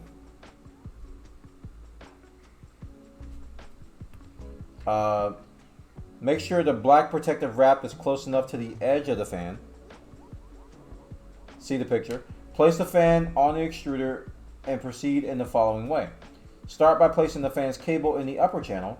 Slide the fan close to the X carriage and gently push the cable using an Allen key.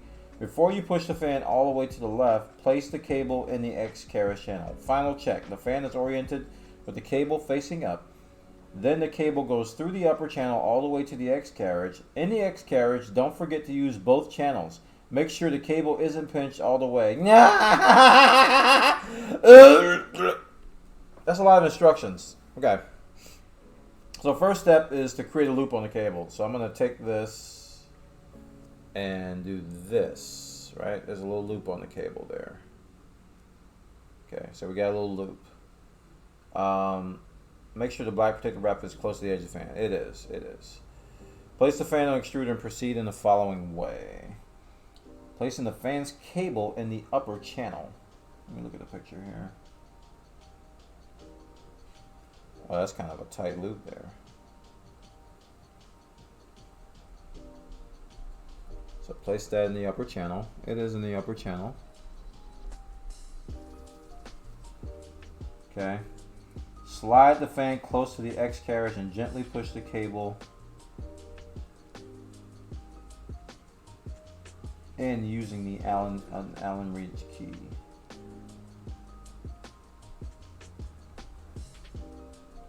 Wait, how's this?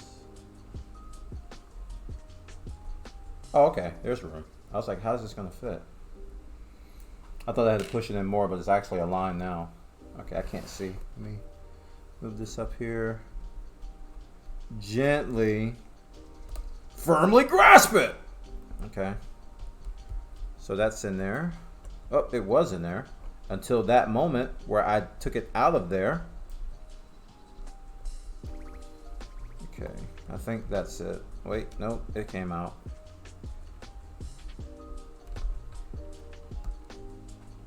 Okay, cool. Alright, gently push it. Where you push the fan all the way to the left, place the cable in the X carriage channel. Where you push the fan all the way to the left. Oh, I already did. Okay, let's put that in the channel. Channel cable.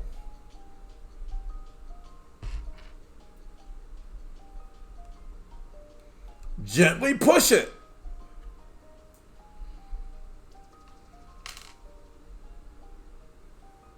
Okay.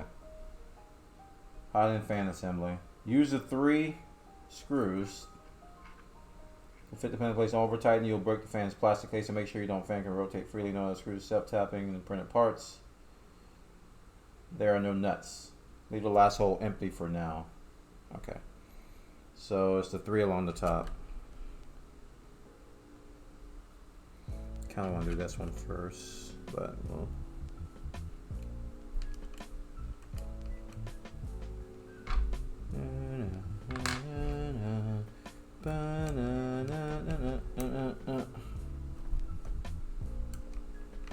Wait, is it lined up? I actually can't see the holes.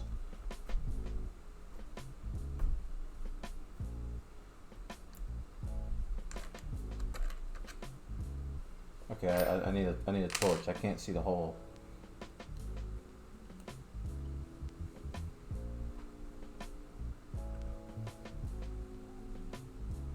I see that hole.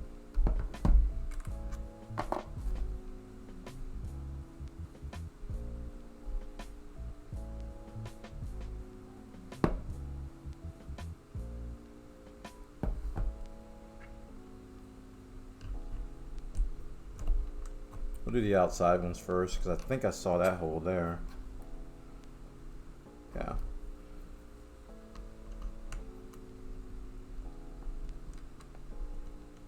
think. Yeah, there it is. I think.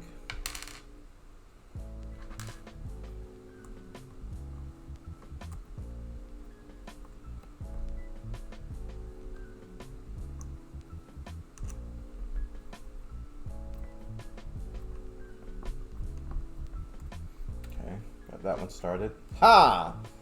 Wait, where's the other screw? Oh, there it is. Okay, I can see the hole now. It's a little bit to the left, so I gotta apply a little pressure here to get that over, which makes sense because I'm kind of pushing the cables in.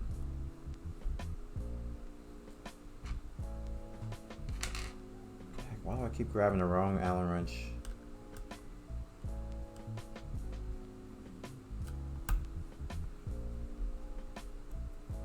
Oh, hey, thanks for that, Blumness.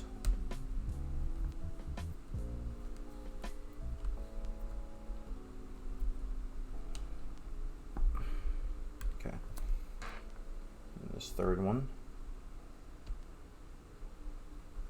Wait a second. Oh, wait, that's supposed to be like that. I was like, what? I saw wires going like past the fan. I was like, wait a minute. That's how the fan's built. I got scared there for a second. I'm like, wait a minute. I don't want that to be that. What do you mean? You back up off the wall. Am I in there? I think I am.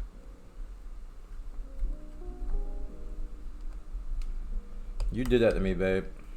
Take credit. I forgot that song existed until you dropped that on me. Hey, what are you talking about? Alright, am I not supposed to do this all the way?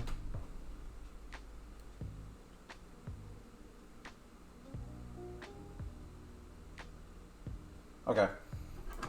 So I'm supposed to completely tighten them, but I said leave the last hole and leave the last hole. And it said be careful, you can crack the casing of the fan if you're not careful.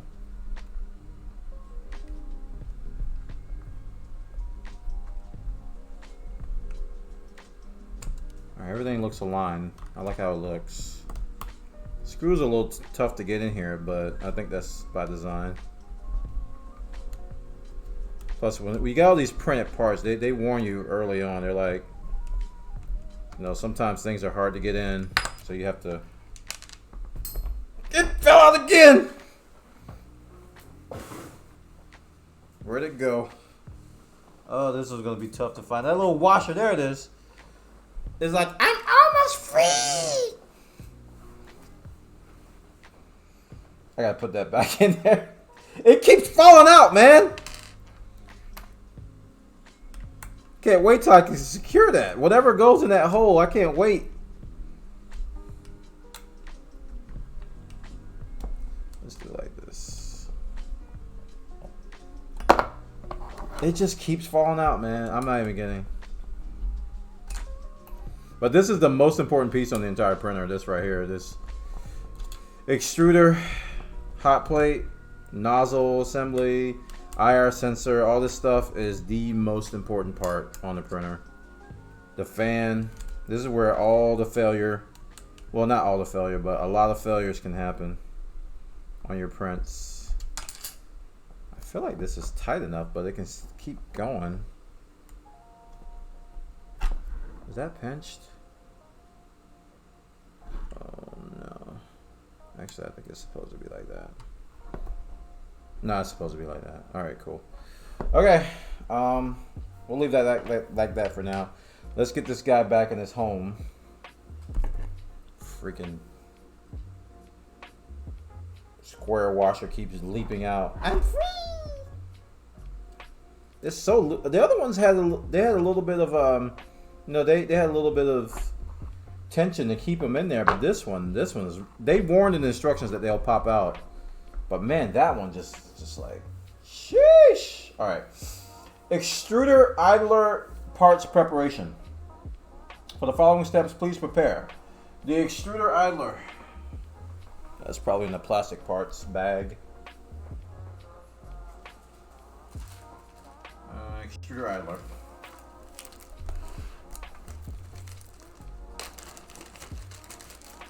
What does that look like? That guy. Bondtech without the hole. Ah, we finally get to use that guy.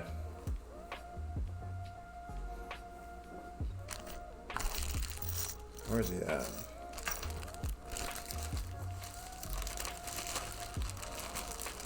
There he is.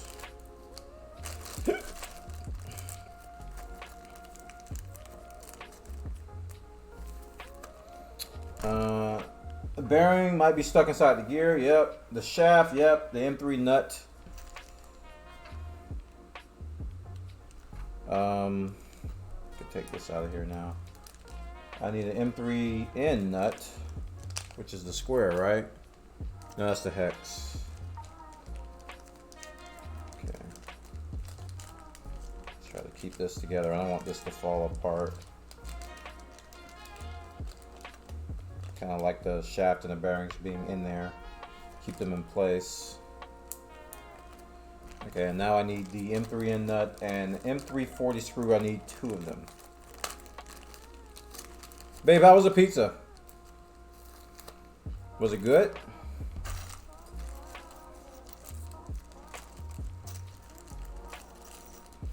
Alright, we need the hex nut. It was good? Awesome, awesome. M340 screw. Is this the 40? We'll have to check the size on that guy. Hey Farrah, welcome. Yep, we're making progress. We are making progress, slowly but surely. That is indeed the 40. I need 2 of them. Where is my super pizza?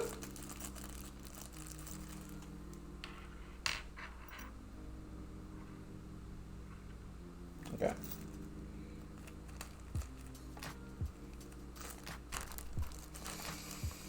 Okay, idler spring. Place on the spring on the screw? Oh, that's what that is.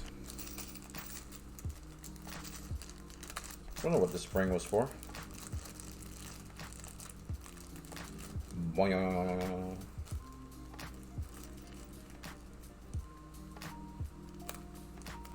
Okay. 5 comments. Let me read the comments here. At first I thought the set screw had fallen out of the unit, but I couldn't get it thread in the hole until I realized it was already a set screw in the hole and I needed to back out. Heart rate went down after this. Thank you. It's got the same extra set screw. I was about to panic. Oh yeah, there's a little extra set screw inside the bag. Yeah, everybody's commenting on that extra set screw. Okay, bearing assembly. Insert both bearings in the pulley. Be aware the bearings can slip out during assembly. Okay, they're already in there actually. The 2 bearings are in there with the shaft. Extruder idler assembly. Take the M3 nut and place it in the extruder idler using a screw pulling technique. Insert the pulley into the idler as shown in the picture. Slide the shaft through the idler and pulley. Use reasonable force or you will break the printed part. The shaft should be flush with the surface on the printed part. Place your finger on the bearing and ensure it can rotate freely. So the print area big on this printer? Yes, it is. It's a bigger print area.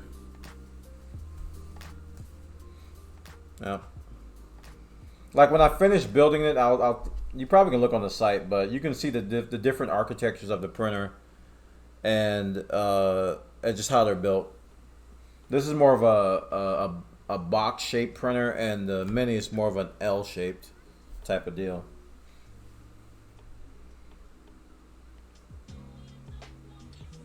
That's all I know so far. All right, this guy.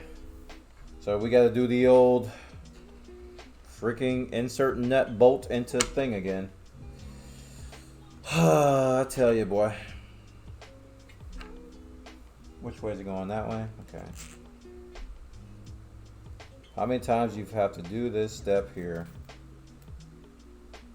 Although this one looks like it's going to be easy. Yeah, that's pretty easy. That one went right in. I don't want to break this part. It is, ow, this is very flimsy. Very flimsy part, so I think it's far enough in there. Okay. Insert the pulling idler as shown in the picture. So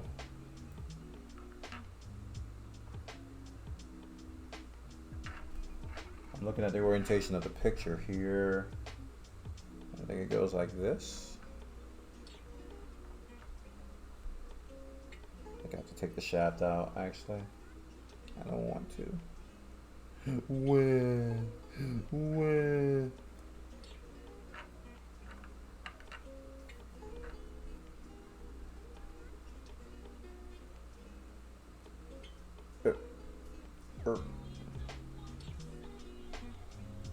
Hello? This won't fit in the hole. That's supposed to be that? Okay.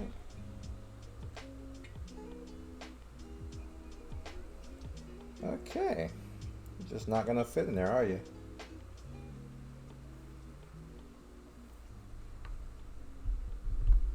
Oof. That did not want to go in.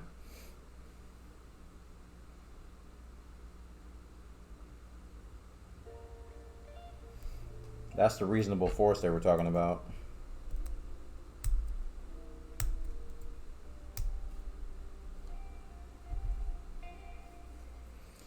Okay, this is going to be a little challenging.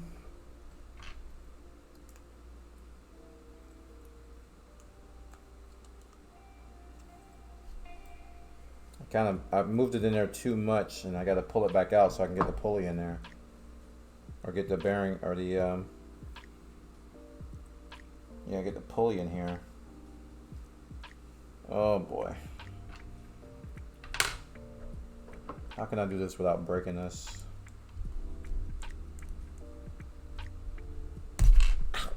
My finger. Owie. So I'm hurting my finger and not the actual device.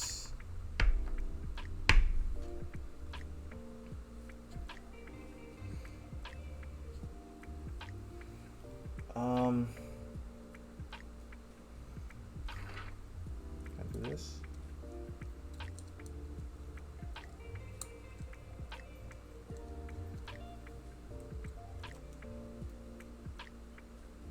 No. Ugh.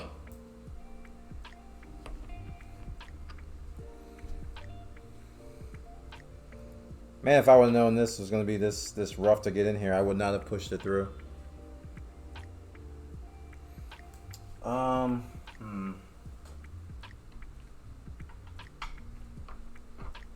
wish my dash was the right width for that. I'm trying to find something to push it through without hurting my feelings. And my fingers. I don't know if I can get this on here like this. Nope, too much. Oof.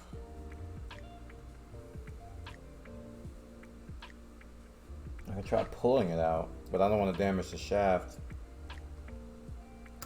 Oh, that works. Alright, so we'll put this in first. Let's make sure this is oriented right, like this. Okay, and yeah, that's right. And now we have to do that again.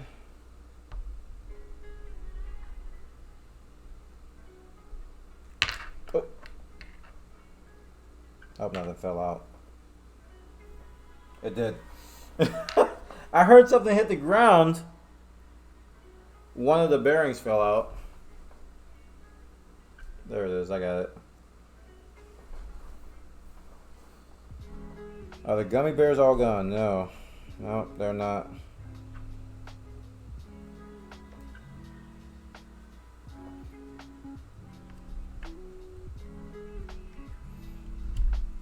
Okay, it goes through. There we go. And there we go. So, how?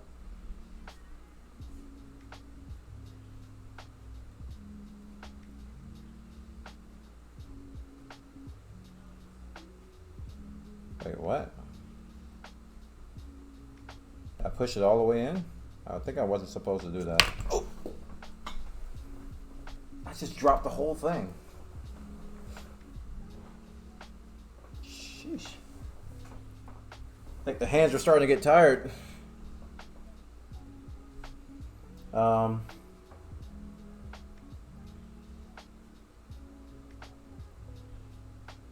Okay, it is supposed to be flush. I think I did it right. Do that. It's on there flush. The second picture they had it sticking out, and I was wondering if it had to be sticking out, but I think they were just showing how to put it in. But the last picture has it just like this, so. Alright, awesome.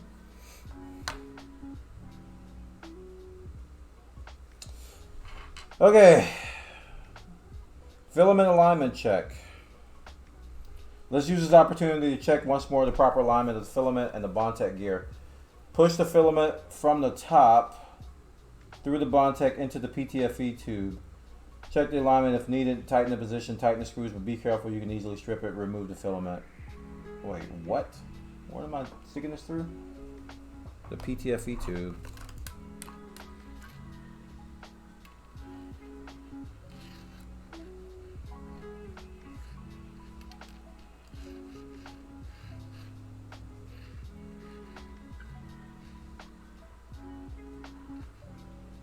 Okay, where's my filament? Now.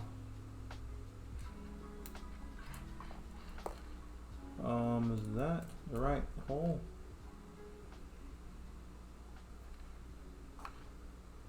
Oh.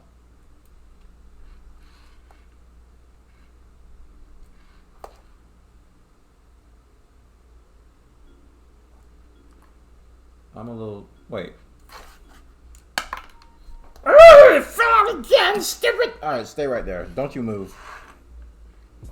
I'm trying to figure out where, because I didn't take the PTFE tube out, but where the deuce is it?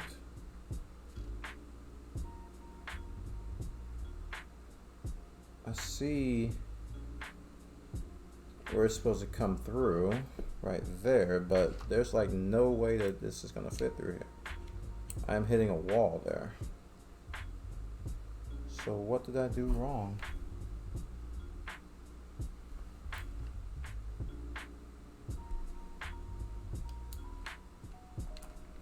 It's hitting something solid there.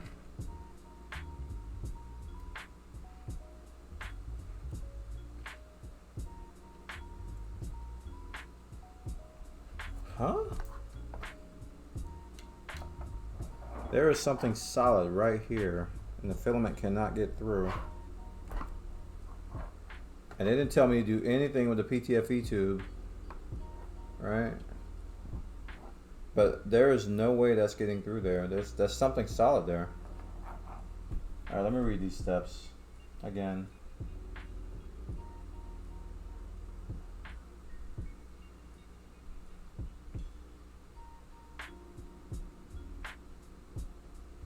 I don't know what I did wrong.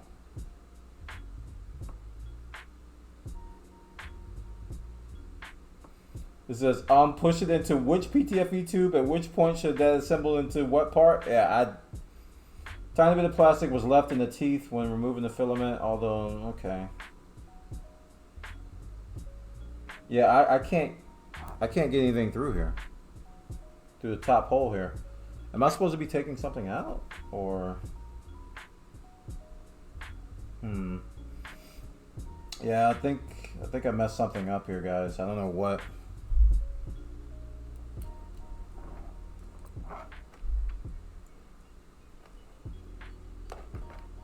Because I don't see no kind of PTFE tube. Oh, man. That is solid. That's not a clog or anything. Something is solid in there.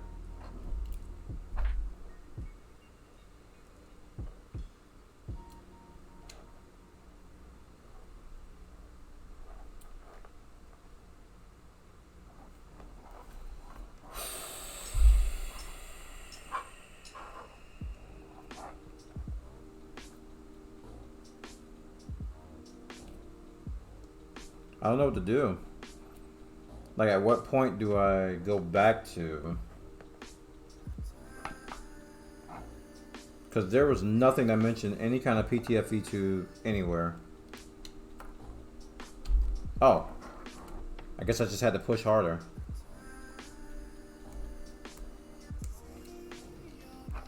It was like something clogged in there. Now it's going through.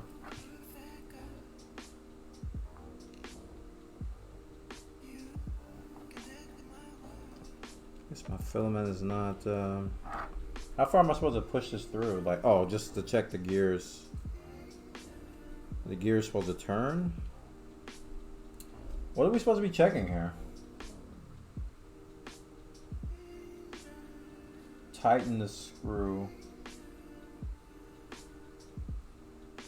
They don't tell you what to check. It just says check the alignment. Okay, align wise, it's aligned. Yeah, it's aligned right. Okay, we're good. We're good, chat. I literally, I think it was just a little bit of filament in the hole, and I just like forced it through. I think the hole just wasn't cleared out. That was kind of nerve-wracking.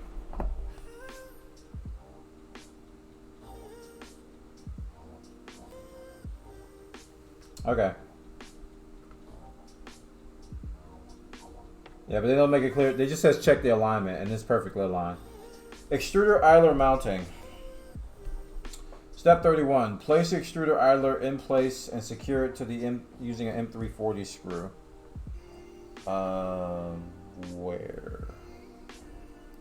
Don't tighten the screw too firmly. It serves as a shaft for the idler. Yeah, I know what this does from the Mini. Where does it go? Like, I'm looking at this picture. I'm trying to orient mine the same way. It's like that. Does it go on top of the IR sensor?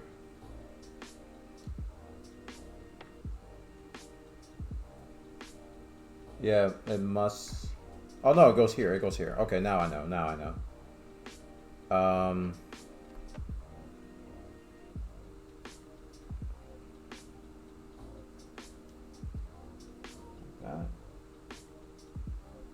Yeah, there we go. Like that.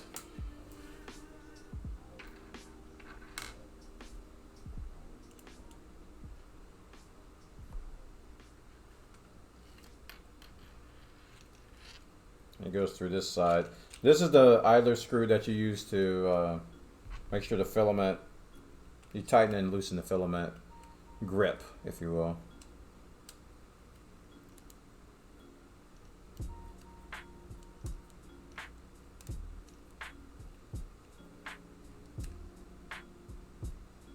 Oh, hello.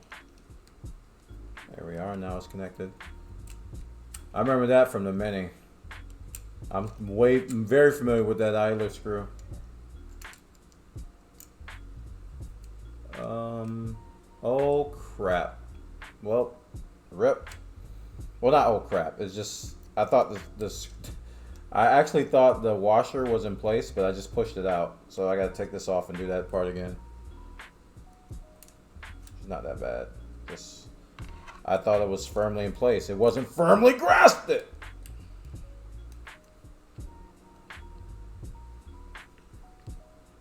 So, oh, and the screw fell out. There we go.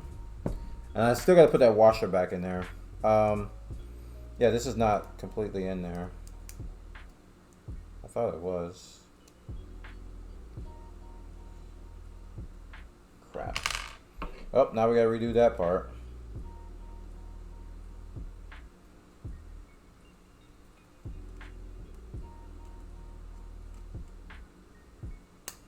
it just pushed it out. So it was like pretty loose. When this is supposed to be like a pretty firm. I was being a little lazy because I didn't want to break the part. Okay, that's in there pretty good. That should be enough.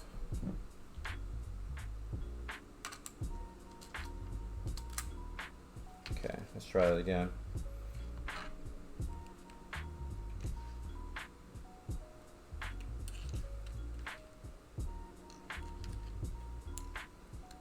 Okay. This time I'm gonna put my finger up against it so it doesn't push it out.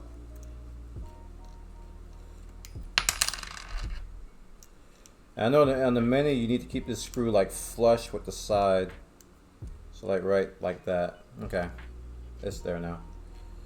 Okay, where's the freaking screw that keeps jumping out? Get your butt back in there and stay there. Come here. No, I'm free.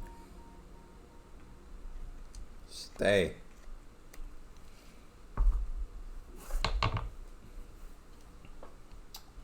Okay, check that the idler can rotate freely. Oh, I didn't check that. Oh no. Oh no. I don't want it to fall back out. Where's the idler again? I just covered it up. It was so easy to see when it wasn't covered. Oh, there it is. Okay, so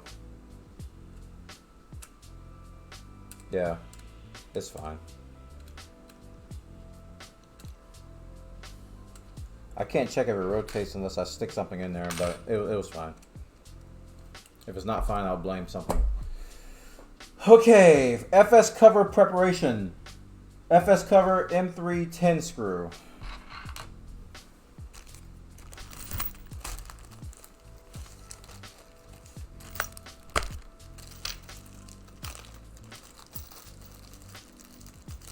Are you a 10? Yeah.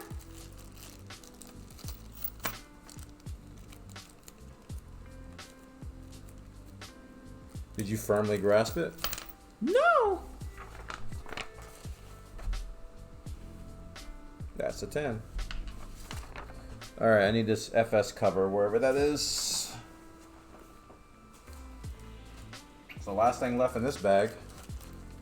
So we can put it in the bag graveyard. I don't know where this spring goes. They didn't tell me where to put that. I guess I'm going to use it later. Bag graveyard, you go. Okay, so we got the 10 and we got this. Assembly. Place FS cover on the extruder and on place. Insert. So this goes on top of the IR sensor. If you can't reach the nut, try align it using the Allen key and pushing it up and using longer. Okay. So this goes on top of this sensor up here.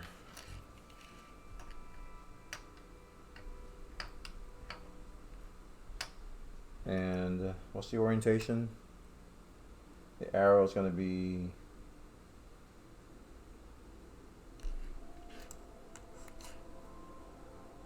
like this. Okay, good. My loop was pretty good. And that's where the filament goes.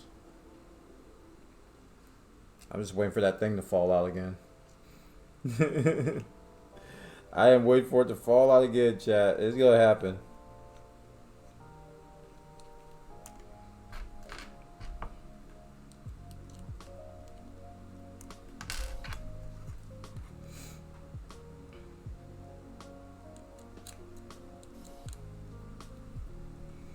Yeah, this apparatus is getting kind of hard to handle. The more crap I add to it, the harder it is to like know where to grab and where not to grab. Alright, so they said there's something about if the teeth don't catch, and I think I'm having that issue now. So let's get that flush and try this again. Okay, it's in there. Just want to make sure I could see the proper stuff. I just have to firmly grasp it.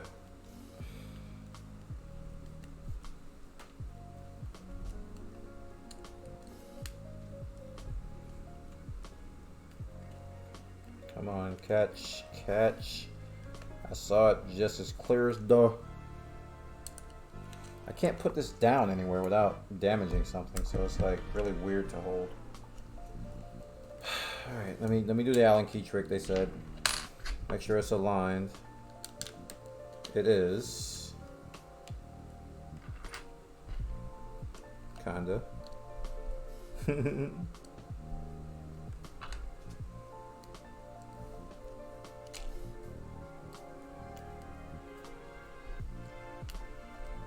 Come on, boy. Come on, boy.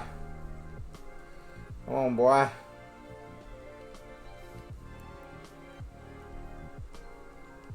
Oh, I think that's it. I think I caught it. Wait, it's going in at an angle, though. Yep, that went in at an angle. At least it caught something. That's straight. There we go. The teeth.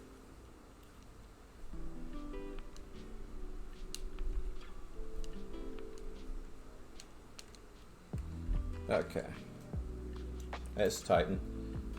Now, did that thing pop out? No, it's in there. Okay, I see it. Did you firmly grasp it? Okay, Ducky.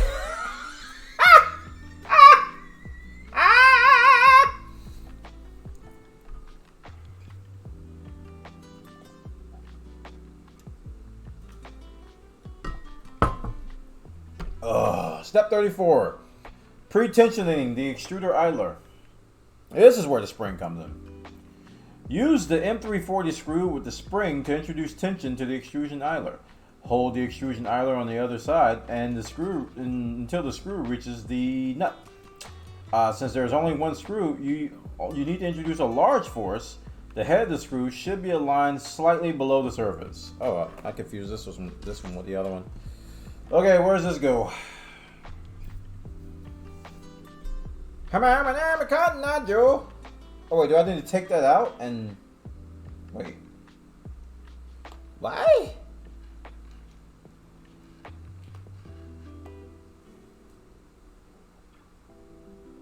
Wait, do I need to take the screw in I just put in?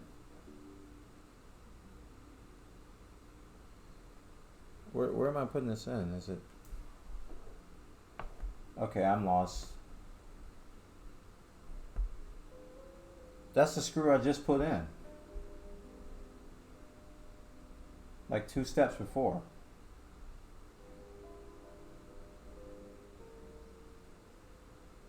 Isn't it? Or did I put that in the wrong slot? No? What the heck?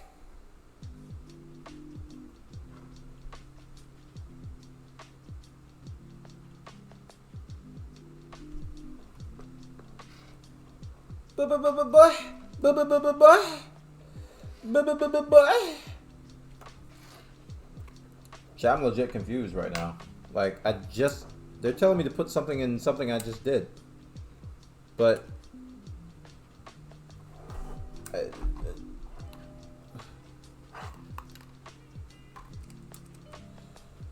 don't.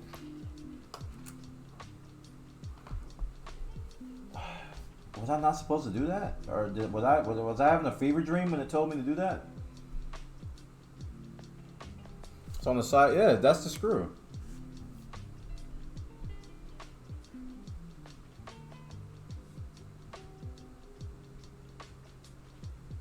I guess I gotta take it out and put the spring on it.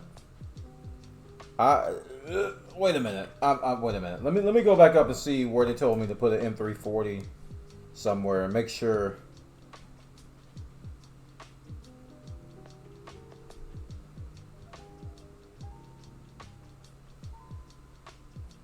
You know what? I think I put it in the wrong spot. Let me see. It says secure it with it. Oh, it was supposed to be here. Okay. So I did do the wrong screw. I think. But no, no. No.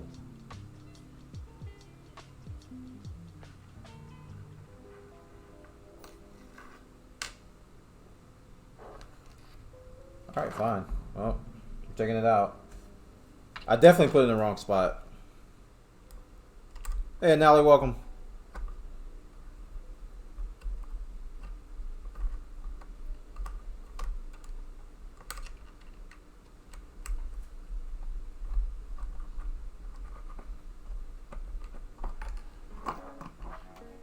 Okay, that just came right off because that's what I thought I had to use, but apparently. Oh, I get it now. Yeah, okay. So this is supposed to be on here, and then I'm supposed to secure it this way. Oh, I did it the wrong way. Oh. I am now in the understanding group of the match.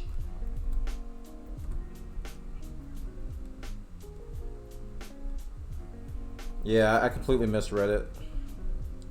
Why is this not sliding down?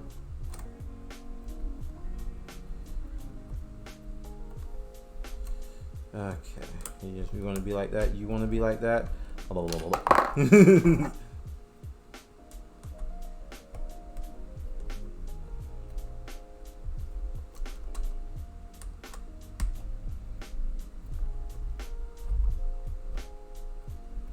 Come on, baby.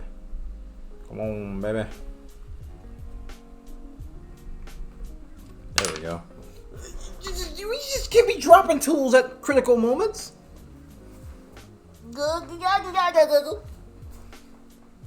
Google Gaga.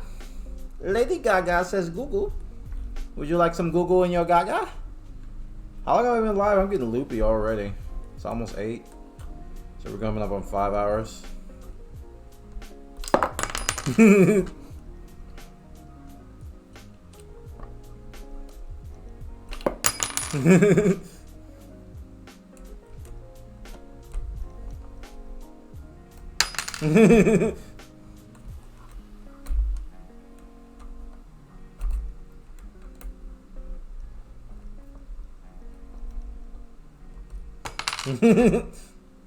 Oh, let me get this out of the way.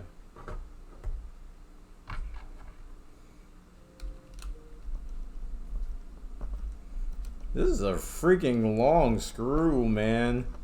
It takes like 6 years, 40 minutes, and 88 seconds to get this on here.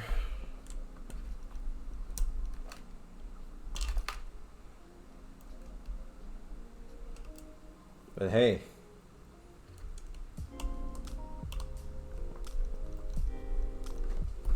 Okay, now we're semi-tight. Alright, now the screw boy goes in here. Let's just knock the screw off. That's fine. We don't care. And that goes in there. Alright, cool. So this is the idler tensioner thing that you adjust, like for filament stuff.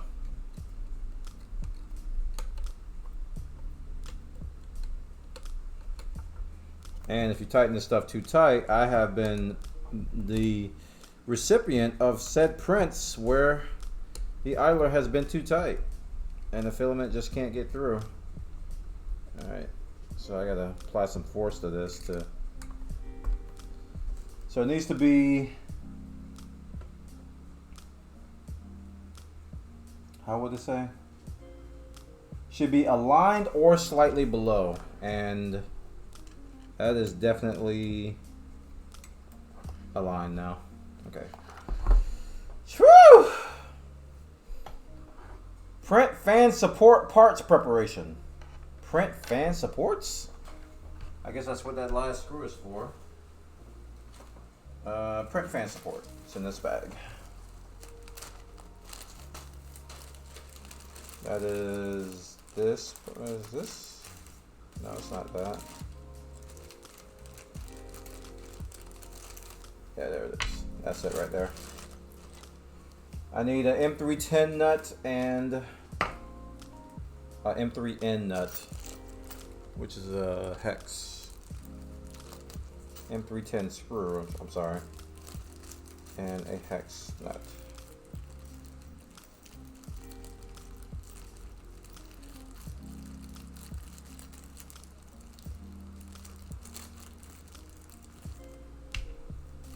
And where's the nut?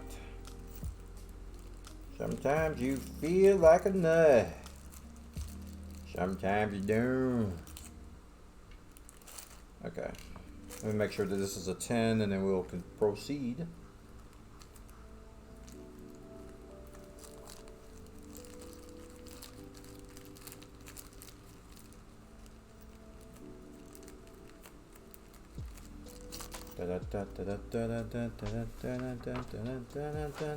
This is what we call our Muppet Show. Oh! Alright, print fan support assembly. Step 36. Take the M3 and nut and insert it all the way in support. It is crucial! Okay.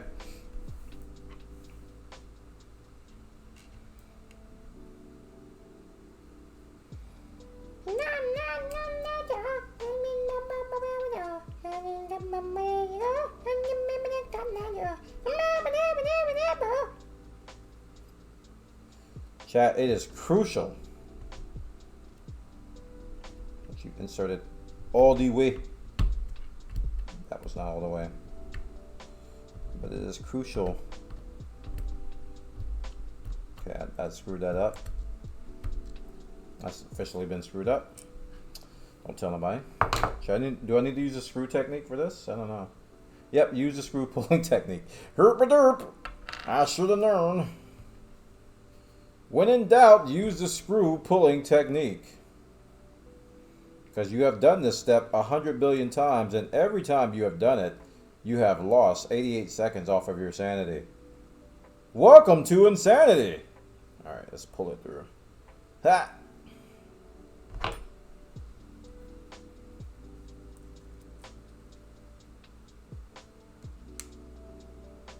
Alright, that's pretty good. Let's see how recessed that is in there.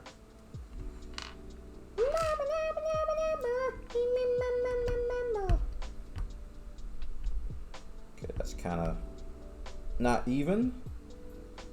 Crap. It might work, but this said this is crucial.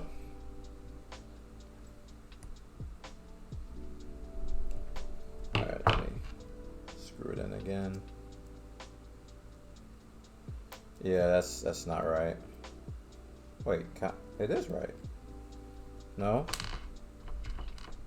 I think it's at an angle.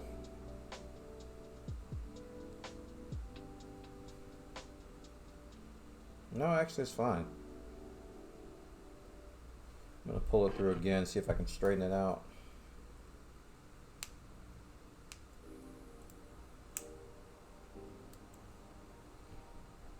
Yeah, it looks good. Place the support on the extruder and ensure that the inclined part is facing down. Secure the support using the M310 screw. The heck? Where is this at?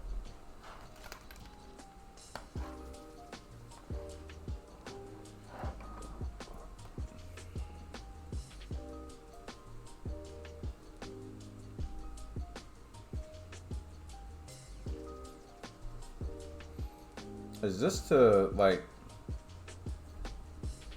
hold these wires? What's the purpose of this?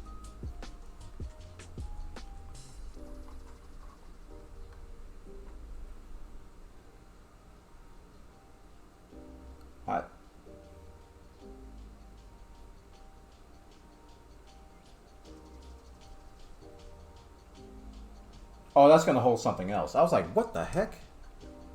I really couldn't see the purpose of this. But yeah, I definitely need to make the wires a little flush here.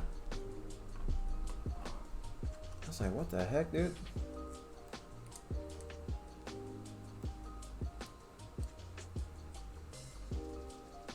Okay, this is gonna be a little bit awkward. It needs to be this way, actually. There we go. Now the wires can get through. Okay, this screw is going to be a bit.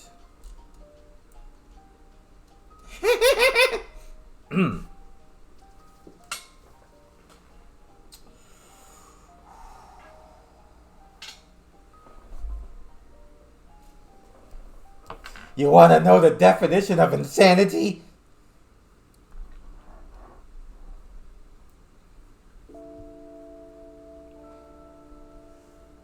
Can this go through the hole? Or do I have to screw it through? I kind of want to get this started because it's such a weird angle.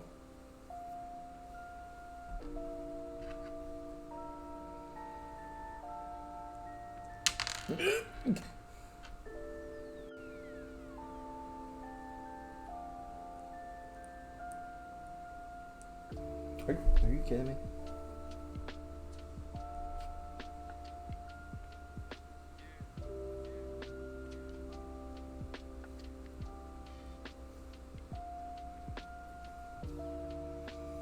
Yeah, this here hole down here, it's a bit awkward. Oh, that went in at an angle. No, not like this.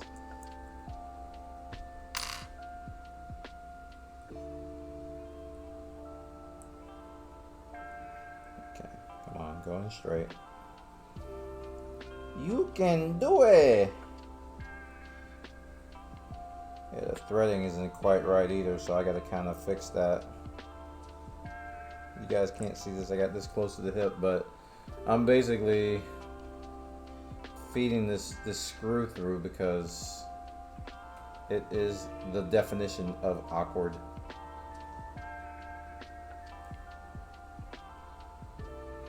Okay, it needs to go like this.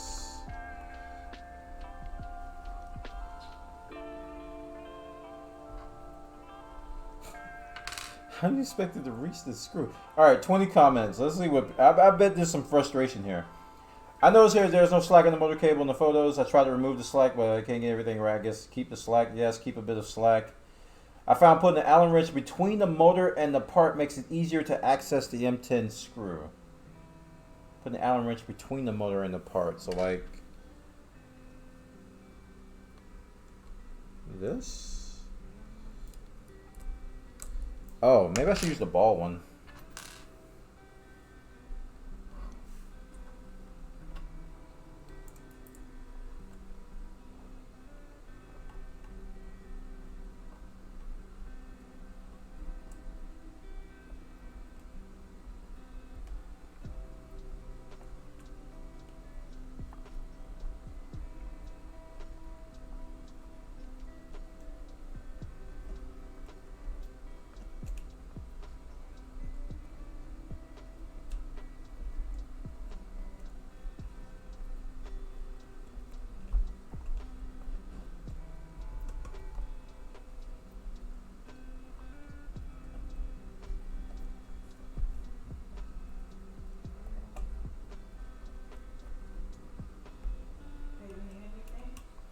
No.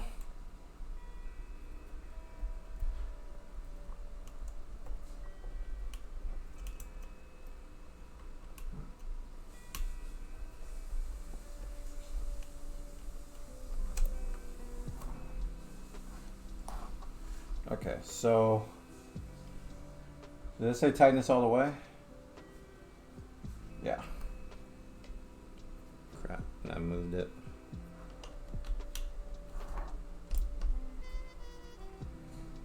Dude, this is the most...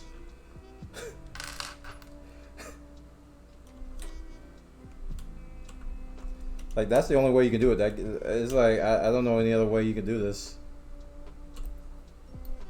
Okay. Alright. Done.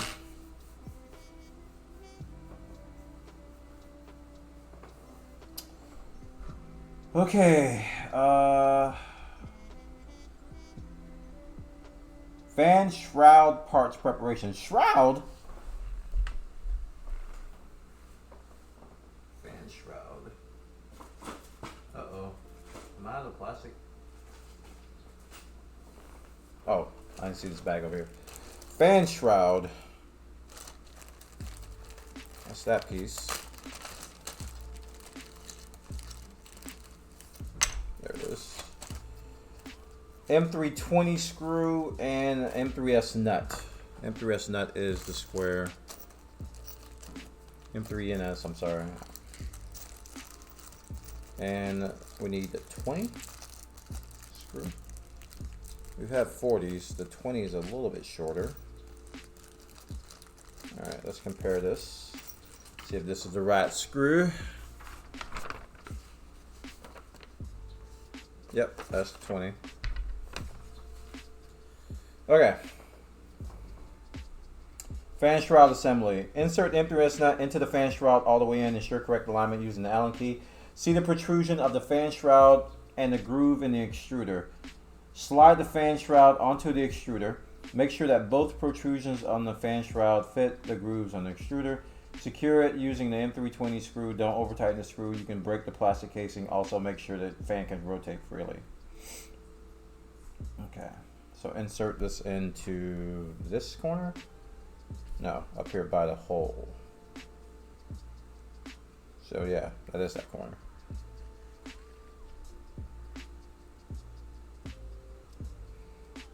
And let's push it all the way in, and then make sure that screw can get through with an Allen wrench.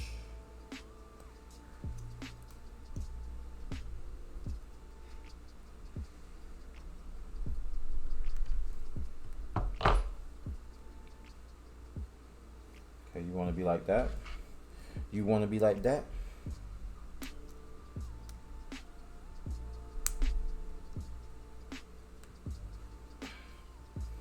Get your butt in there. Oh, this one's being stubborn, chat.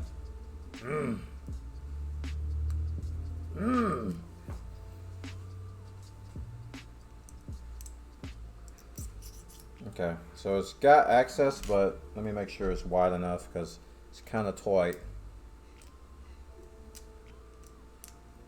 Yeah, that's too tight. I gotta get it more in there. Ugh. Ugh.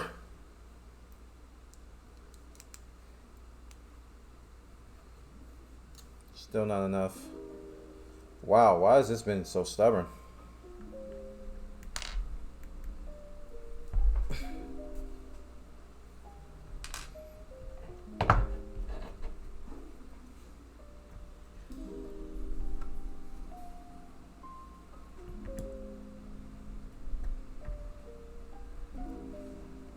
Alright, let's try it now. There we go. That's better. That one's a little stubborn. Set the protrusion on the fan shroud and the groove in the extruder. See the protrusion, I'm sorry.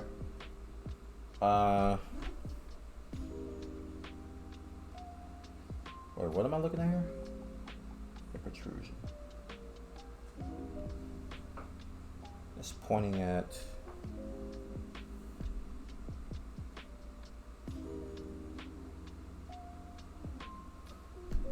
Is it pointing at this?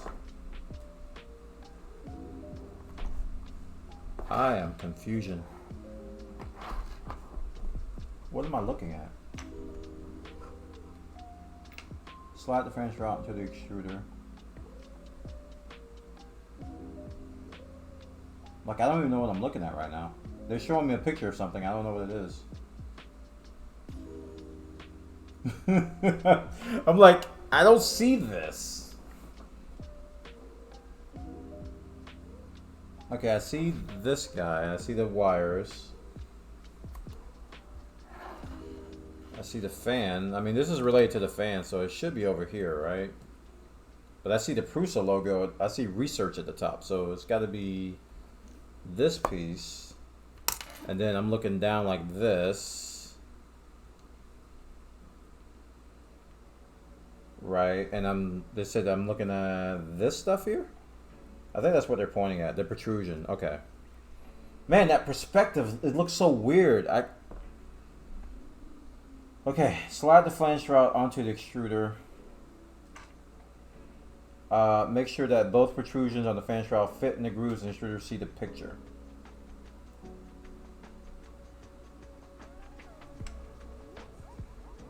So, what the heck?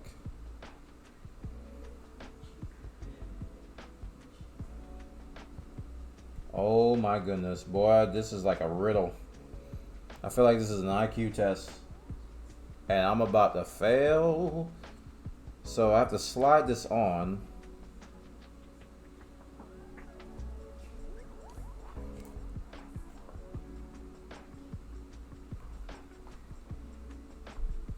Holy crap, what are they saying? Let me go to comments. Be careful when inserting M3 nut. My nut did not fit in the hole. I think the printed part was too small. I ended up cracking the fan. Yeah, I had trouble with mine. Small nit. I got confused by the label fan shroud, as this is not a shroud for the fan already installed, but the print fan to be installed on the next step. To get the shroud, I first tried to place it in the front, but I realized it works much better to slide it from the top. Fit right in with no trouble. I don't even know how this slides in. Like, does it go like this? Or...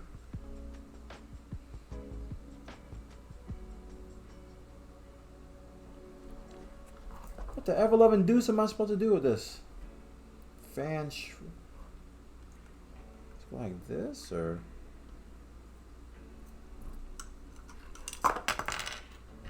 like, they show the finished part, and I can't even see what this part is done. The shroud picture in the step is quite different from the one pictured in 37. My printed part came with the shroud looks like the one in 37, but I'm having trouble getting it to fit around the extruded bar. Going to keep playing with it, just wanted... you've got an MKS 3 plus, MK, not the plus. I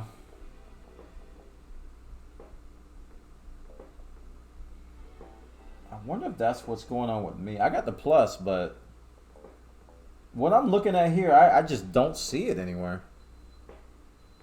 Like, I see the extra, I see this, and I'm supposed to slide. I'm supposed to be putting these two hooks in there.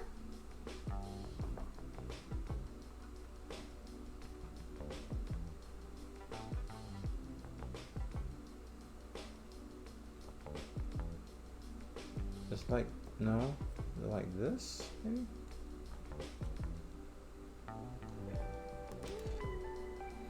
I feel like it should be like this. Or other way around, maybe.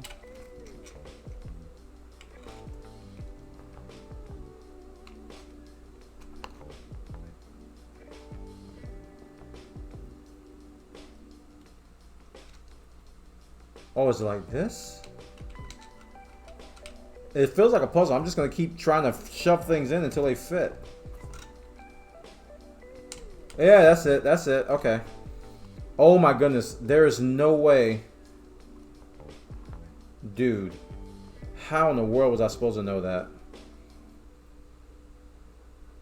Yeah, that's it. And it lines up with the screw too. Okay. Wow, that's wild, man. And then they say tighten this screw over here. This is the last hole in the fan. Do not over tighten it because you can break the phone casing. Okay, or the fan casing. Hole. I was like, am I getting tired? I just could not see that.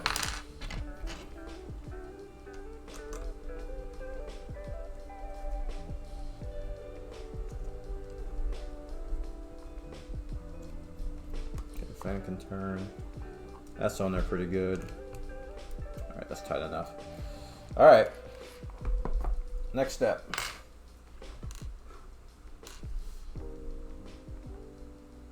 Print fan parts preparation. Print fan. Might be time for a break, dude. I just couldn't see it. I just couldn't see it at all. M320 screw and M3N nut. Two of the 20s. And the screw bag is getting kind of light. Must be getting close to the end of this thing. Psych. Alright, is this 20? I'll be taking a break soon, don't worry. Yep, that's 20.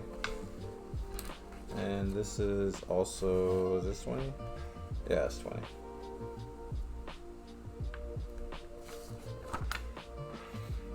Okay, so we got a print fan, and we got the two screws, and we need a nut, right?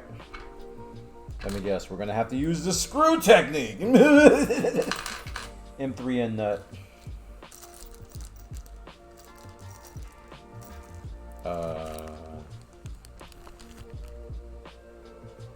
Oh, is that the wrong bag? No. Uh-oh.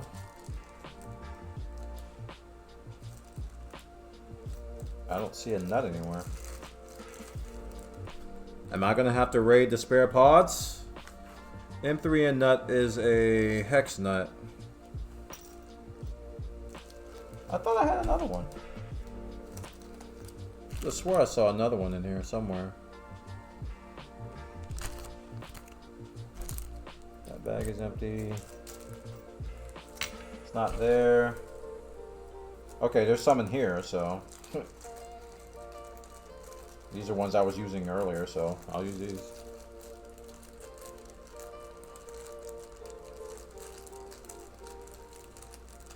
Okay, cool. Alright, there's the M3N nut. You need M320 screws due to its length. If you have used them accidentally somewhere else, head for the spare bag. Print assembly fan. Okay. First, slide the fan into the fan shroud to make sure it's aligned properly. Second, fix the fan in place using one M320 screw. Tighten carefully or you'll damage the fan casing. Turn the extruder around and insert the M3N nut. No need to pull it in. We will use the screw. If you have trouble inserting the nut, try pulling it with the fan removed. By using a shorter screw from the spare bag, be careful so the nut doesn't fall off. Attach the remaining M320 screws to the other side. Print fan, tighten it up, be careful, you might damage the fan casing. Guide the cable according to the picture in the channel. Bend it slightly towards the extruder, don't stretch the cable. Okay. So this is going to go over the extruder here. With the Prusa Research logo.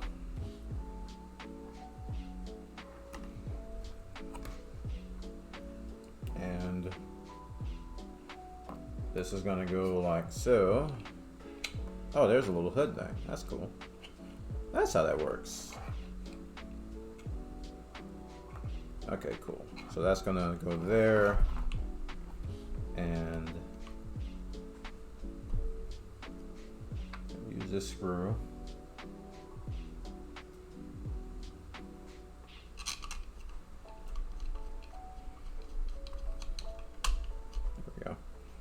Push that in there.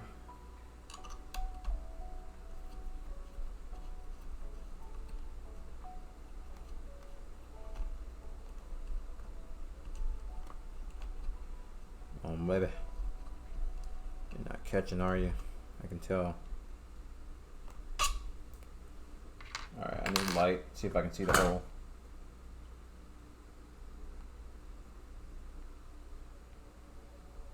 Okay. It's there. I just got to keep going.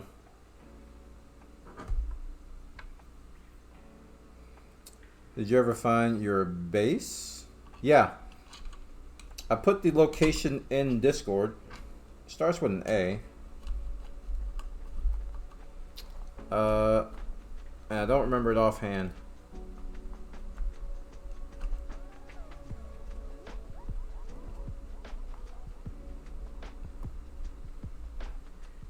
I feel like this isn't long enough. Or is it catching now?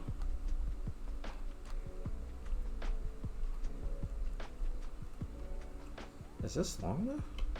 Okay, it's in there, I think. Let me get the other one going. Oh, wait.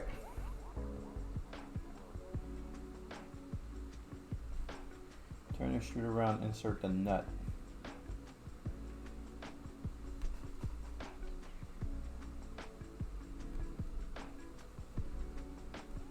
So on this side.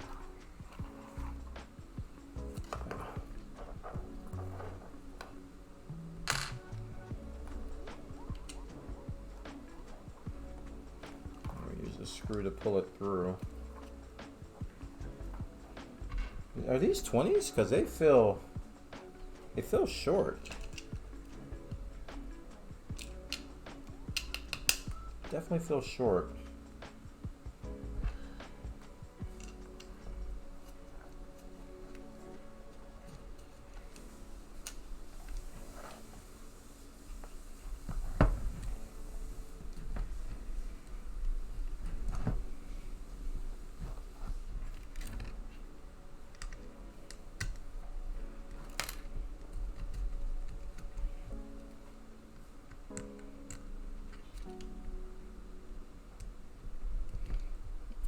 push that nut in a little bit so this can catch.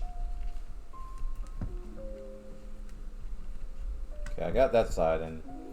That one works.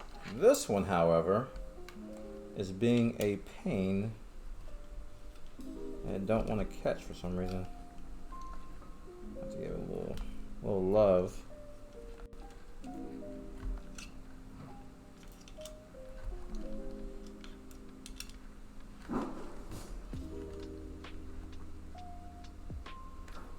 That's looking more and more like an extruder. Yeah, it is. Dude, this is just not catching. Why is it not catching?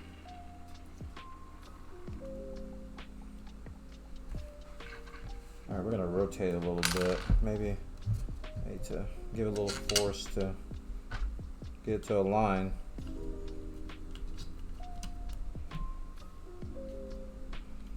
These screws seem short, dude.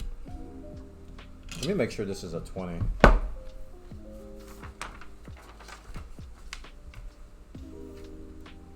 Yeah, that's a 20. Screws just seem shorter than they should be. No, they're right. Yeah, I can tell.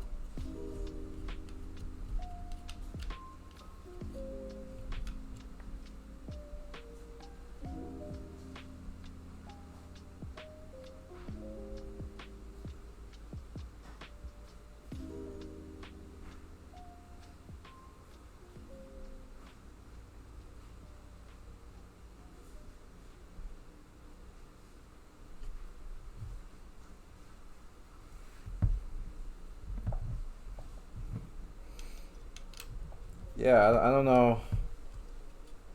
I actually don't know. Oh, I think I remember. Okay, hold on. There was a nut in there. I remember now. Let me take this side off. There was a nut in there it was supposed to catch, and I think that nut may be probably not aligned right. I just remember there was a nut on the other side. Yeah.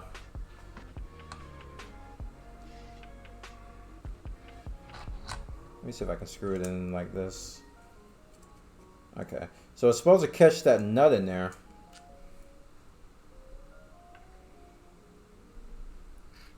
And it said to push it all the way in, and I did. It's in there. So that could definitely be it. It's just not catching that nut. Ow. Yeah, that's how much length we got to work with on the other side of that.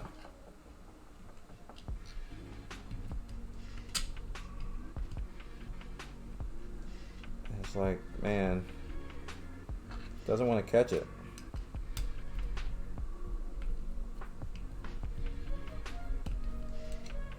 If I can get to catch that nut, we're in business. Only just enough length. I hope I didn't push it in too far. I mean, the way they said it, they said to push it all the way in. Oh, man.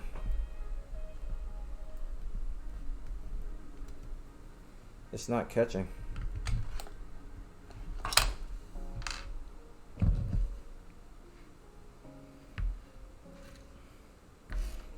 Oh, you know what? I probably didn't push it all the way in. Hold on. I got an idea.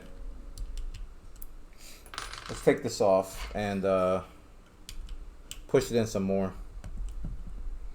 You blame IKEA? Yeah, I know what's going on. This was one that was hard to push in. I just need to push it in a little bit more. Yep. I just need to push it in a lot more, actually. And this is a very fragile part, so it's like...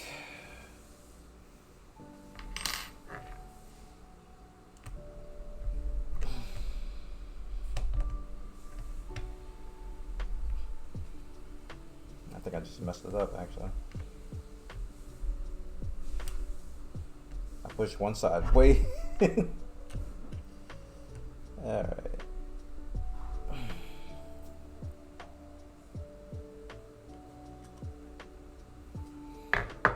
Nah, I messed it up. I hope I can push this out.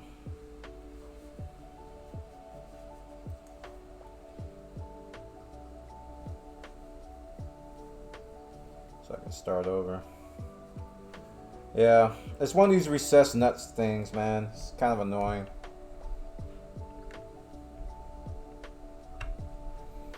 It's like the bane of this build. Ugh.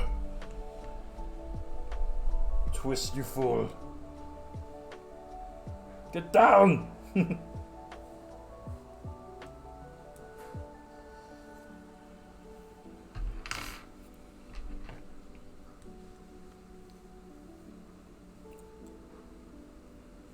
Actually trying to force it back out now so I can reset it. So I pushed one side down but not the other. So it's a little bit difficult. Bam. That's the sound I wanted to hear. Okay, so now we got to deal with this annoying thing again.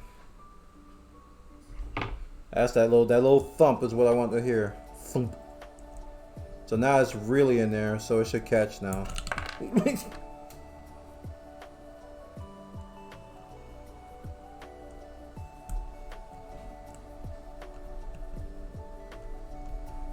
Okay. Am I over the hole? I don't even know. I feel like I am. Yeah, I am.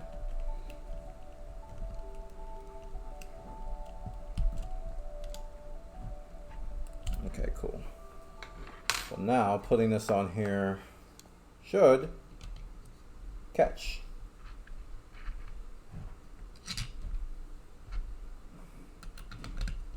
Because it was not all the way in at all.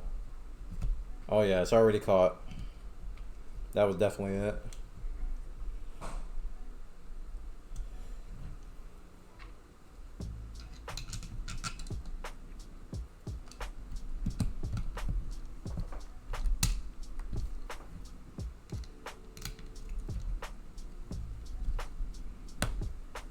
What's up, Zach? Okay, so that's on there now. Whee! Fan.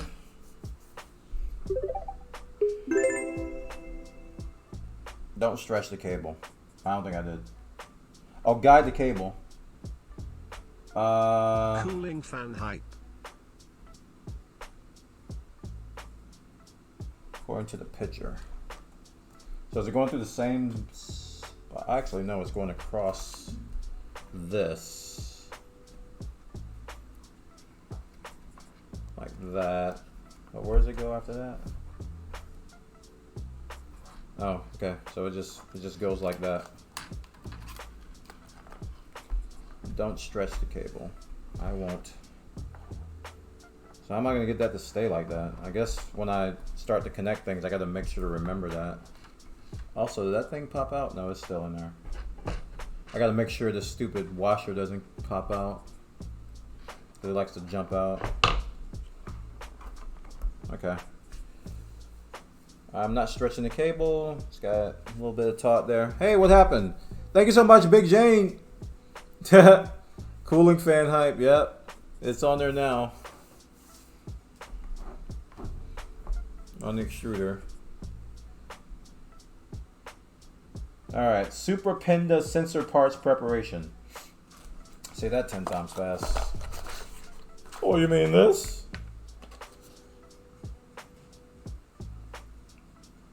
E3D logo?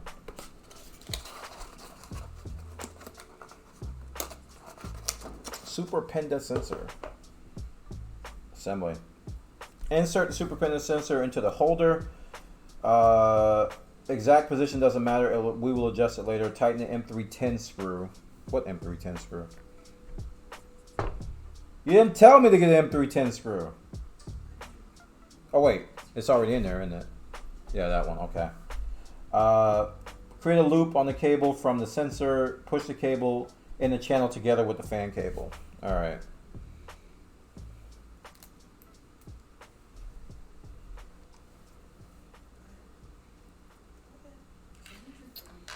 Okay, so this guy goes into this.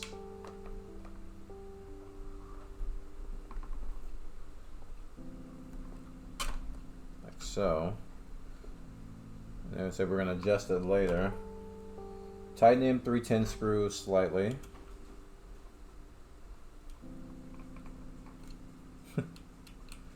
Three, 10, 55, 5. Alright, and then we have to do a loop this way. This is awkward.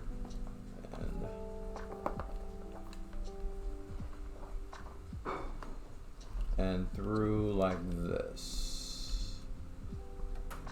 A little tight loop there.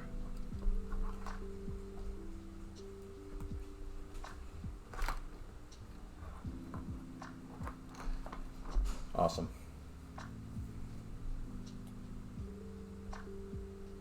Together, push the cable in the channel together with the fan cable.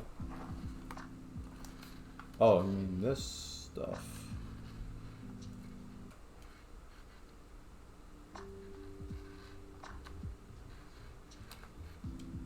Wait, this goes in here? Wait a minute. Oh, I'm supposed to put that in there. There we go. So that's kind of keeping the fan cable in there too. Oh, you guys are dancing with each other. No, no, no, no, no. This is a middle school dance.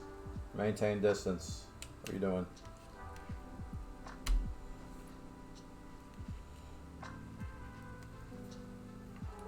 Okay. And do I go like this? I feel like it should go in there. I don't know if I'm supposed to do that though. I feel like that's where it should go though. But it's not staying.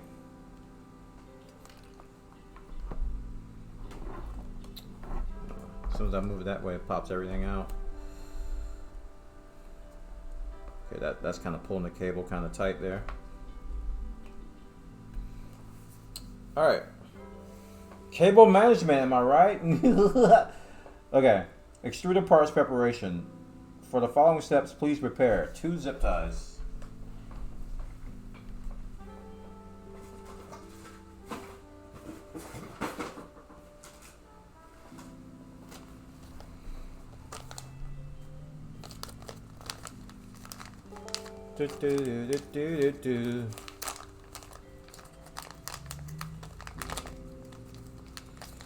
Wait, did I just rip that in the wrong spot? I did. Wah.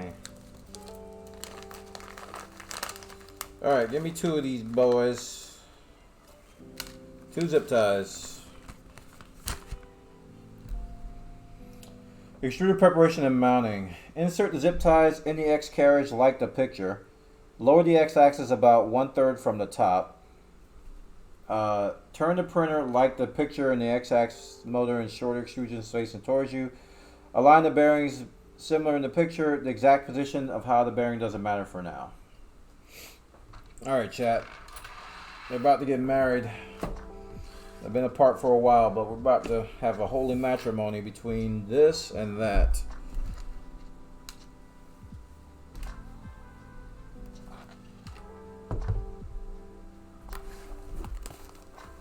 Don't need the filament anymore. How's it been overall so far? It's been alright. Some things have been annoying, but now that I've done it once, I got it forever. But some parts were kind of annoying. Mainly just recessing nuts and stuff over and over and over and over again. Insert the zip ties into the X carriage like the picture.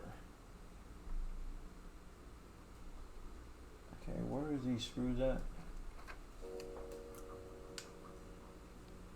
Try my best not to get these cables to pop out because I don't want to have to fish them through again, but they keep popping out.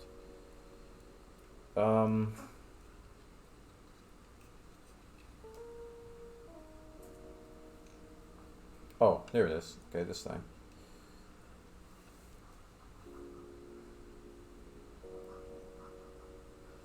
So I need to run the zip ties through.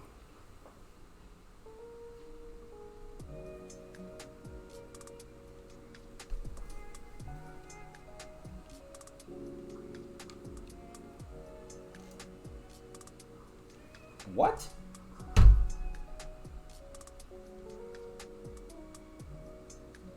Where they can go in there? I'm just like, huh? Wait, if I just keep pushing this in, is it gonna...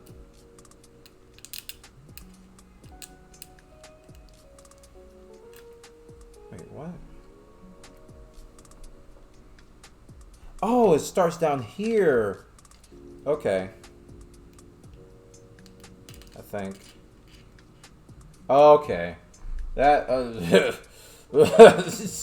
yeah, your boy was a little confused. I'm like, how does this work? And now it just like ran through there. It's probably like little filament parts in there. I gotta break apart. Aww. No, I don't wanna. There we go.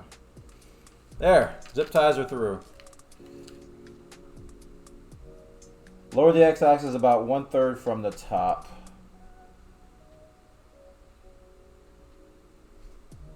So I was doing both screws at the same time.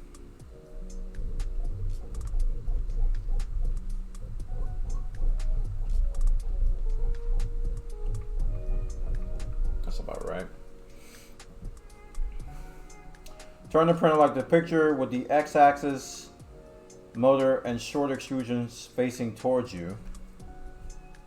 Align the bearing similar to the picture, the exact position, lower x-axis motor facing towards you. So I have to turn it around.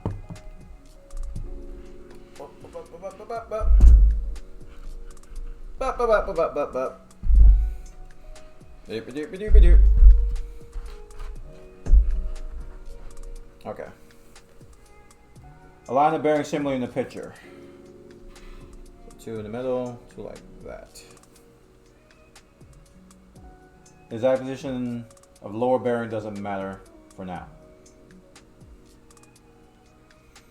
Place extruder on the bearings. The top couple must fit perfectly. Make sure the X carriage is facing towards you together with short extrusions. We will adjust the lower bearings later on. Tighten and cut the zip ties.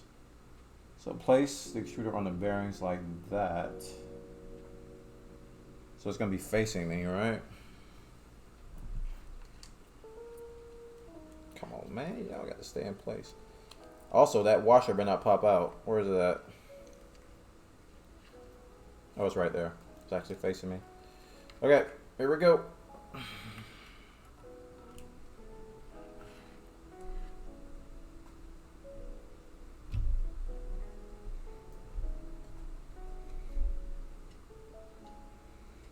So are the zip ties around the washers?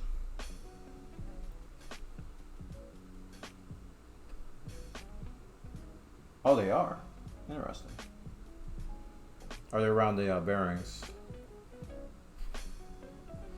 Turn all 3 bearings so that the markings are facing you. Oh yeah, I remember I put those marks on there. I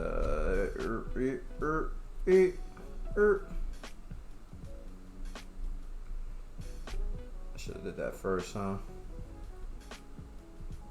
There we go. The markings are facing me.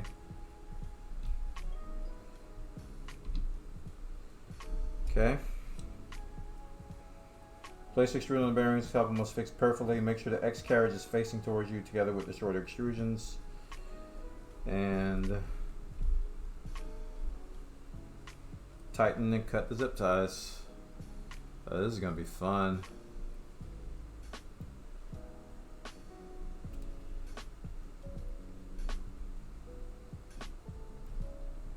Make sure that's right.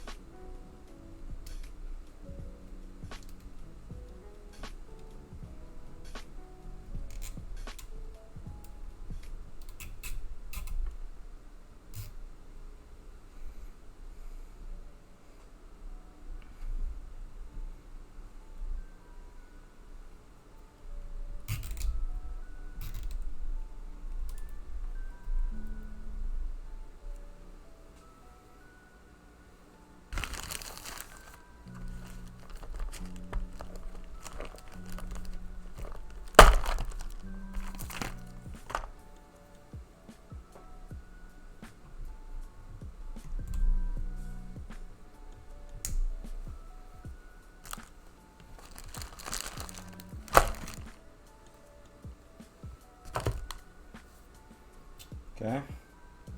Extruder channels cable management. Place the cables and the super pinda sensor side over the lower smooth rod.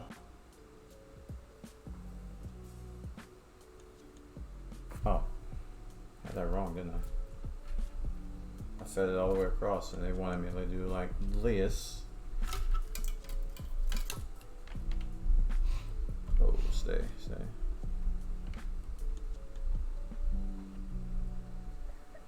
Okay. And push them back in the channel. Place the cables on the hot end fan side over the lower smooth rod and push them back in the channel. Align the bearing so it fits nicely in the carriage. Okay, so I had this wrong. I assumed the wrong thing. I was wondering why they weren't happy there.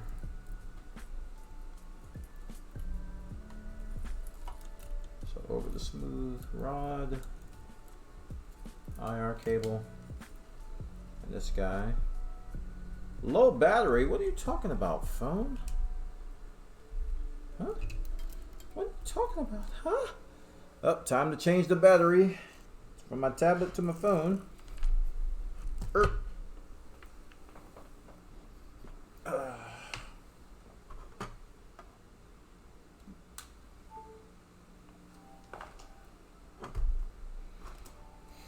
Okay, so we got these over the thingamadoo, like so.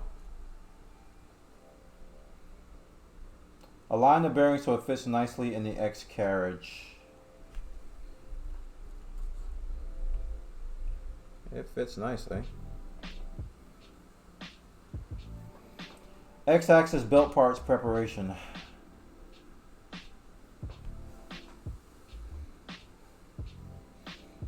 Now that looks like a printer. It's getting there. Yeah, we got this extruder head up here on the bars now. Let's see. That's still kind of tight there. X-axis belt. I just saw that. There it is.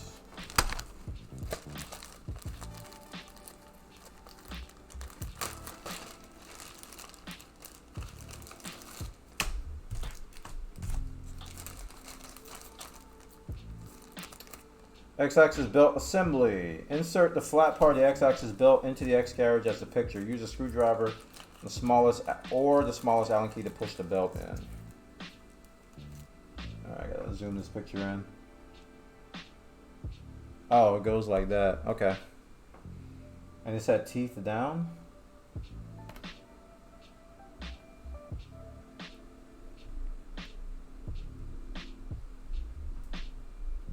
Okay.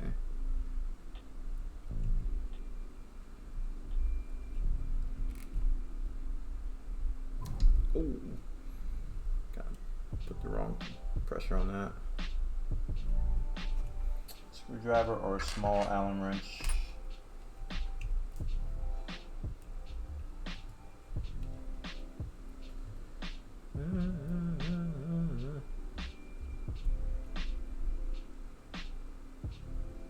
This is probably one of the most complicated things I've ever built, personally. But I'm not gonna say I'm not gonna sit here and say I've built a lot of complicated things in my life, but this ranks up there.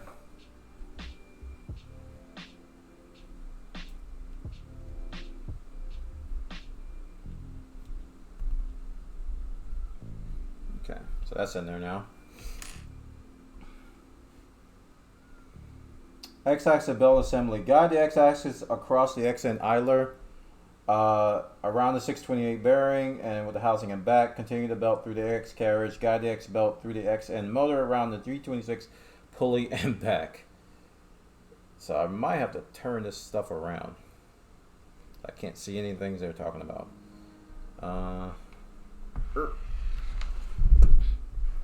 Yeah, I can't see anything, so we gotta. This is a good way to do it.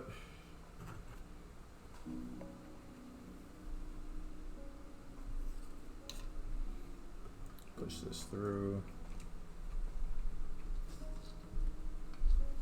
Like so.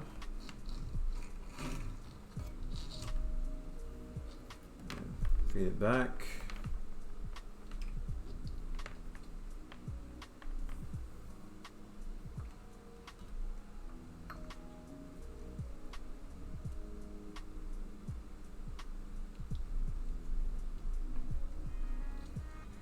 Does it go underneath this? Yeah, it goes underneath. That. Then. And then. No, and then.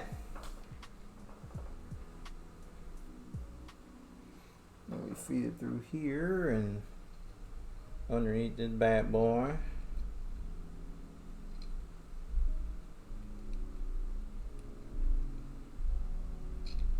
Okay, why you been? There we go.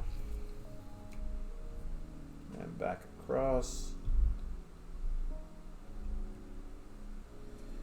Oh, stay.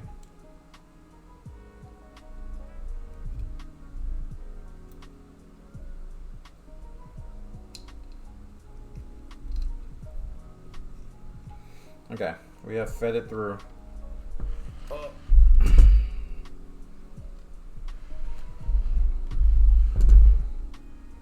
The belt is feeding. Okay, X-axis belt assembly. Before you continue to guide the belt through the X-axis, please release the 2 and 3 screws on the X end.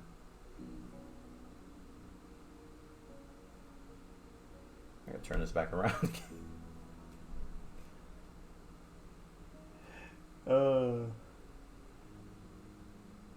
Maybe possible to move the motor freely so it slides.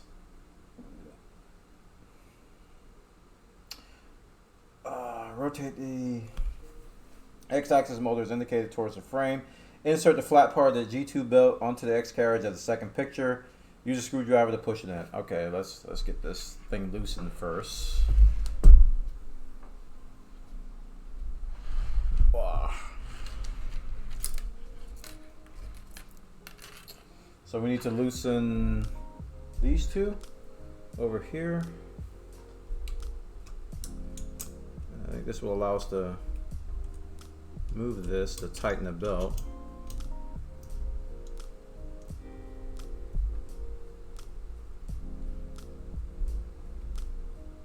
Okay, they're kind of loose.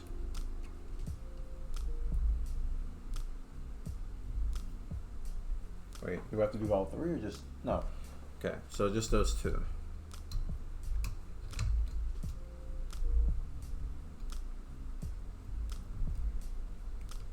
Okay. Must be possible to move it freely to the sides.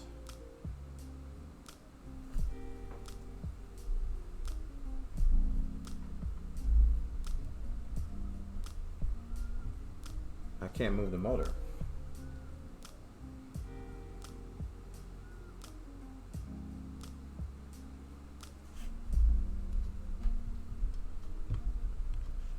Is there something else holding it in place? Or there's this bottom screw. They didn't mention do anything with that.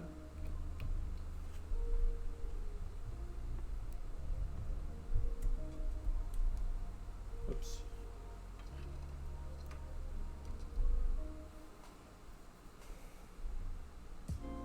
Rotate the X-axis motor is indicated towards the frame. Rotate. Oh, rotate the motor. Like.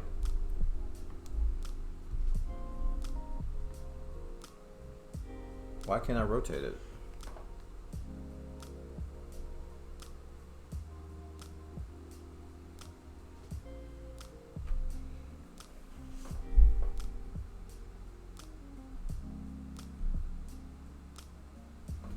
Maybe I didn't have to take them all out, all the way out, maybe?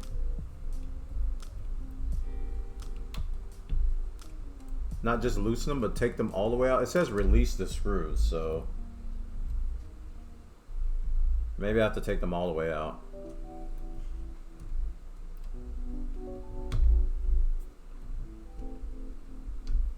Yeah, they're not all the way out, so Now they are. Now that one's all the way out. And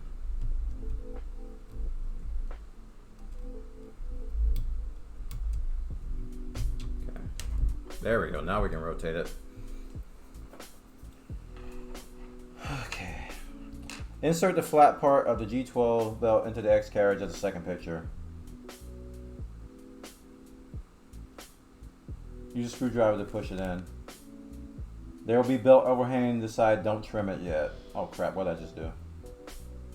I just went ahead. Okay, so we got that going. Now, we bring this bad boy around.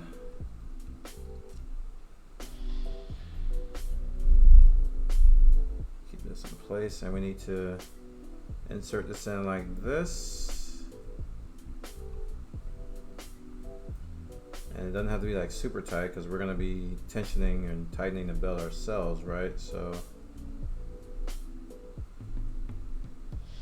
come on boy, get in there. Get in there.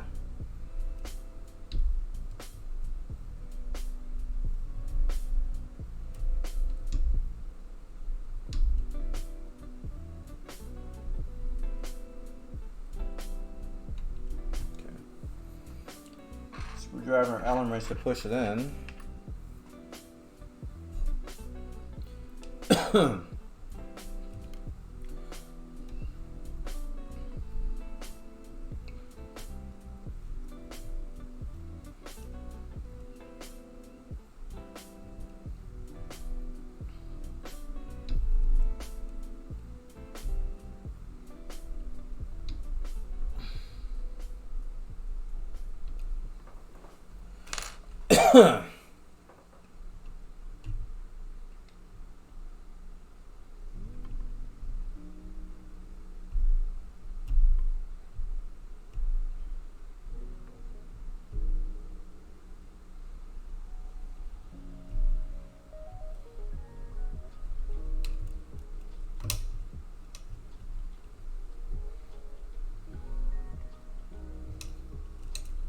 Can't see.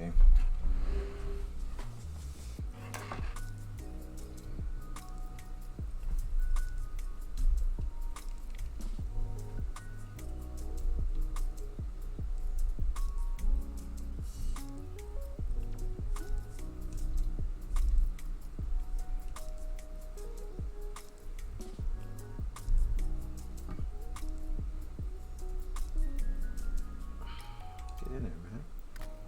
Why won't you go in your home?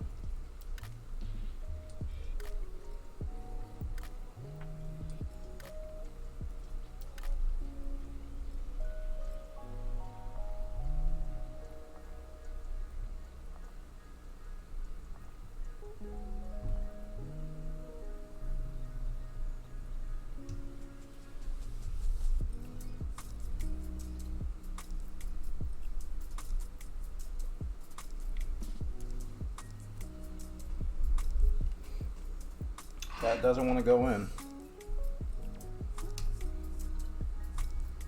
Not rocket science, it just takes some persuasion. It's being very, very anti-persuasive right now. Especially this bottom. Oh wait. I don't think I'm supposed to push that in. Looking at the picture, they didn't push that part in. Okay, hold on. I'll just do the top part then, which is easier. I was trying to push it all the way in, all the way around, but they didn't either. So, at least according to the pictures.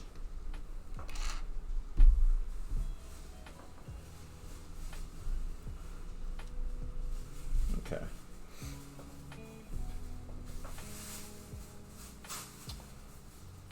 Don't trim it yet. All right, let's look at the comments. Make sure I did this right.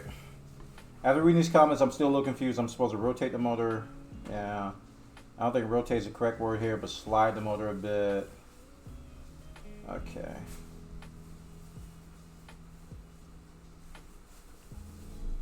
Yeah, this is definitely rotating it.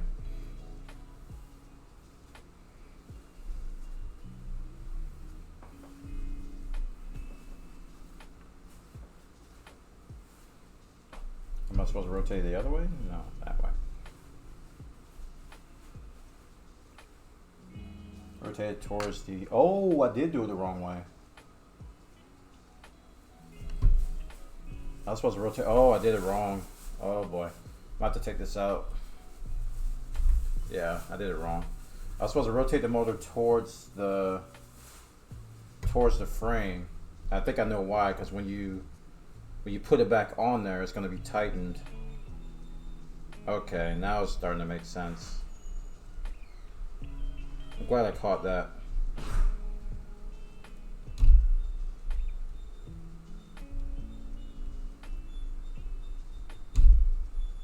Still kind of loose there.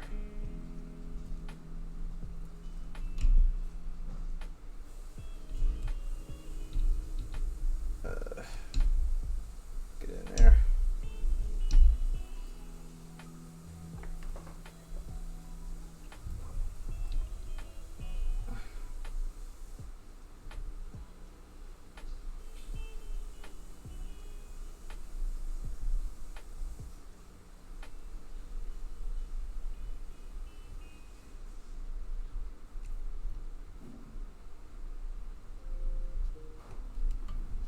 Okay, that makes sense. So when I put it back normal to screw it, it'll be even tighter. Okay.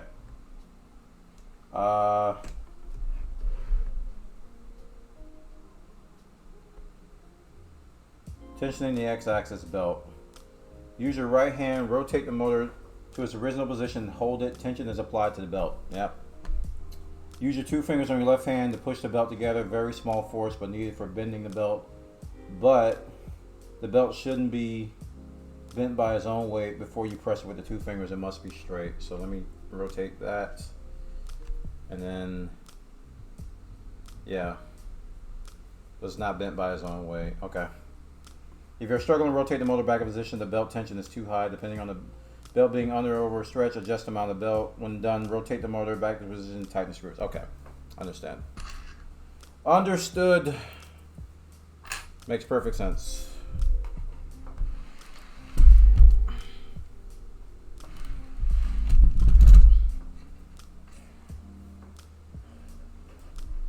So we're gonna rotate this back to normal.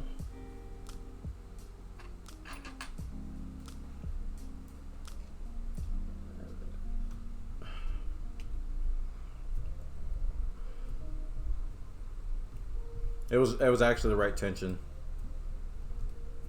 It was perfect. It was like I could push it together with my fingers, but when I took my fingers off, it didn't droop on its own weight. So, and it's not too hard to twist this. Although this last hole was being an idiot. Why are you being an idiot? I told all your friends you were cool.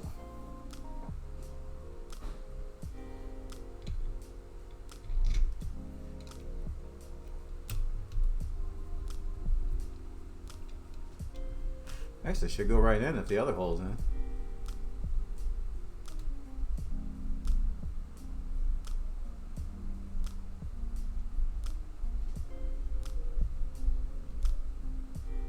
Come on, catch, you fool. Fire, fools.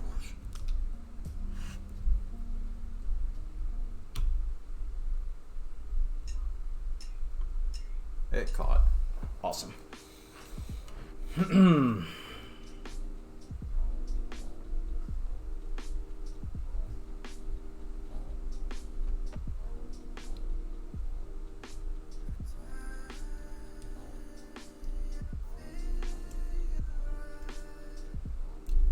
All right. Align the X-axis belt. Both top and bottom part of the belt should be parallel above each other. To adjust the belt position, release the screws on the pulley and move it slightly till you feel the best position. Okay, I gotta make sure that these two sides are actually exactly the same, because they could definitely be off.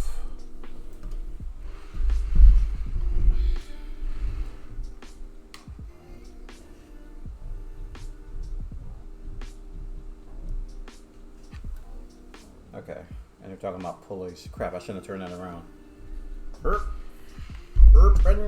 Mistake.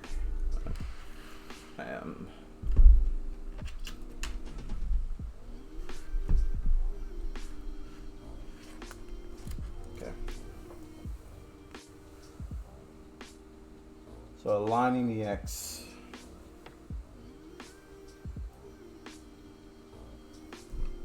Should be parallel.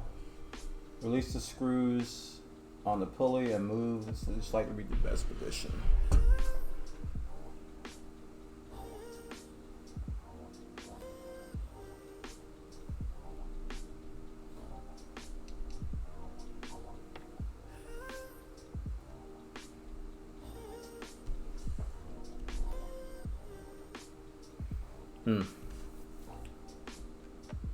Tighten both screws on the pulley.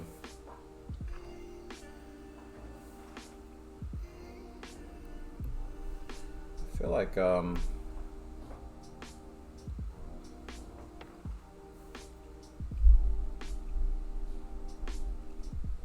we go. I was like, why can't I see the other screws? Because I need to turn this thing.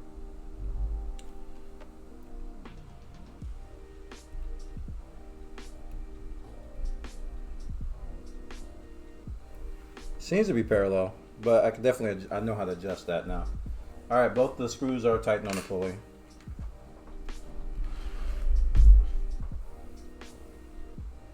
Testing the X-axis belt. Use technique described below to test the belt properly stretched. Use pliers to hold the X-axis motor shaft. I remember this. On the other belt. Alright.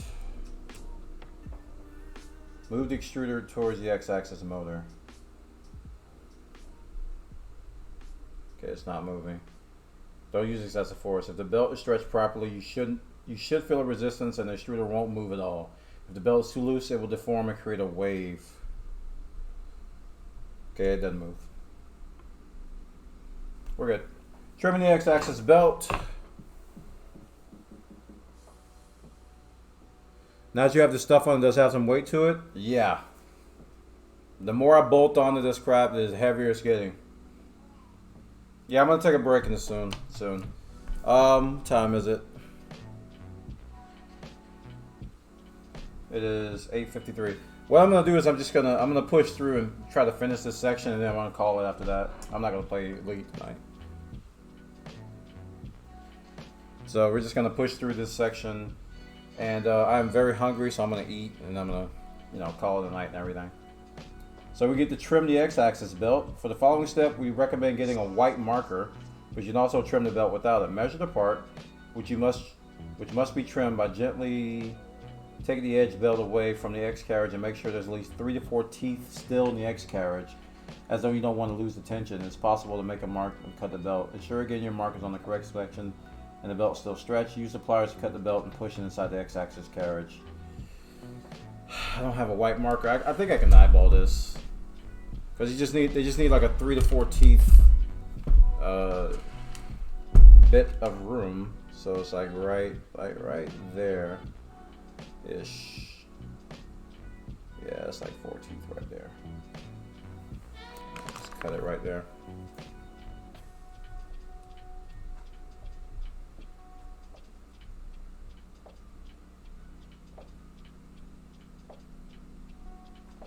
Wait, hold on.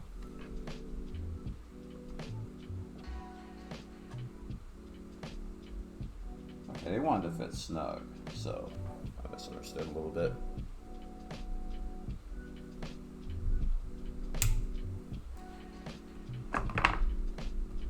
Perfect.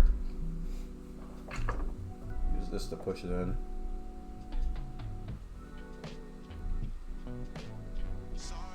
Yeah, it's in there. That was a perfect cut. Using this Allen wrench to push this belt in here. Oh, that was a really perfect cut. Okay. Cutting something seems so wrong. It's just a little piece of the belt off, that's all. Just trimming the belt. And it's properly tensioned, so I feel confident in it. Because I already had to trim. I had to do the same thing on the belt. There's a belt down here on the y-axis too that I had to do the same thing for. So it was kind of like a repeat process. Except I have to trim that one. That one didn't need to be trimmed. This one did though.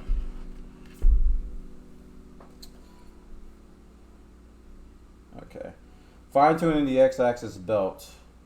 In this step, we'll finish tensioning the belt. Please read the instructions first. Your belt might have proper tension already.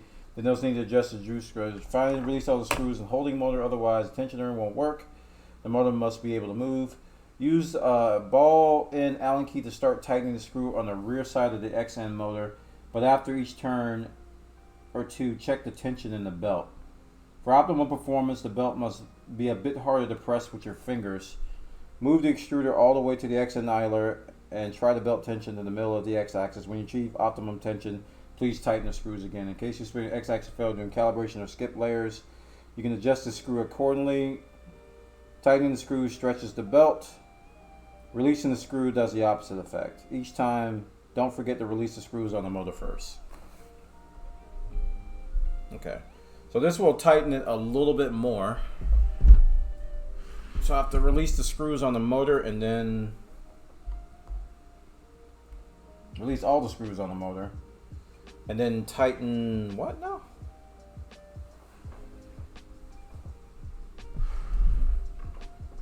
Where's the screw they're talking about? Oh, it was back there. Okay.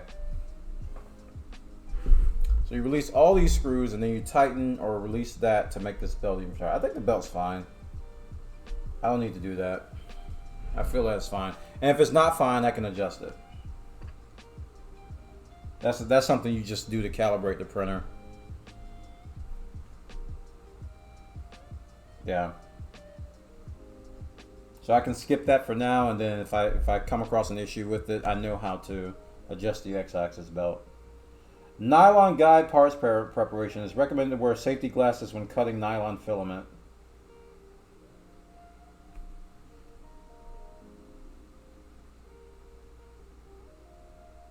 The black nylon filament is included in the MK3S fasteners and LA package. Use the pliers to cut one end.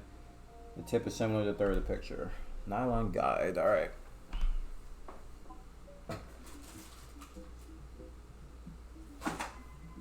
I don't remember seeing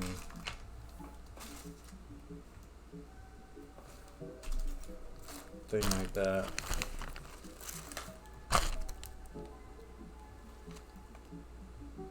MK3S fasteners and LA pack. Oh, it's the box. It's in the box. Okay, that's why I don't remember it. It's over here.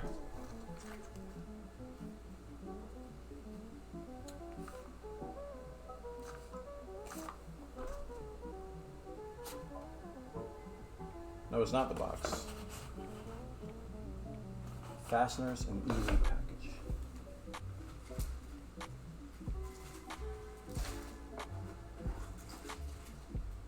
Issue and HP. Oh, this is it.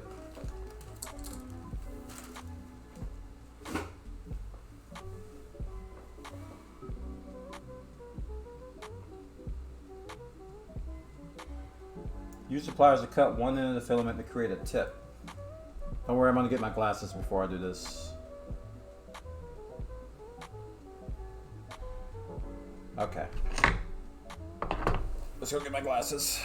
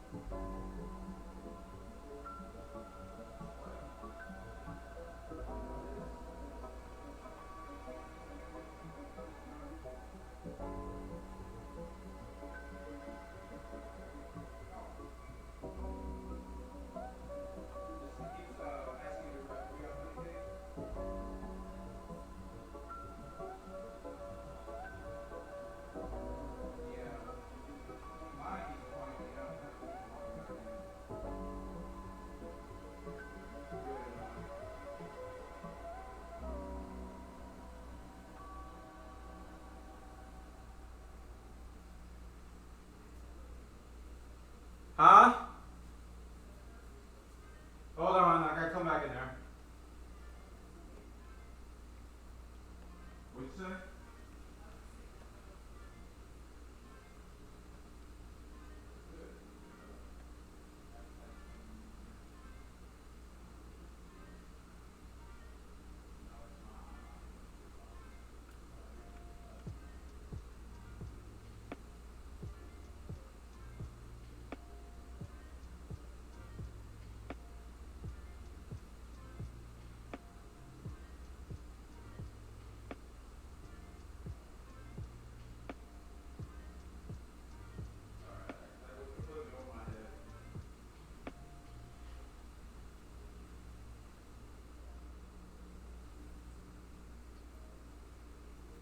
Okay.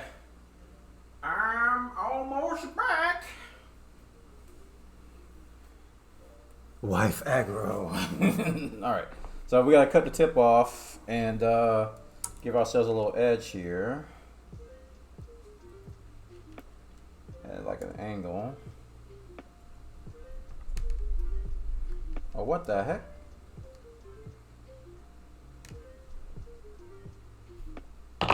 Why didn't this want to come out, boy? Alright, let's try it this way.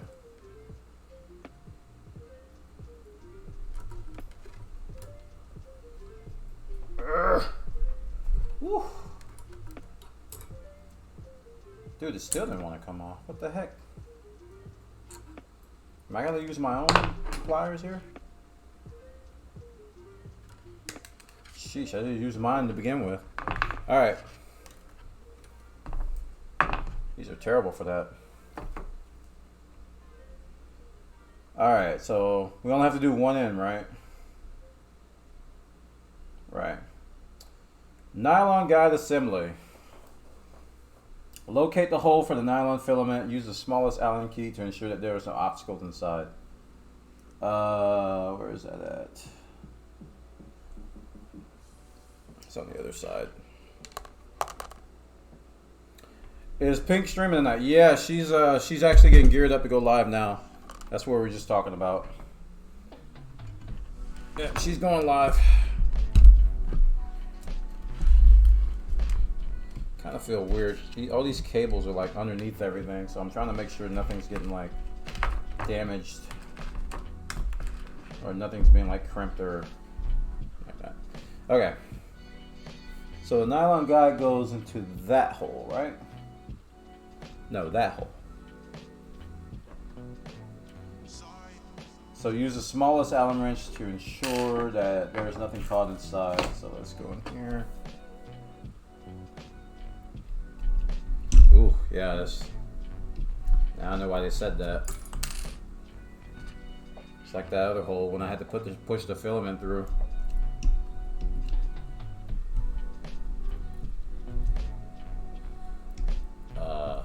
Is it supposed to go all the way through?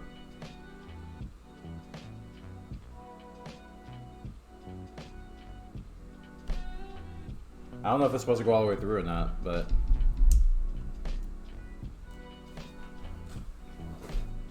doesn't look like it.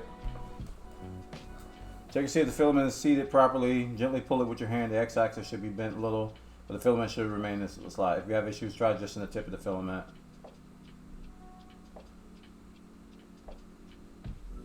Okay. Use the pliers to insert the nylon filament with the pointed end into the slot and twist it. Hold the extruder with your other hand. A little bit confused, but I think I know what's going on. So pliers. Insert that in there. Oh wait, it should be. Which hole is it? It is the one right above this. Okay, it's this one. Put it in there.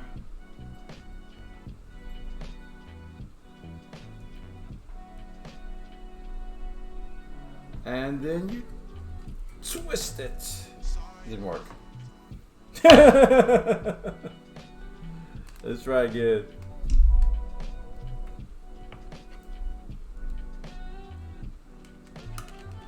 Okay, this is not as easy as it sounds. Not as easy as it sounds, Chatteroonie. My chat room, folks.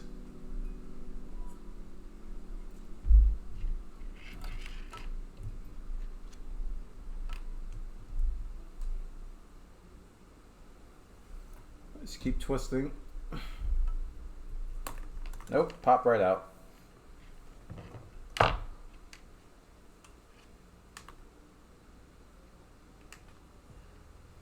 I wonder if there's something jammed in there, because I stuck this Allen wrench in there and there's nothing there.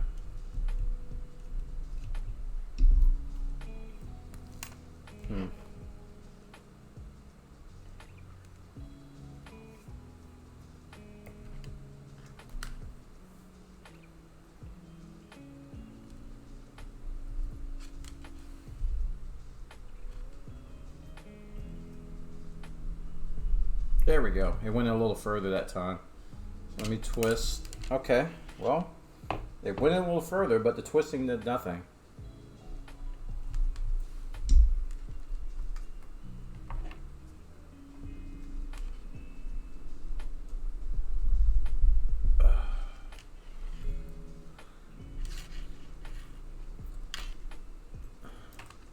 Dude, what the heck? To the comments!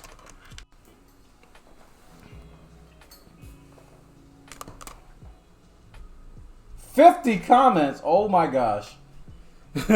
Oh boy. A picture of an incorrect inclination. The tip is missing in this step, as we need to know how many length we need to go in the hole to be able to know if we're good or not. This is the first difficulty I've had assembling this, and it's frustrating because it's the least technical.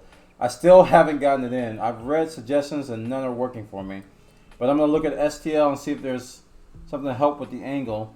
I just wanted to log this comment and highlight that so many people are having it. Perhaps it needs to be rethought. Good design solves problems. I think there's a way to improve this step. Instead of trying to jam it in the nylon strip, instead re-engineer the X carriage backing to include a small... Oh boy.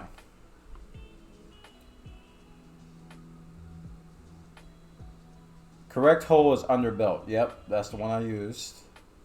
I found the strip to have nylon filler in to be very angled. Spent like 20 minutes trying to jam it in there initially. Could not do it anyway, but as soon as I cut it up more of an angle, it went in straight away. Okay, let's go more of an angle then. I mean, I really thought I had a good angle here, so let's go even more of an angle.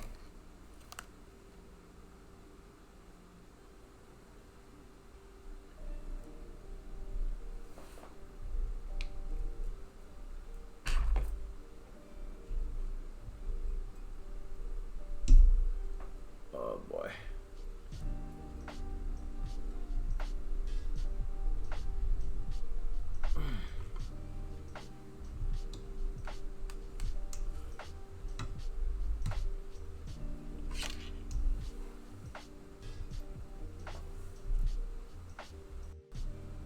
I think that did it.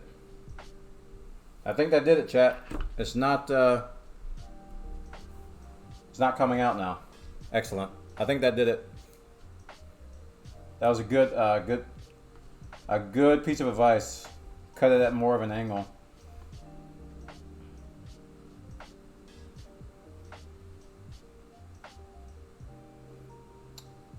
Gently pull it with your hand. The x-axis should be bent a little, but the filament should remain in the slot. Try just the tip of the filament. Okay. Man, 50 comments on that step. X carriage back parts preparation. Okay, X carriage back. Where are you at?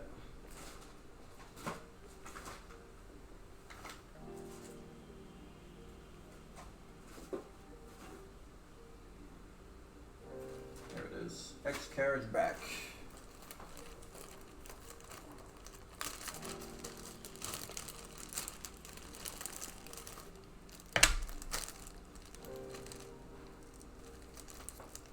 Cable holder. Is that this thing? Okay.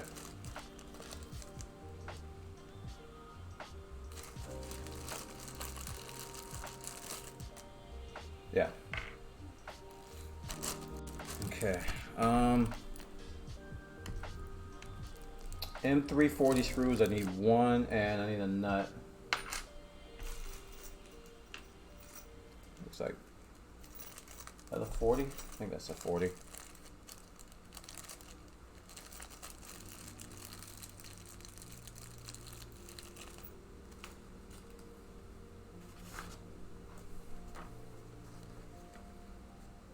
That is indeed a 40. And I need a M3N nut, which is hex. Yes.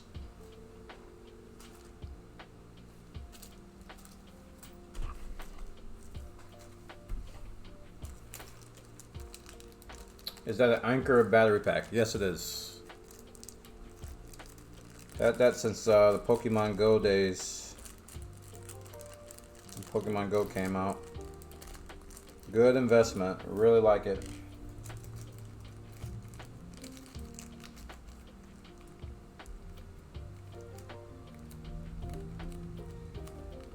Okay. So we got the cable and the nut and the two pieces here. Cable holder assembly. Prepare the M340 screw and the cable holder from the previous step. Drive the screw all the way through the printed part. Note there's a recessed slot for the screw's head on one side on the printed part. And that would be that side.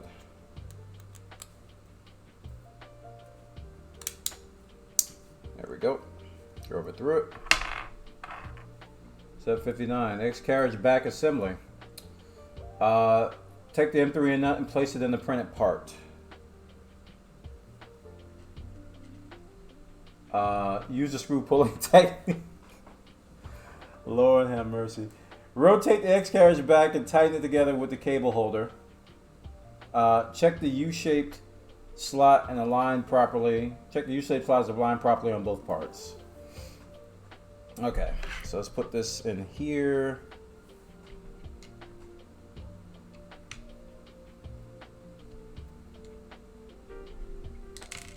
Oh, it's stuck to my finger there. Oh, I don't have a screw. Let me get a screw to do the screw pulling technique. Chat, you don't know how many times you have to do this in this printer build. It's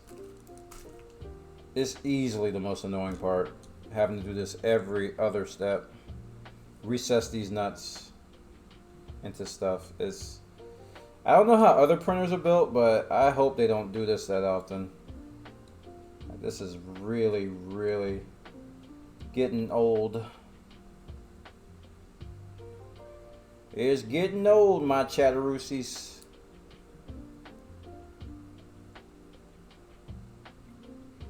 Okay, let's pull that through. Make sure that's aligned.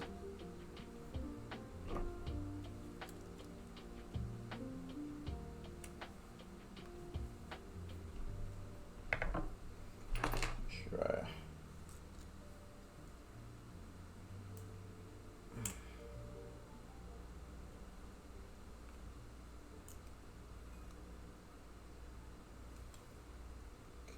That's in there pretty good. I should be able to push. Nope, it popped out. I thought that was enough.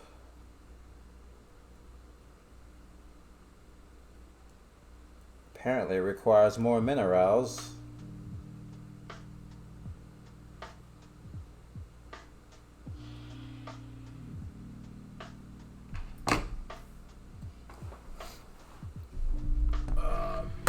Ow.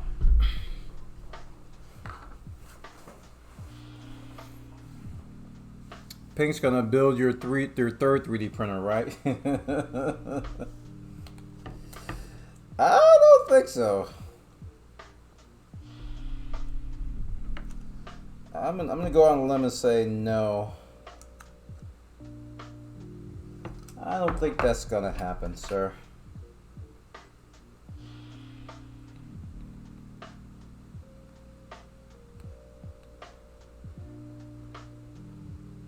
I don't mind building another one, especially since I know all this stuff now. You know, makes it easier to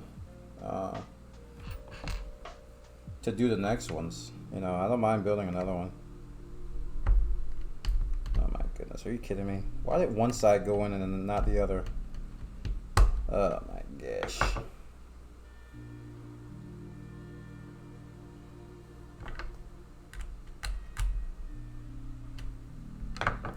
Where'd the screw go? There it is. Open Gangnam Style.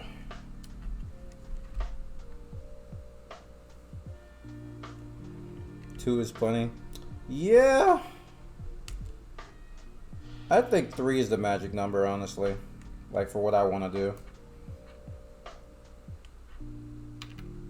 I think 3 will be the magic number. That's if my ideas for business gets off the ground. I think 3 will be the magic number. And then we can scale from there as business scales. Oh, come on. Why'd you fall? I went at least 20 minutes without dropping a screw. At least.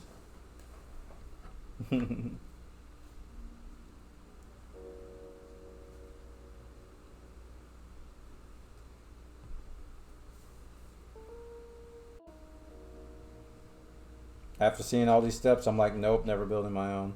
The thing is, you really can't try to do it in one sitting, or even, like, to me, the rate that I'm going, I think is perfect for this. I think stretching this out over a week this is the move, man. This is the way. And there are people out there that have, like, they've said that, you know, took me 19 hours, took me 10 hours, took me this, took me that. And they put in some long hours to do it. And I don't know if I can do that.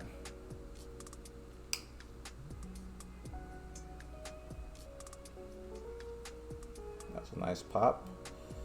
I don't know if that's the pop I want to hear, though.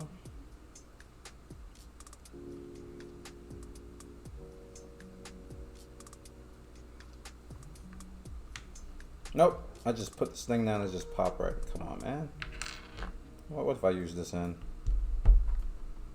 Ooh. Ooh. That worked good. That worked really good. That back end of that worked really nice.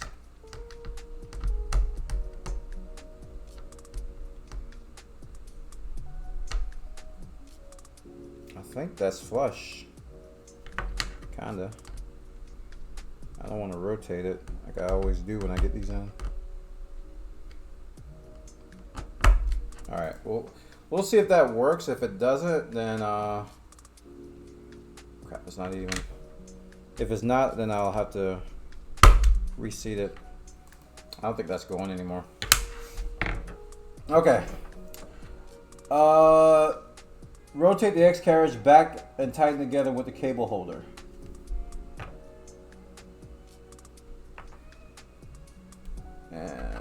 And then make sure check the U shape is aligned properly on both parts. The U shape.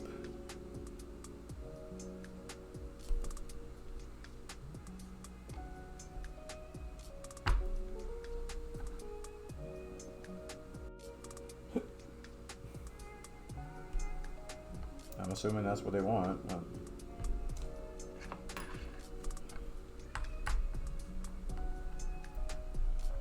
Please catch the nut. Please catch the nut. Please catch the nut. Please catch the nut. If you don't catch the nut, I have to push it in more.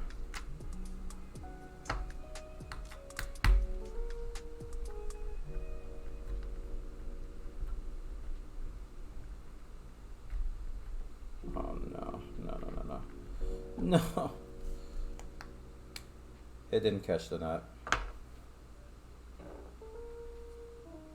Okay, I gotta push it in some more.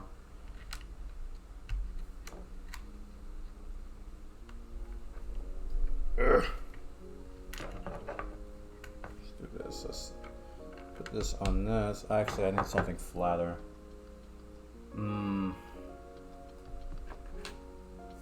I Ow. Whenever I use these to do it, it always pushes one side over the other. Always.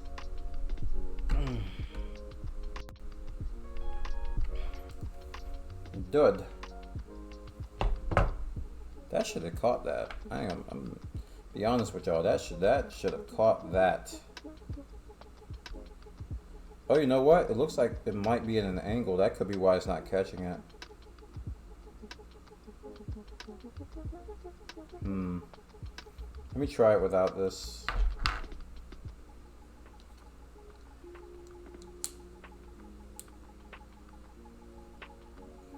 Yeah. Yep, that's at an angle. Alright, I'm gonna try to push this through. Oh, that's in there good. Sheesh.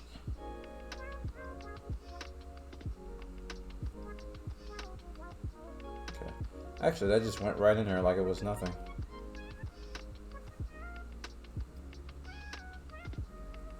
Oh, and then I fixed it, and then I freaking moved it. And then I moved it. Okay, I got it out. I just want to get it out so I can do this right. It was like a line, and then I like went into my thumb, and then I broke it.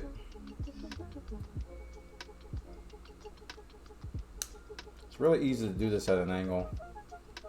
Urgh.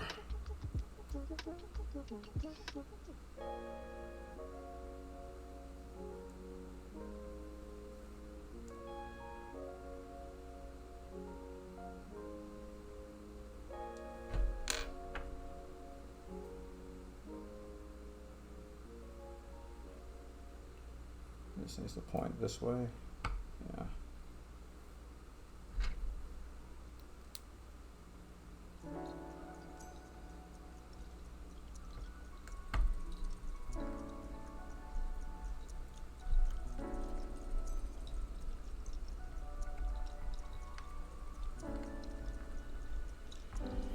This seriously, these steps here, what I'm doing right now,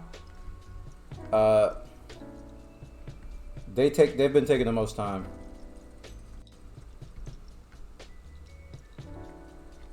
Oh, I don't know why that didn't work. Gotta check my stuff. These have been taking the most time here. I think that's caught. It is in there. Okay, cool.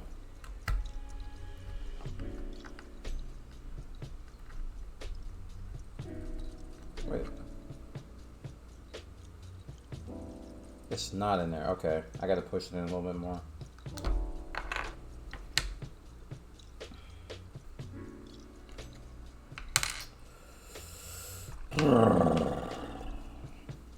This crap takes the most amount of time, man. I kid you not.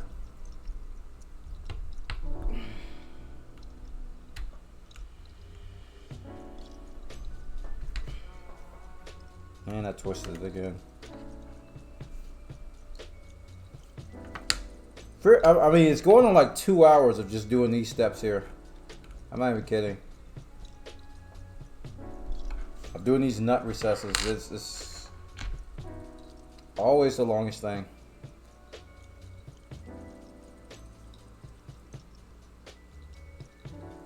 I'm gonna try it. I'm gonna try it even though it's not even. See if it'll straighten out.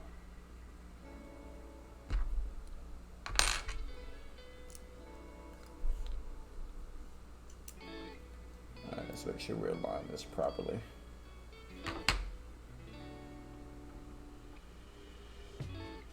That has to face this way. Okay.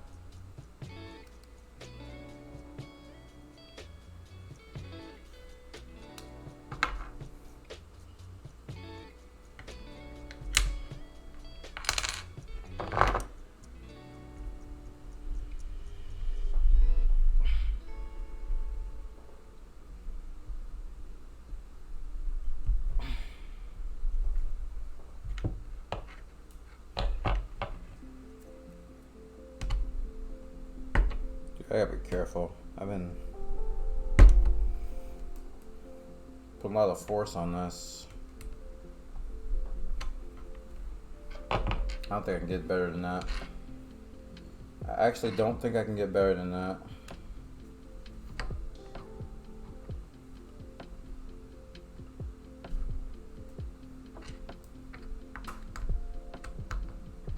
Catch it, catch it, catch it, catch it, catch it. Catch it, catch it. Oh, I think I caught it. Oh, that's tension I want to feel. Yes. Yes.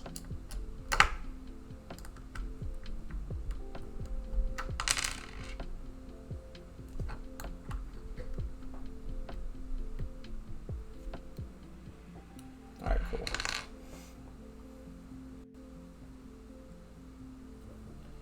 Mounting the X carriage back. Push the cables through the extruder. Wait, what? Push the cables from the extruder through the X carriage back. All of them?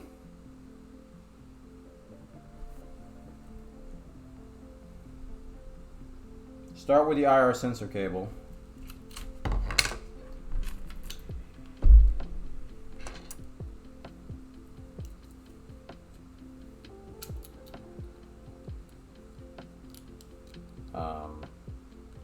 Sure. Oh, there we go. Okay. Next, add the print fan and super spinda cables. Looks like I have to take these off the, undo these now.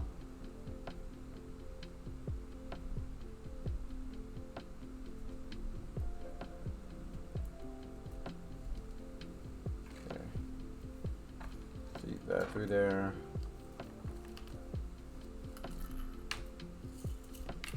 And then the fan cables.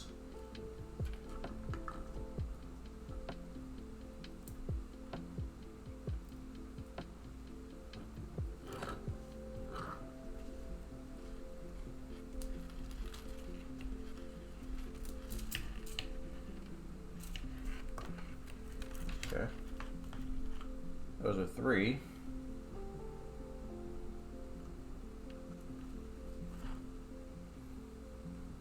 Cables from the hot end are not going through the X carriage back.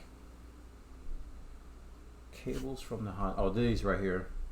So I guess I got to do these fans. This too, right? The print fan. How many cables are there supposed to be? I got 4 here. Okay, they're showing that one.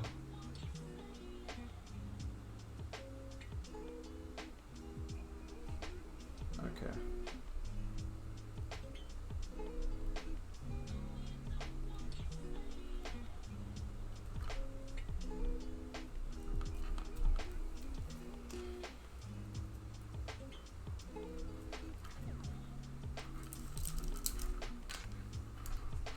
Okay. Carefully insert the nylon filament and then slide the X carriage back into the X axis. Oh boy.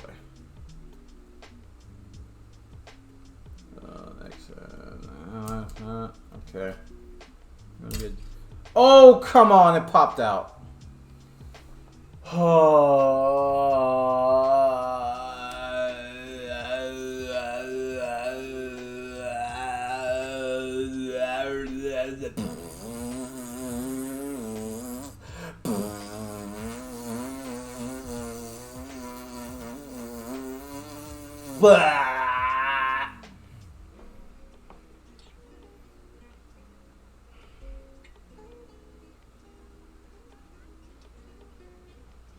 Alright, gotta do it again.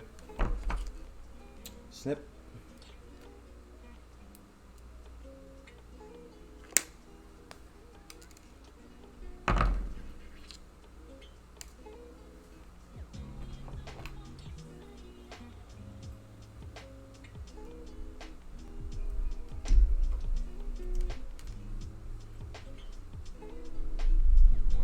Oh, I didn't mean for that to happen.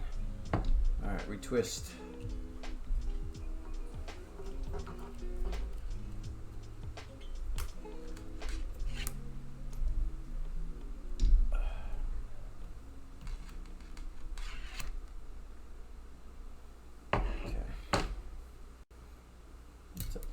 Dude, as soon as I put the slightest bit of tension on it, it pops right out. Like it locked there, but then it just popped right out. Holy crap.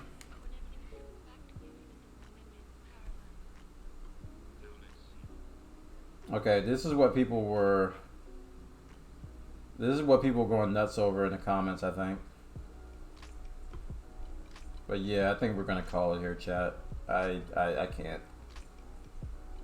I was gonna try to finish this. How many steps are in this section? Let's see, 67. There's 67 steps. I'm on step 60.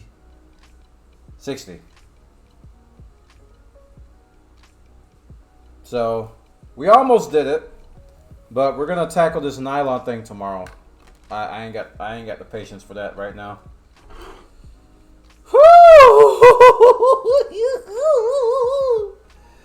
What a night. We did a lot though. That was a lot of stuff. I'm happy with it. We got this this mounted.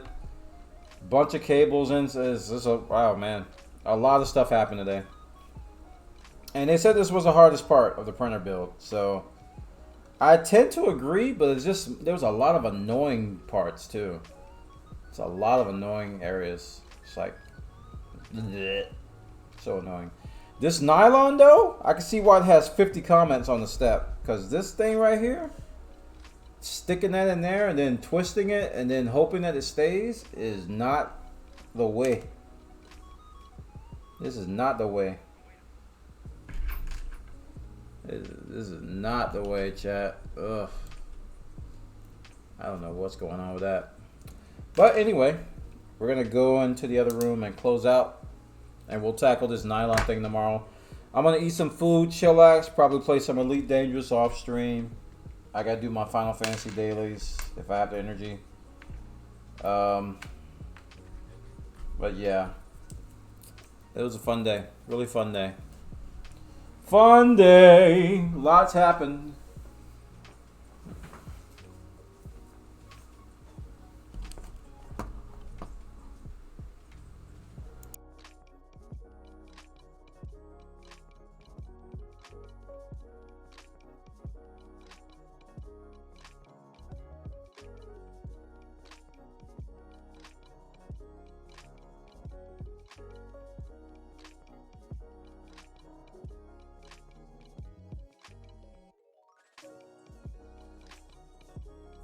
All right, I'm gonna close it out. Thanks so much for being here.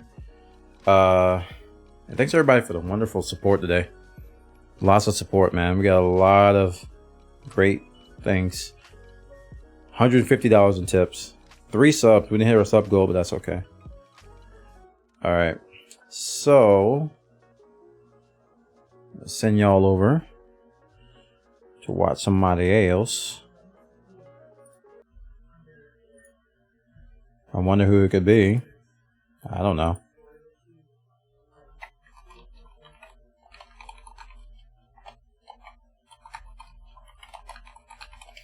I wonder who it could be. If I can type. Alrighty, guys. Y'all take care of yourselves. I'll see you tomorrow. I'll be in Discord. Discord.gg/Bona. Follow our socials. I'll see you later, alright? Take care of yourselves. Have a good day. I'll see you later. Goodbye.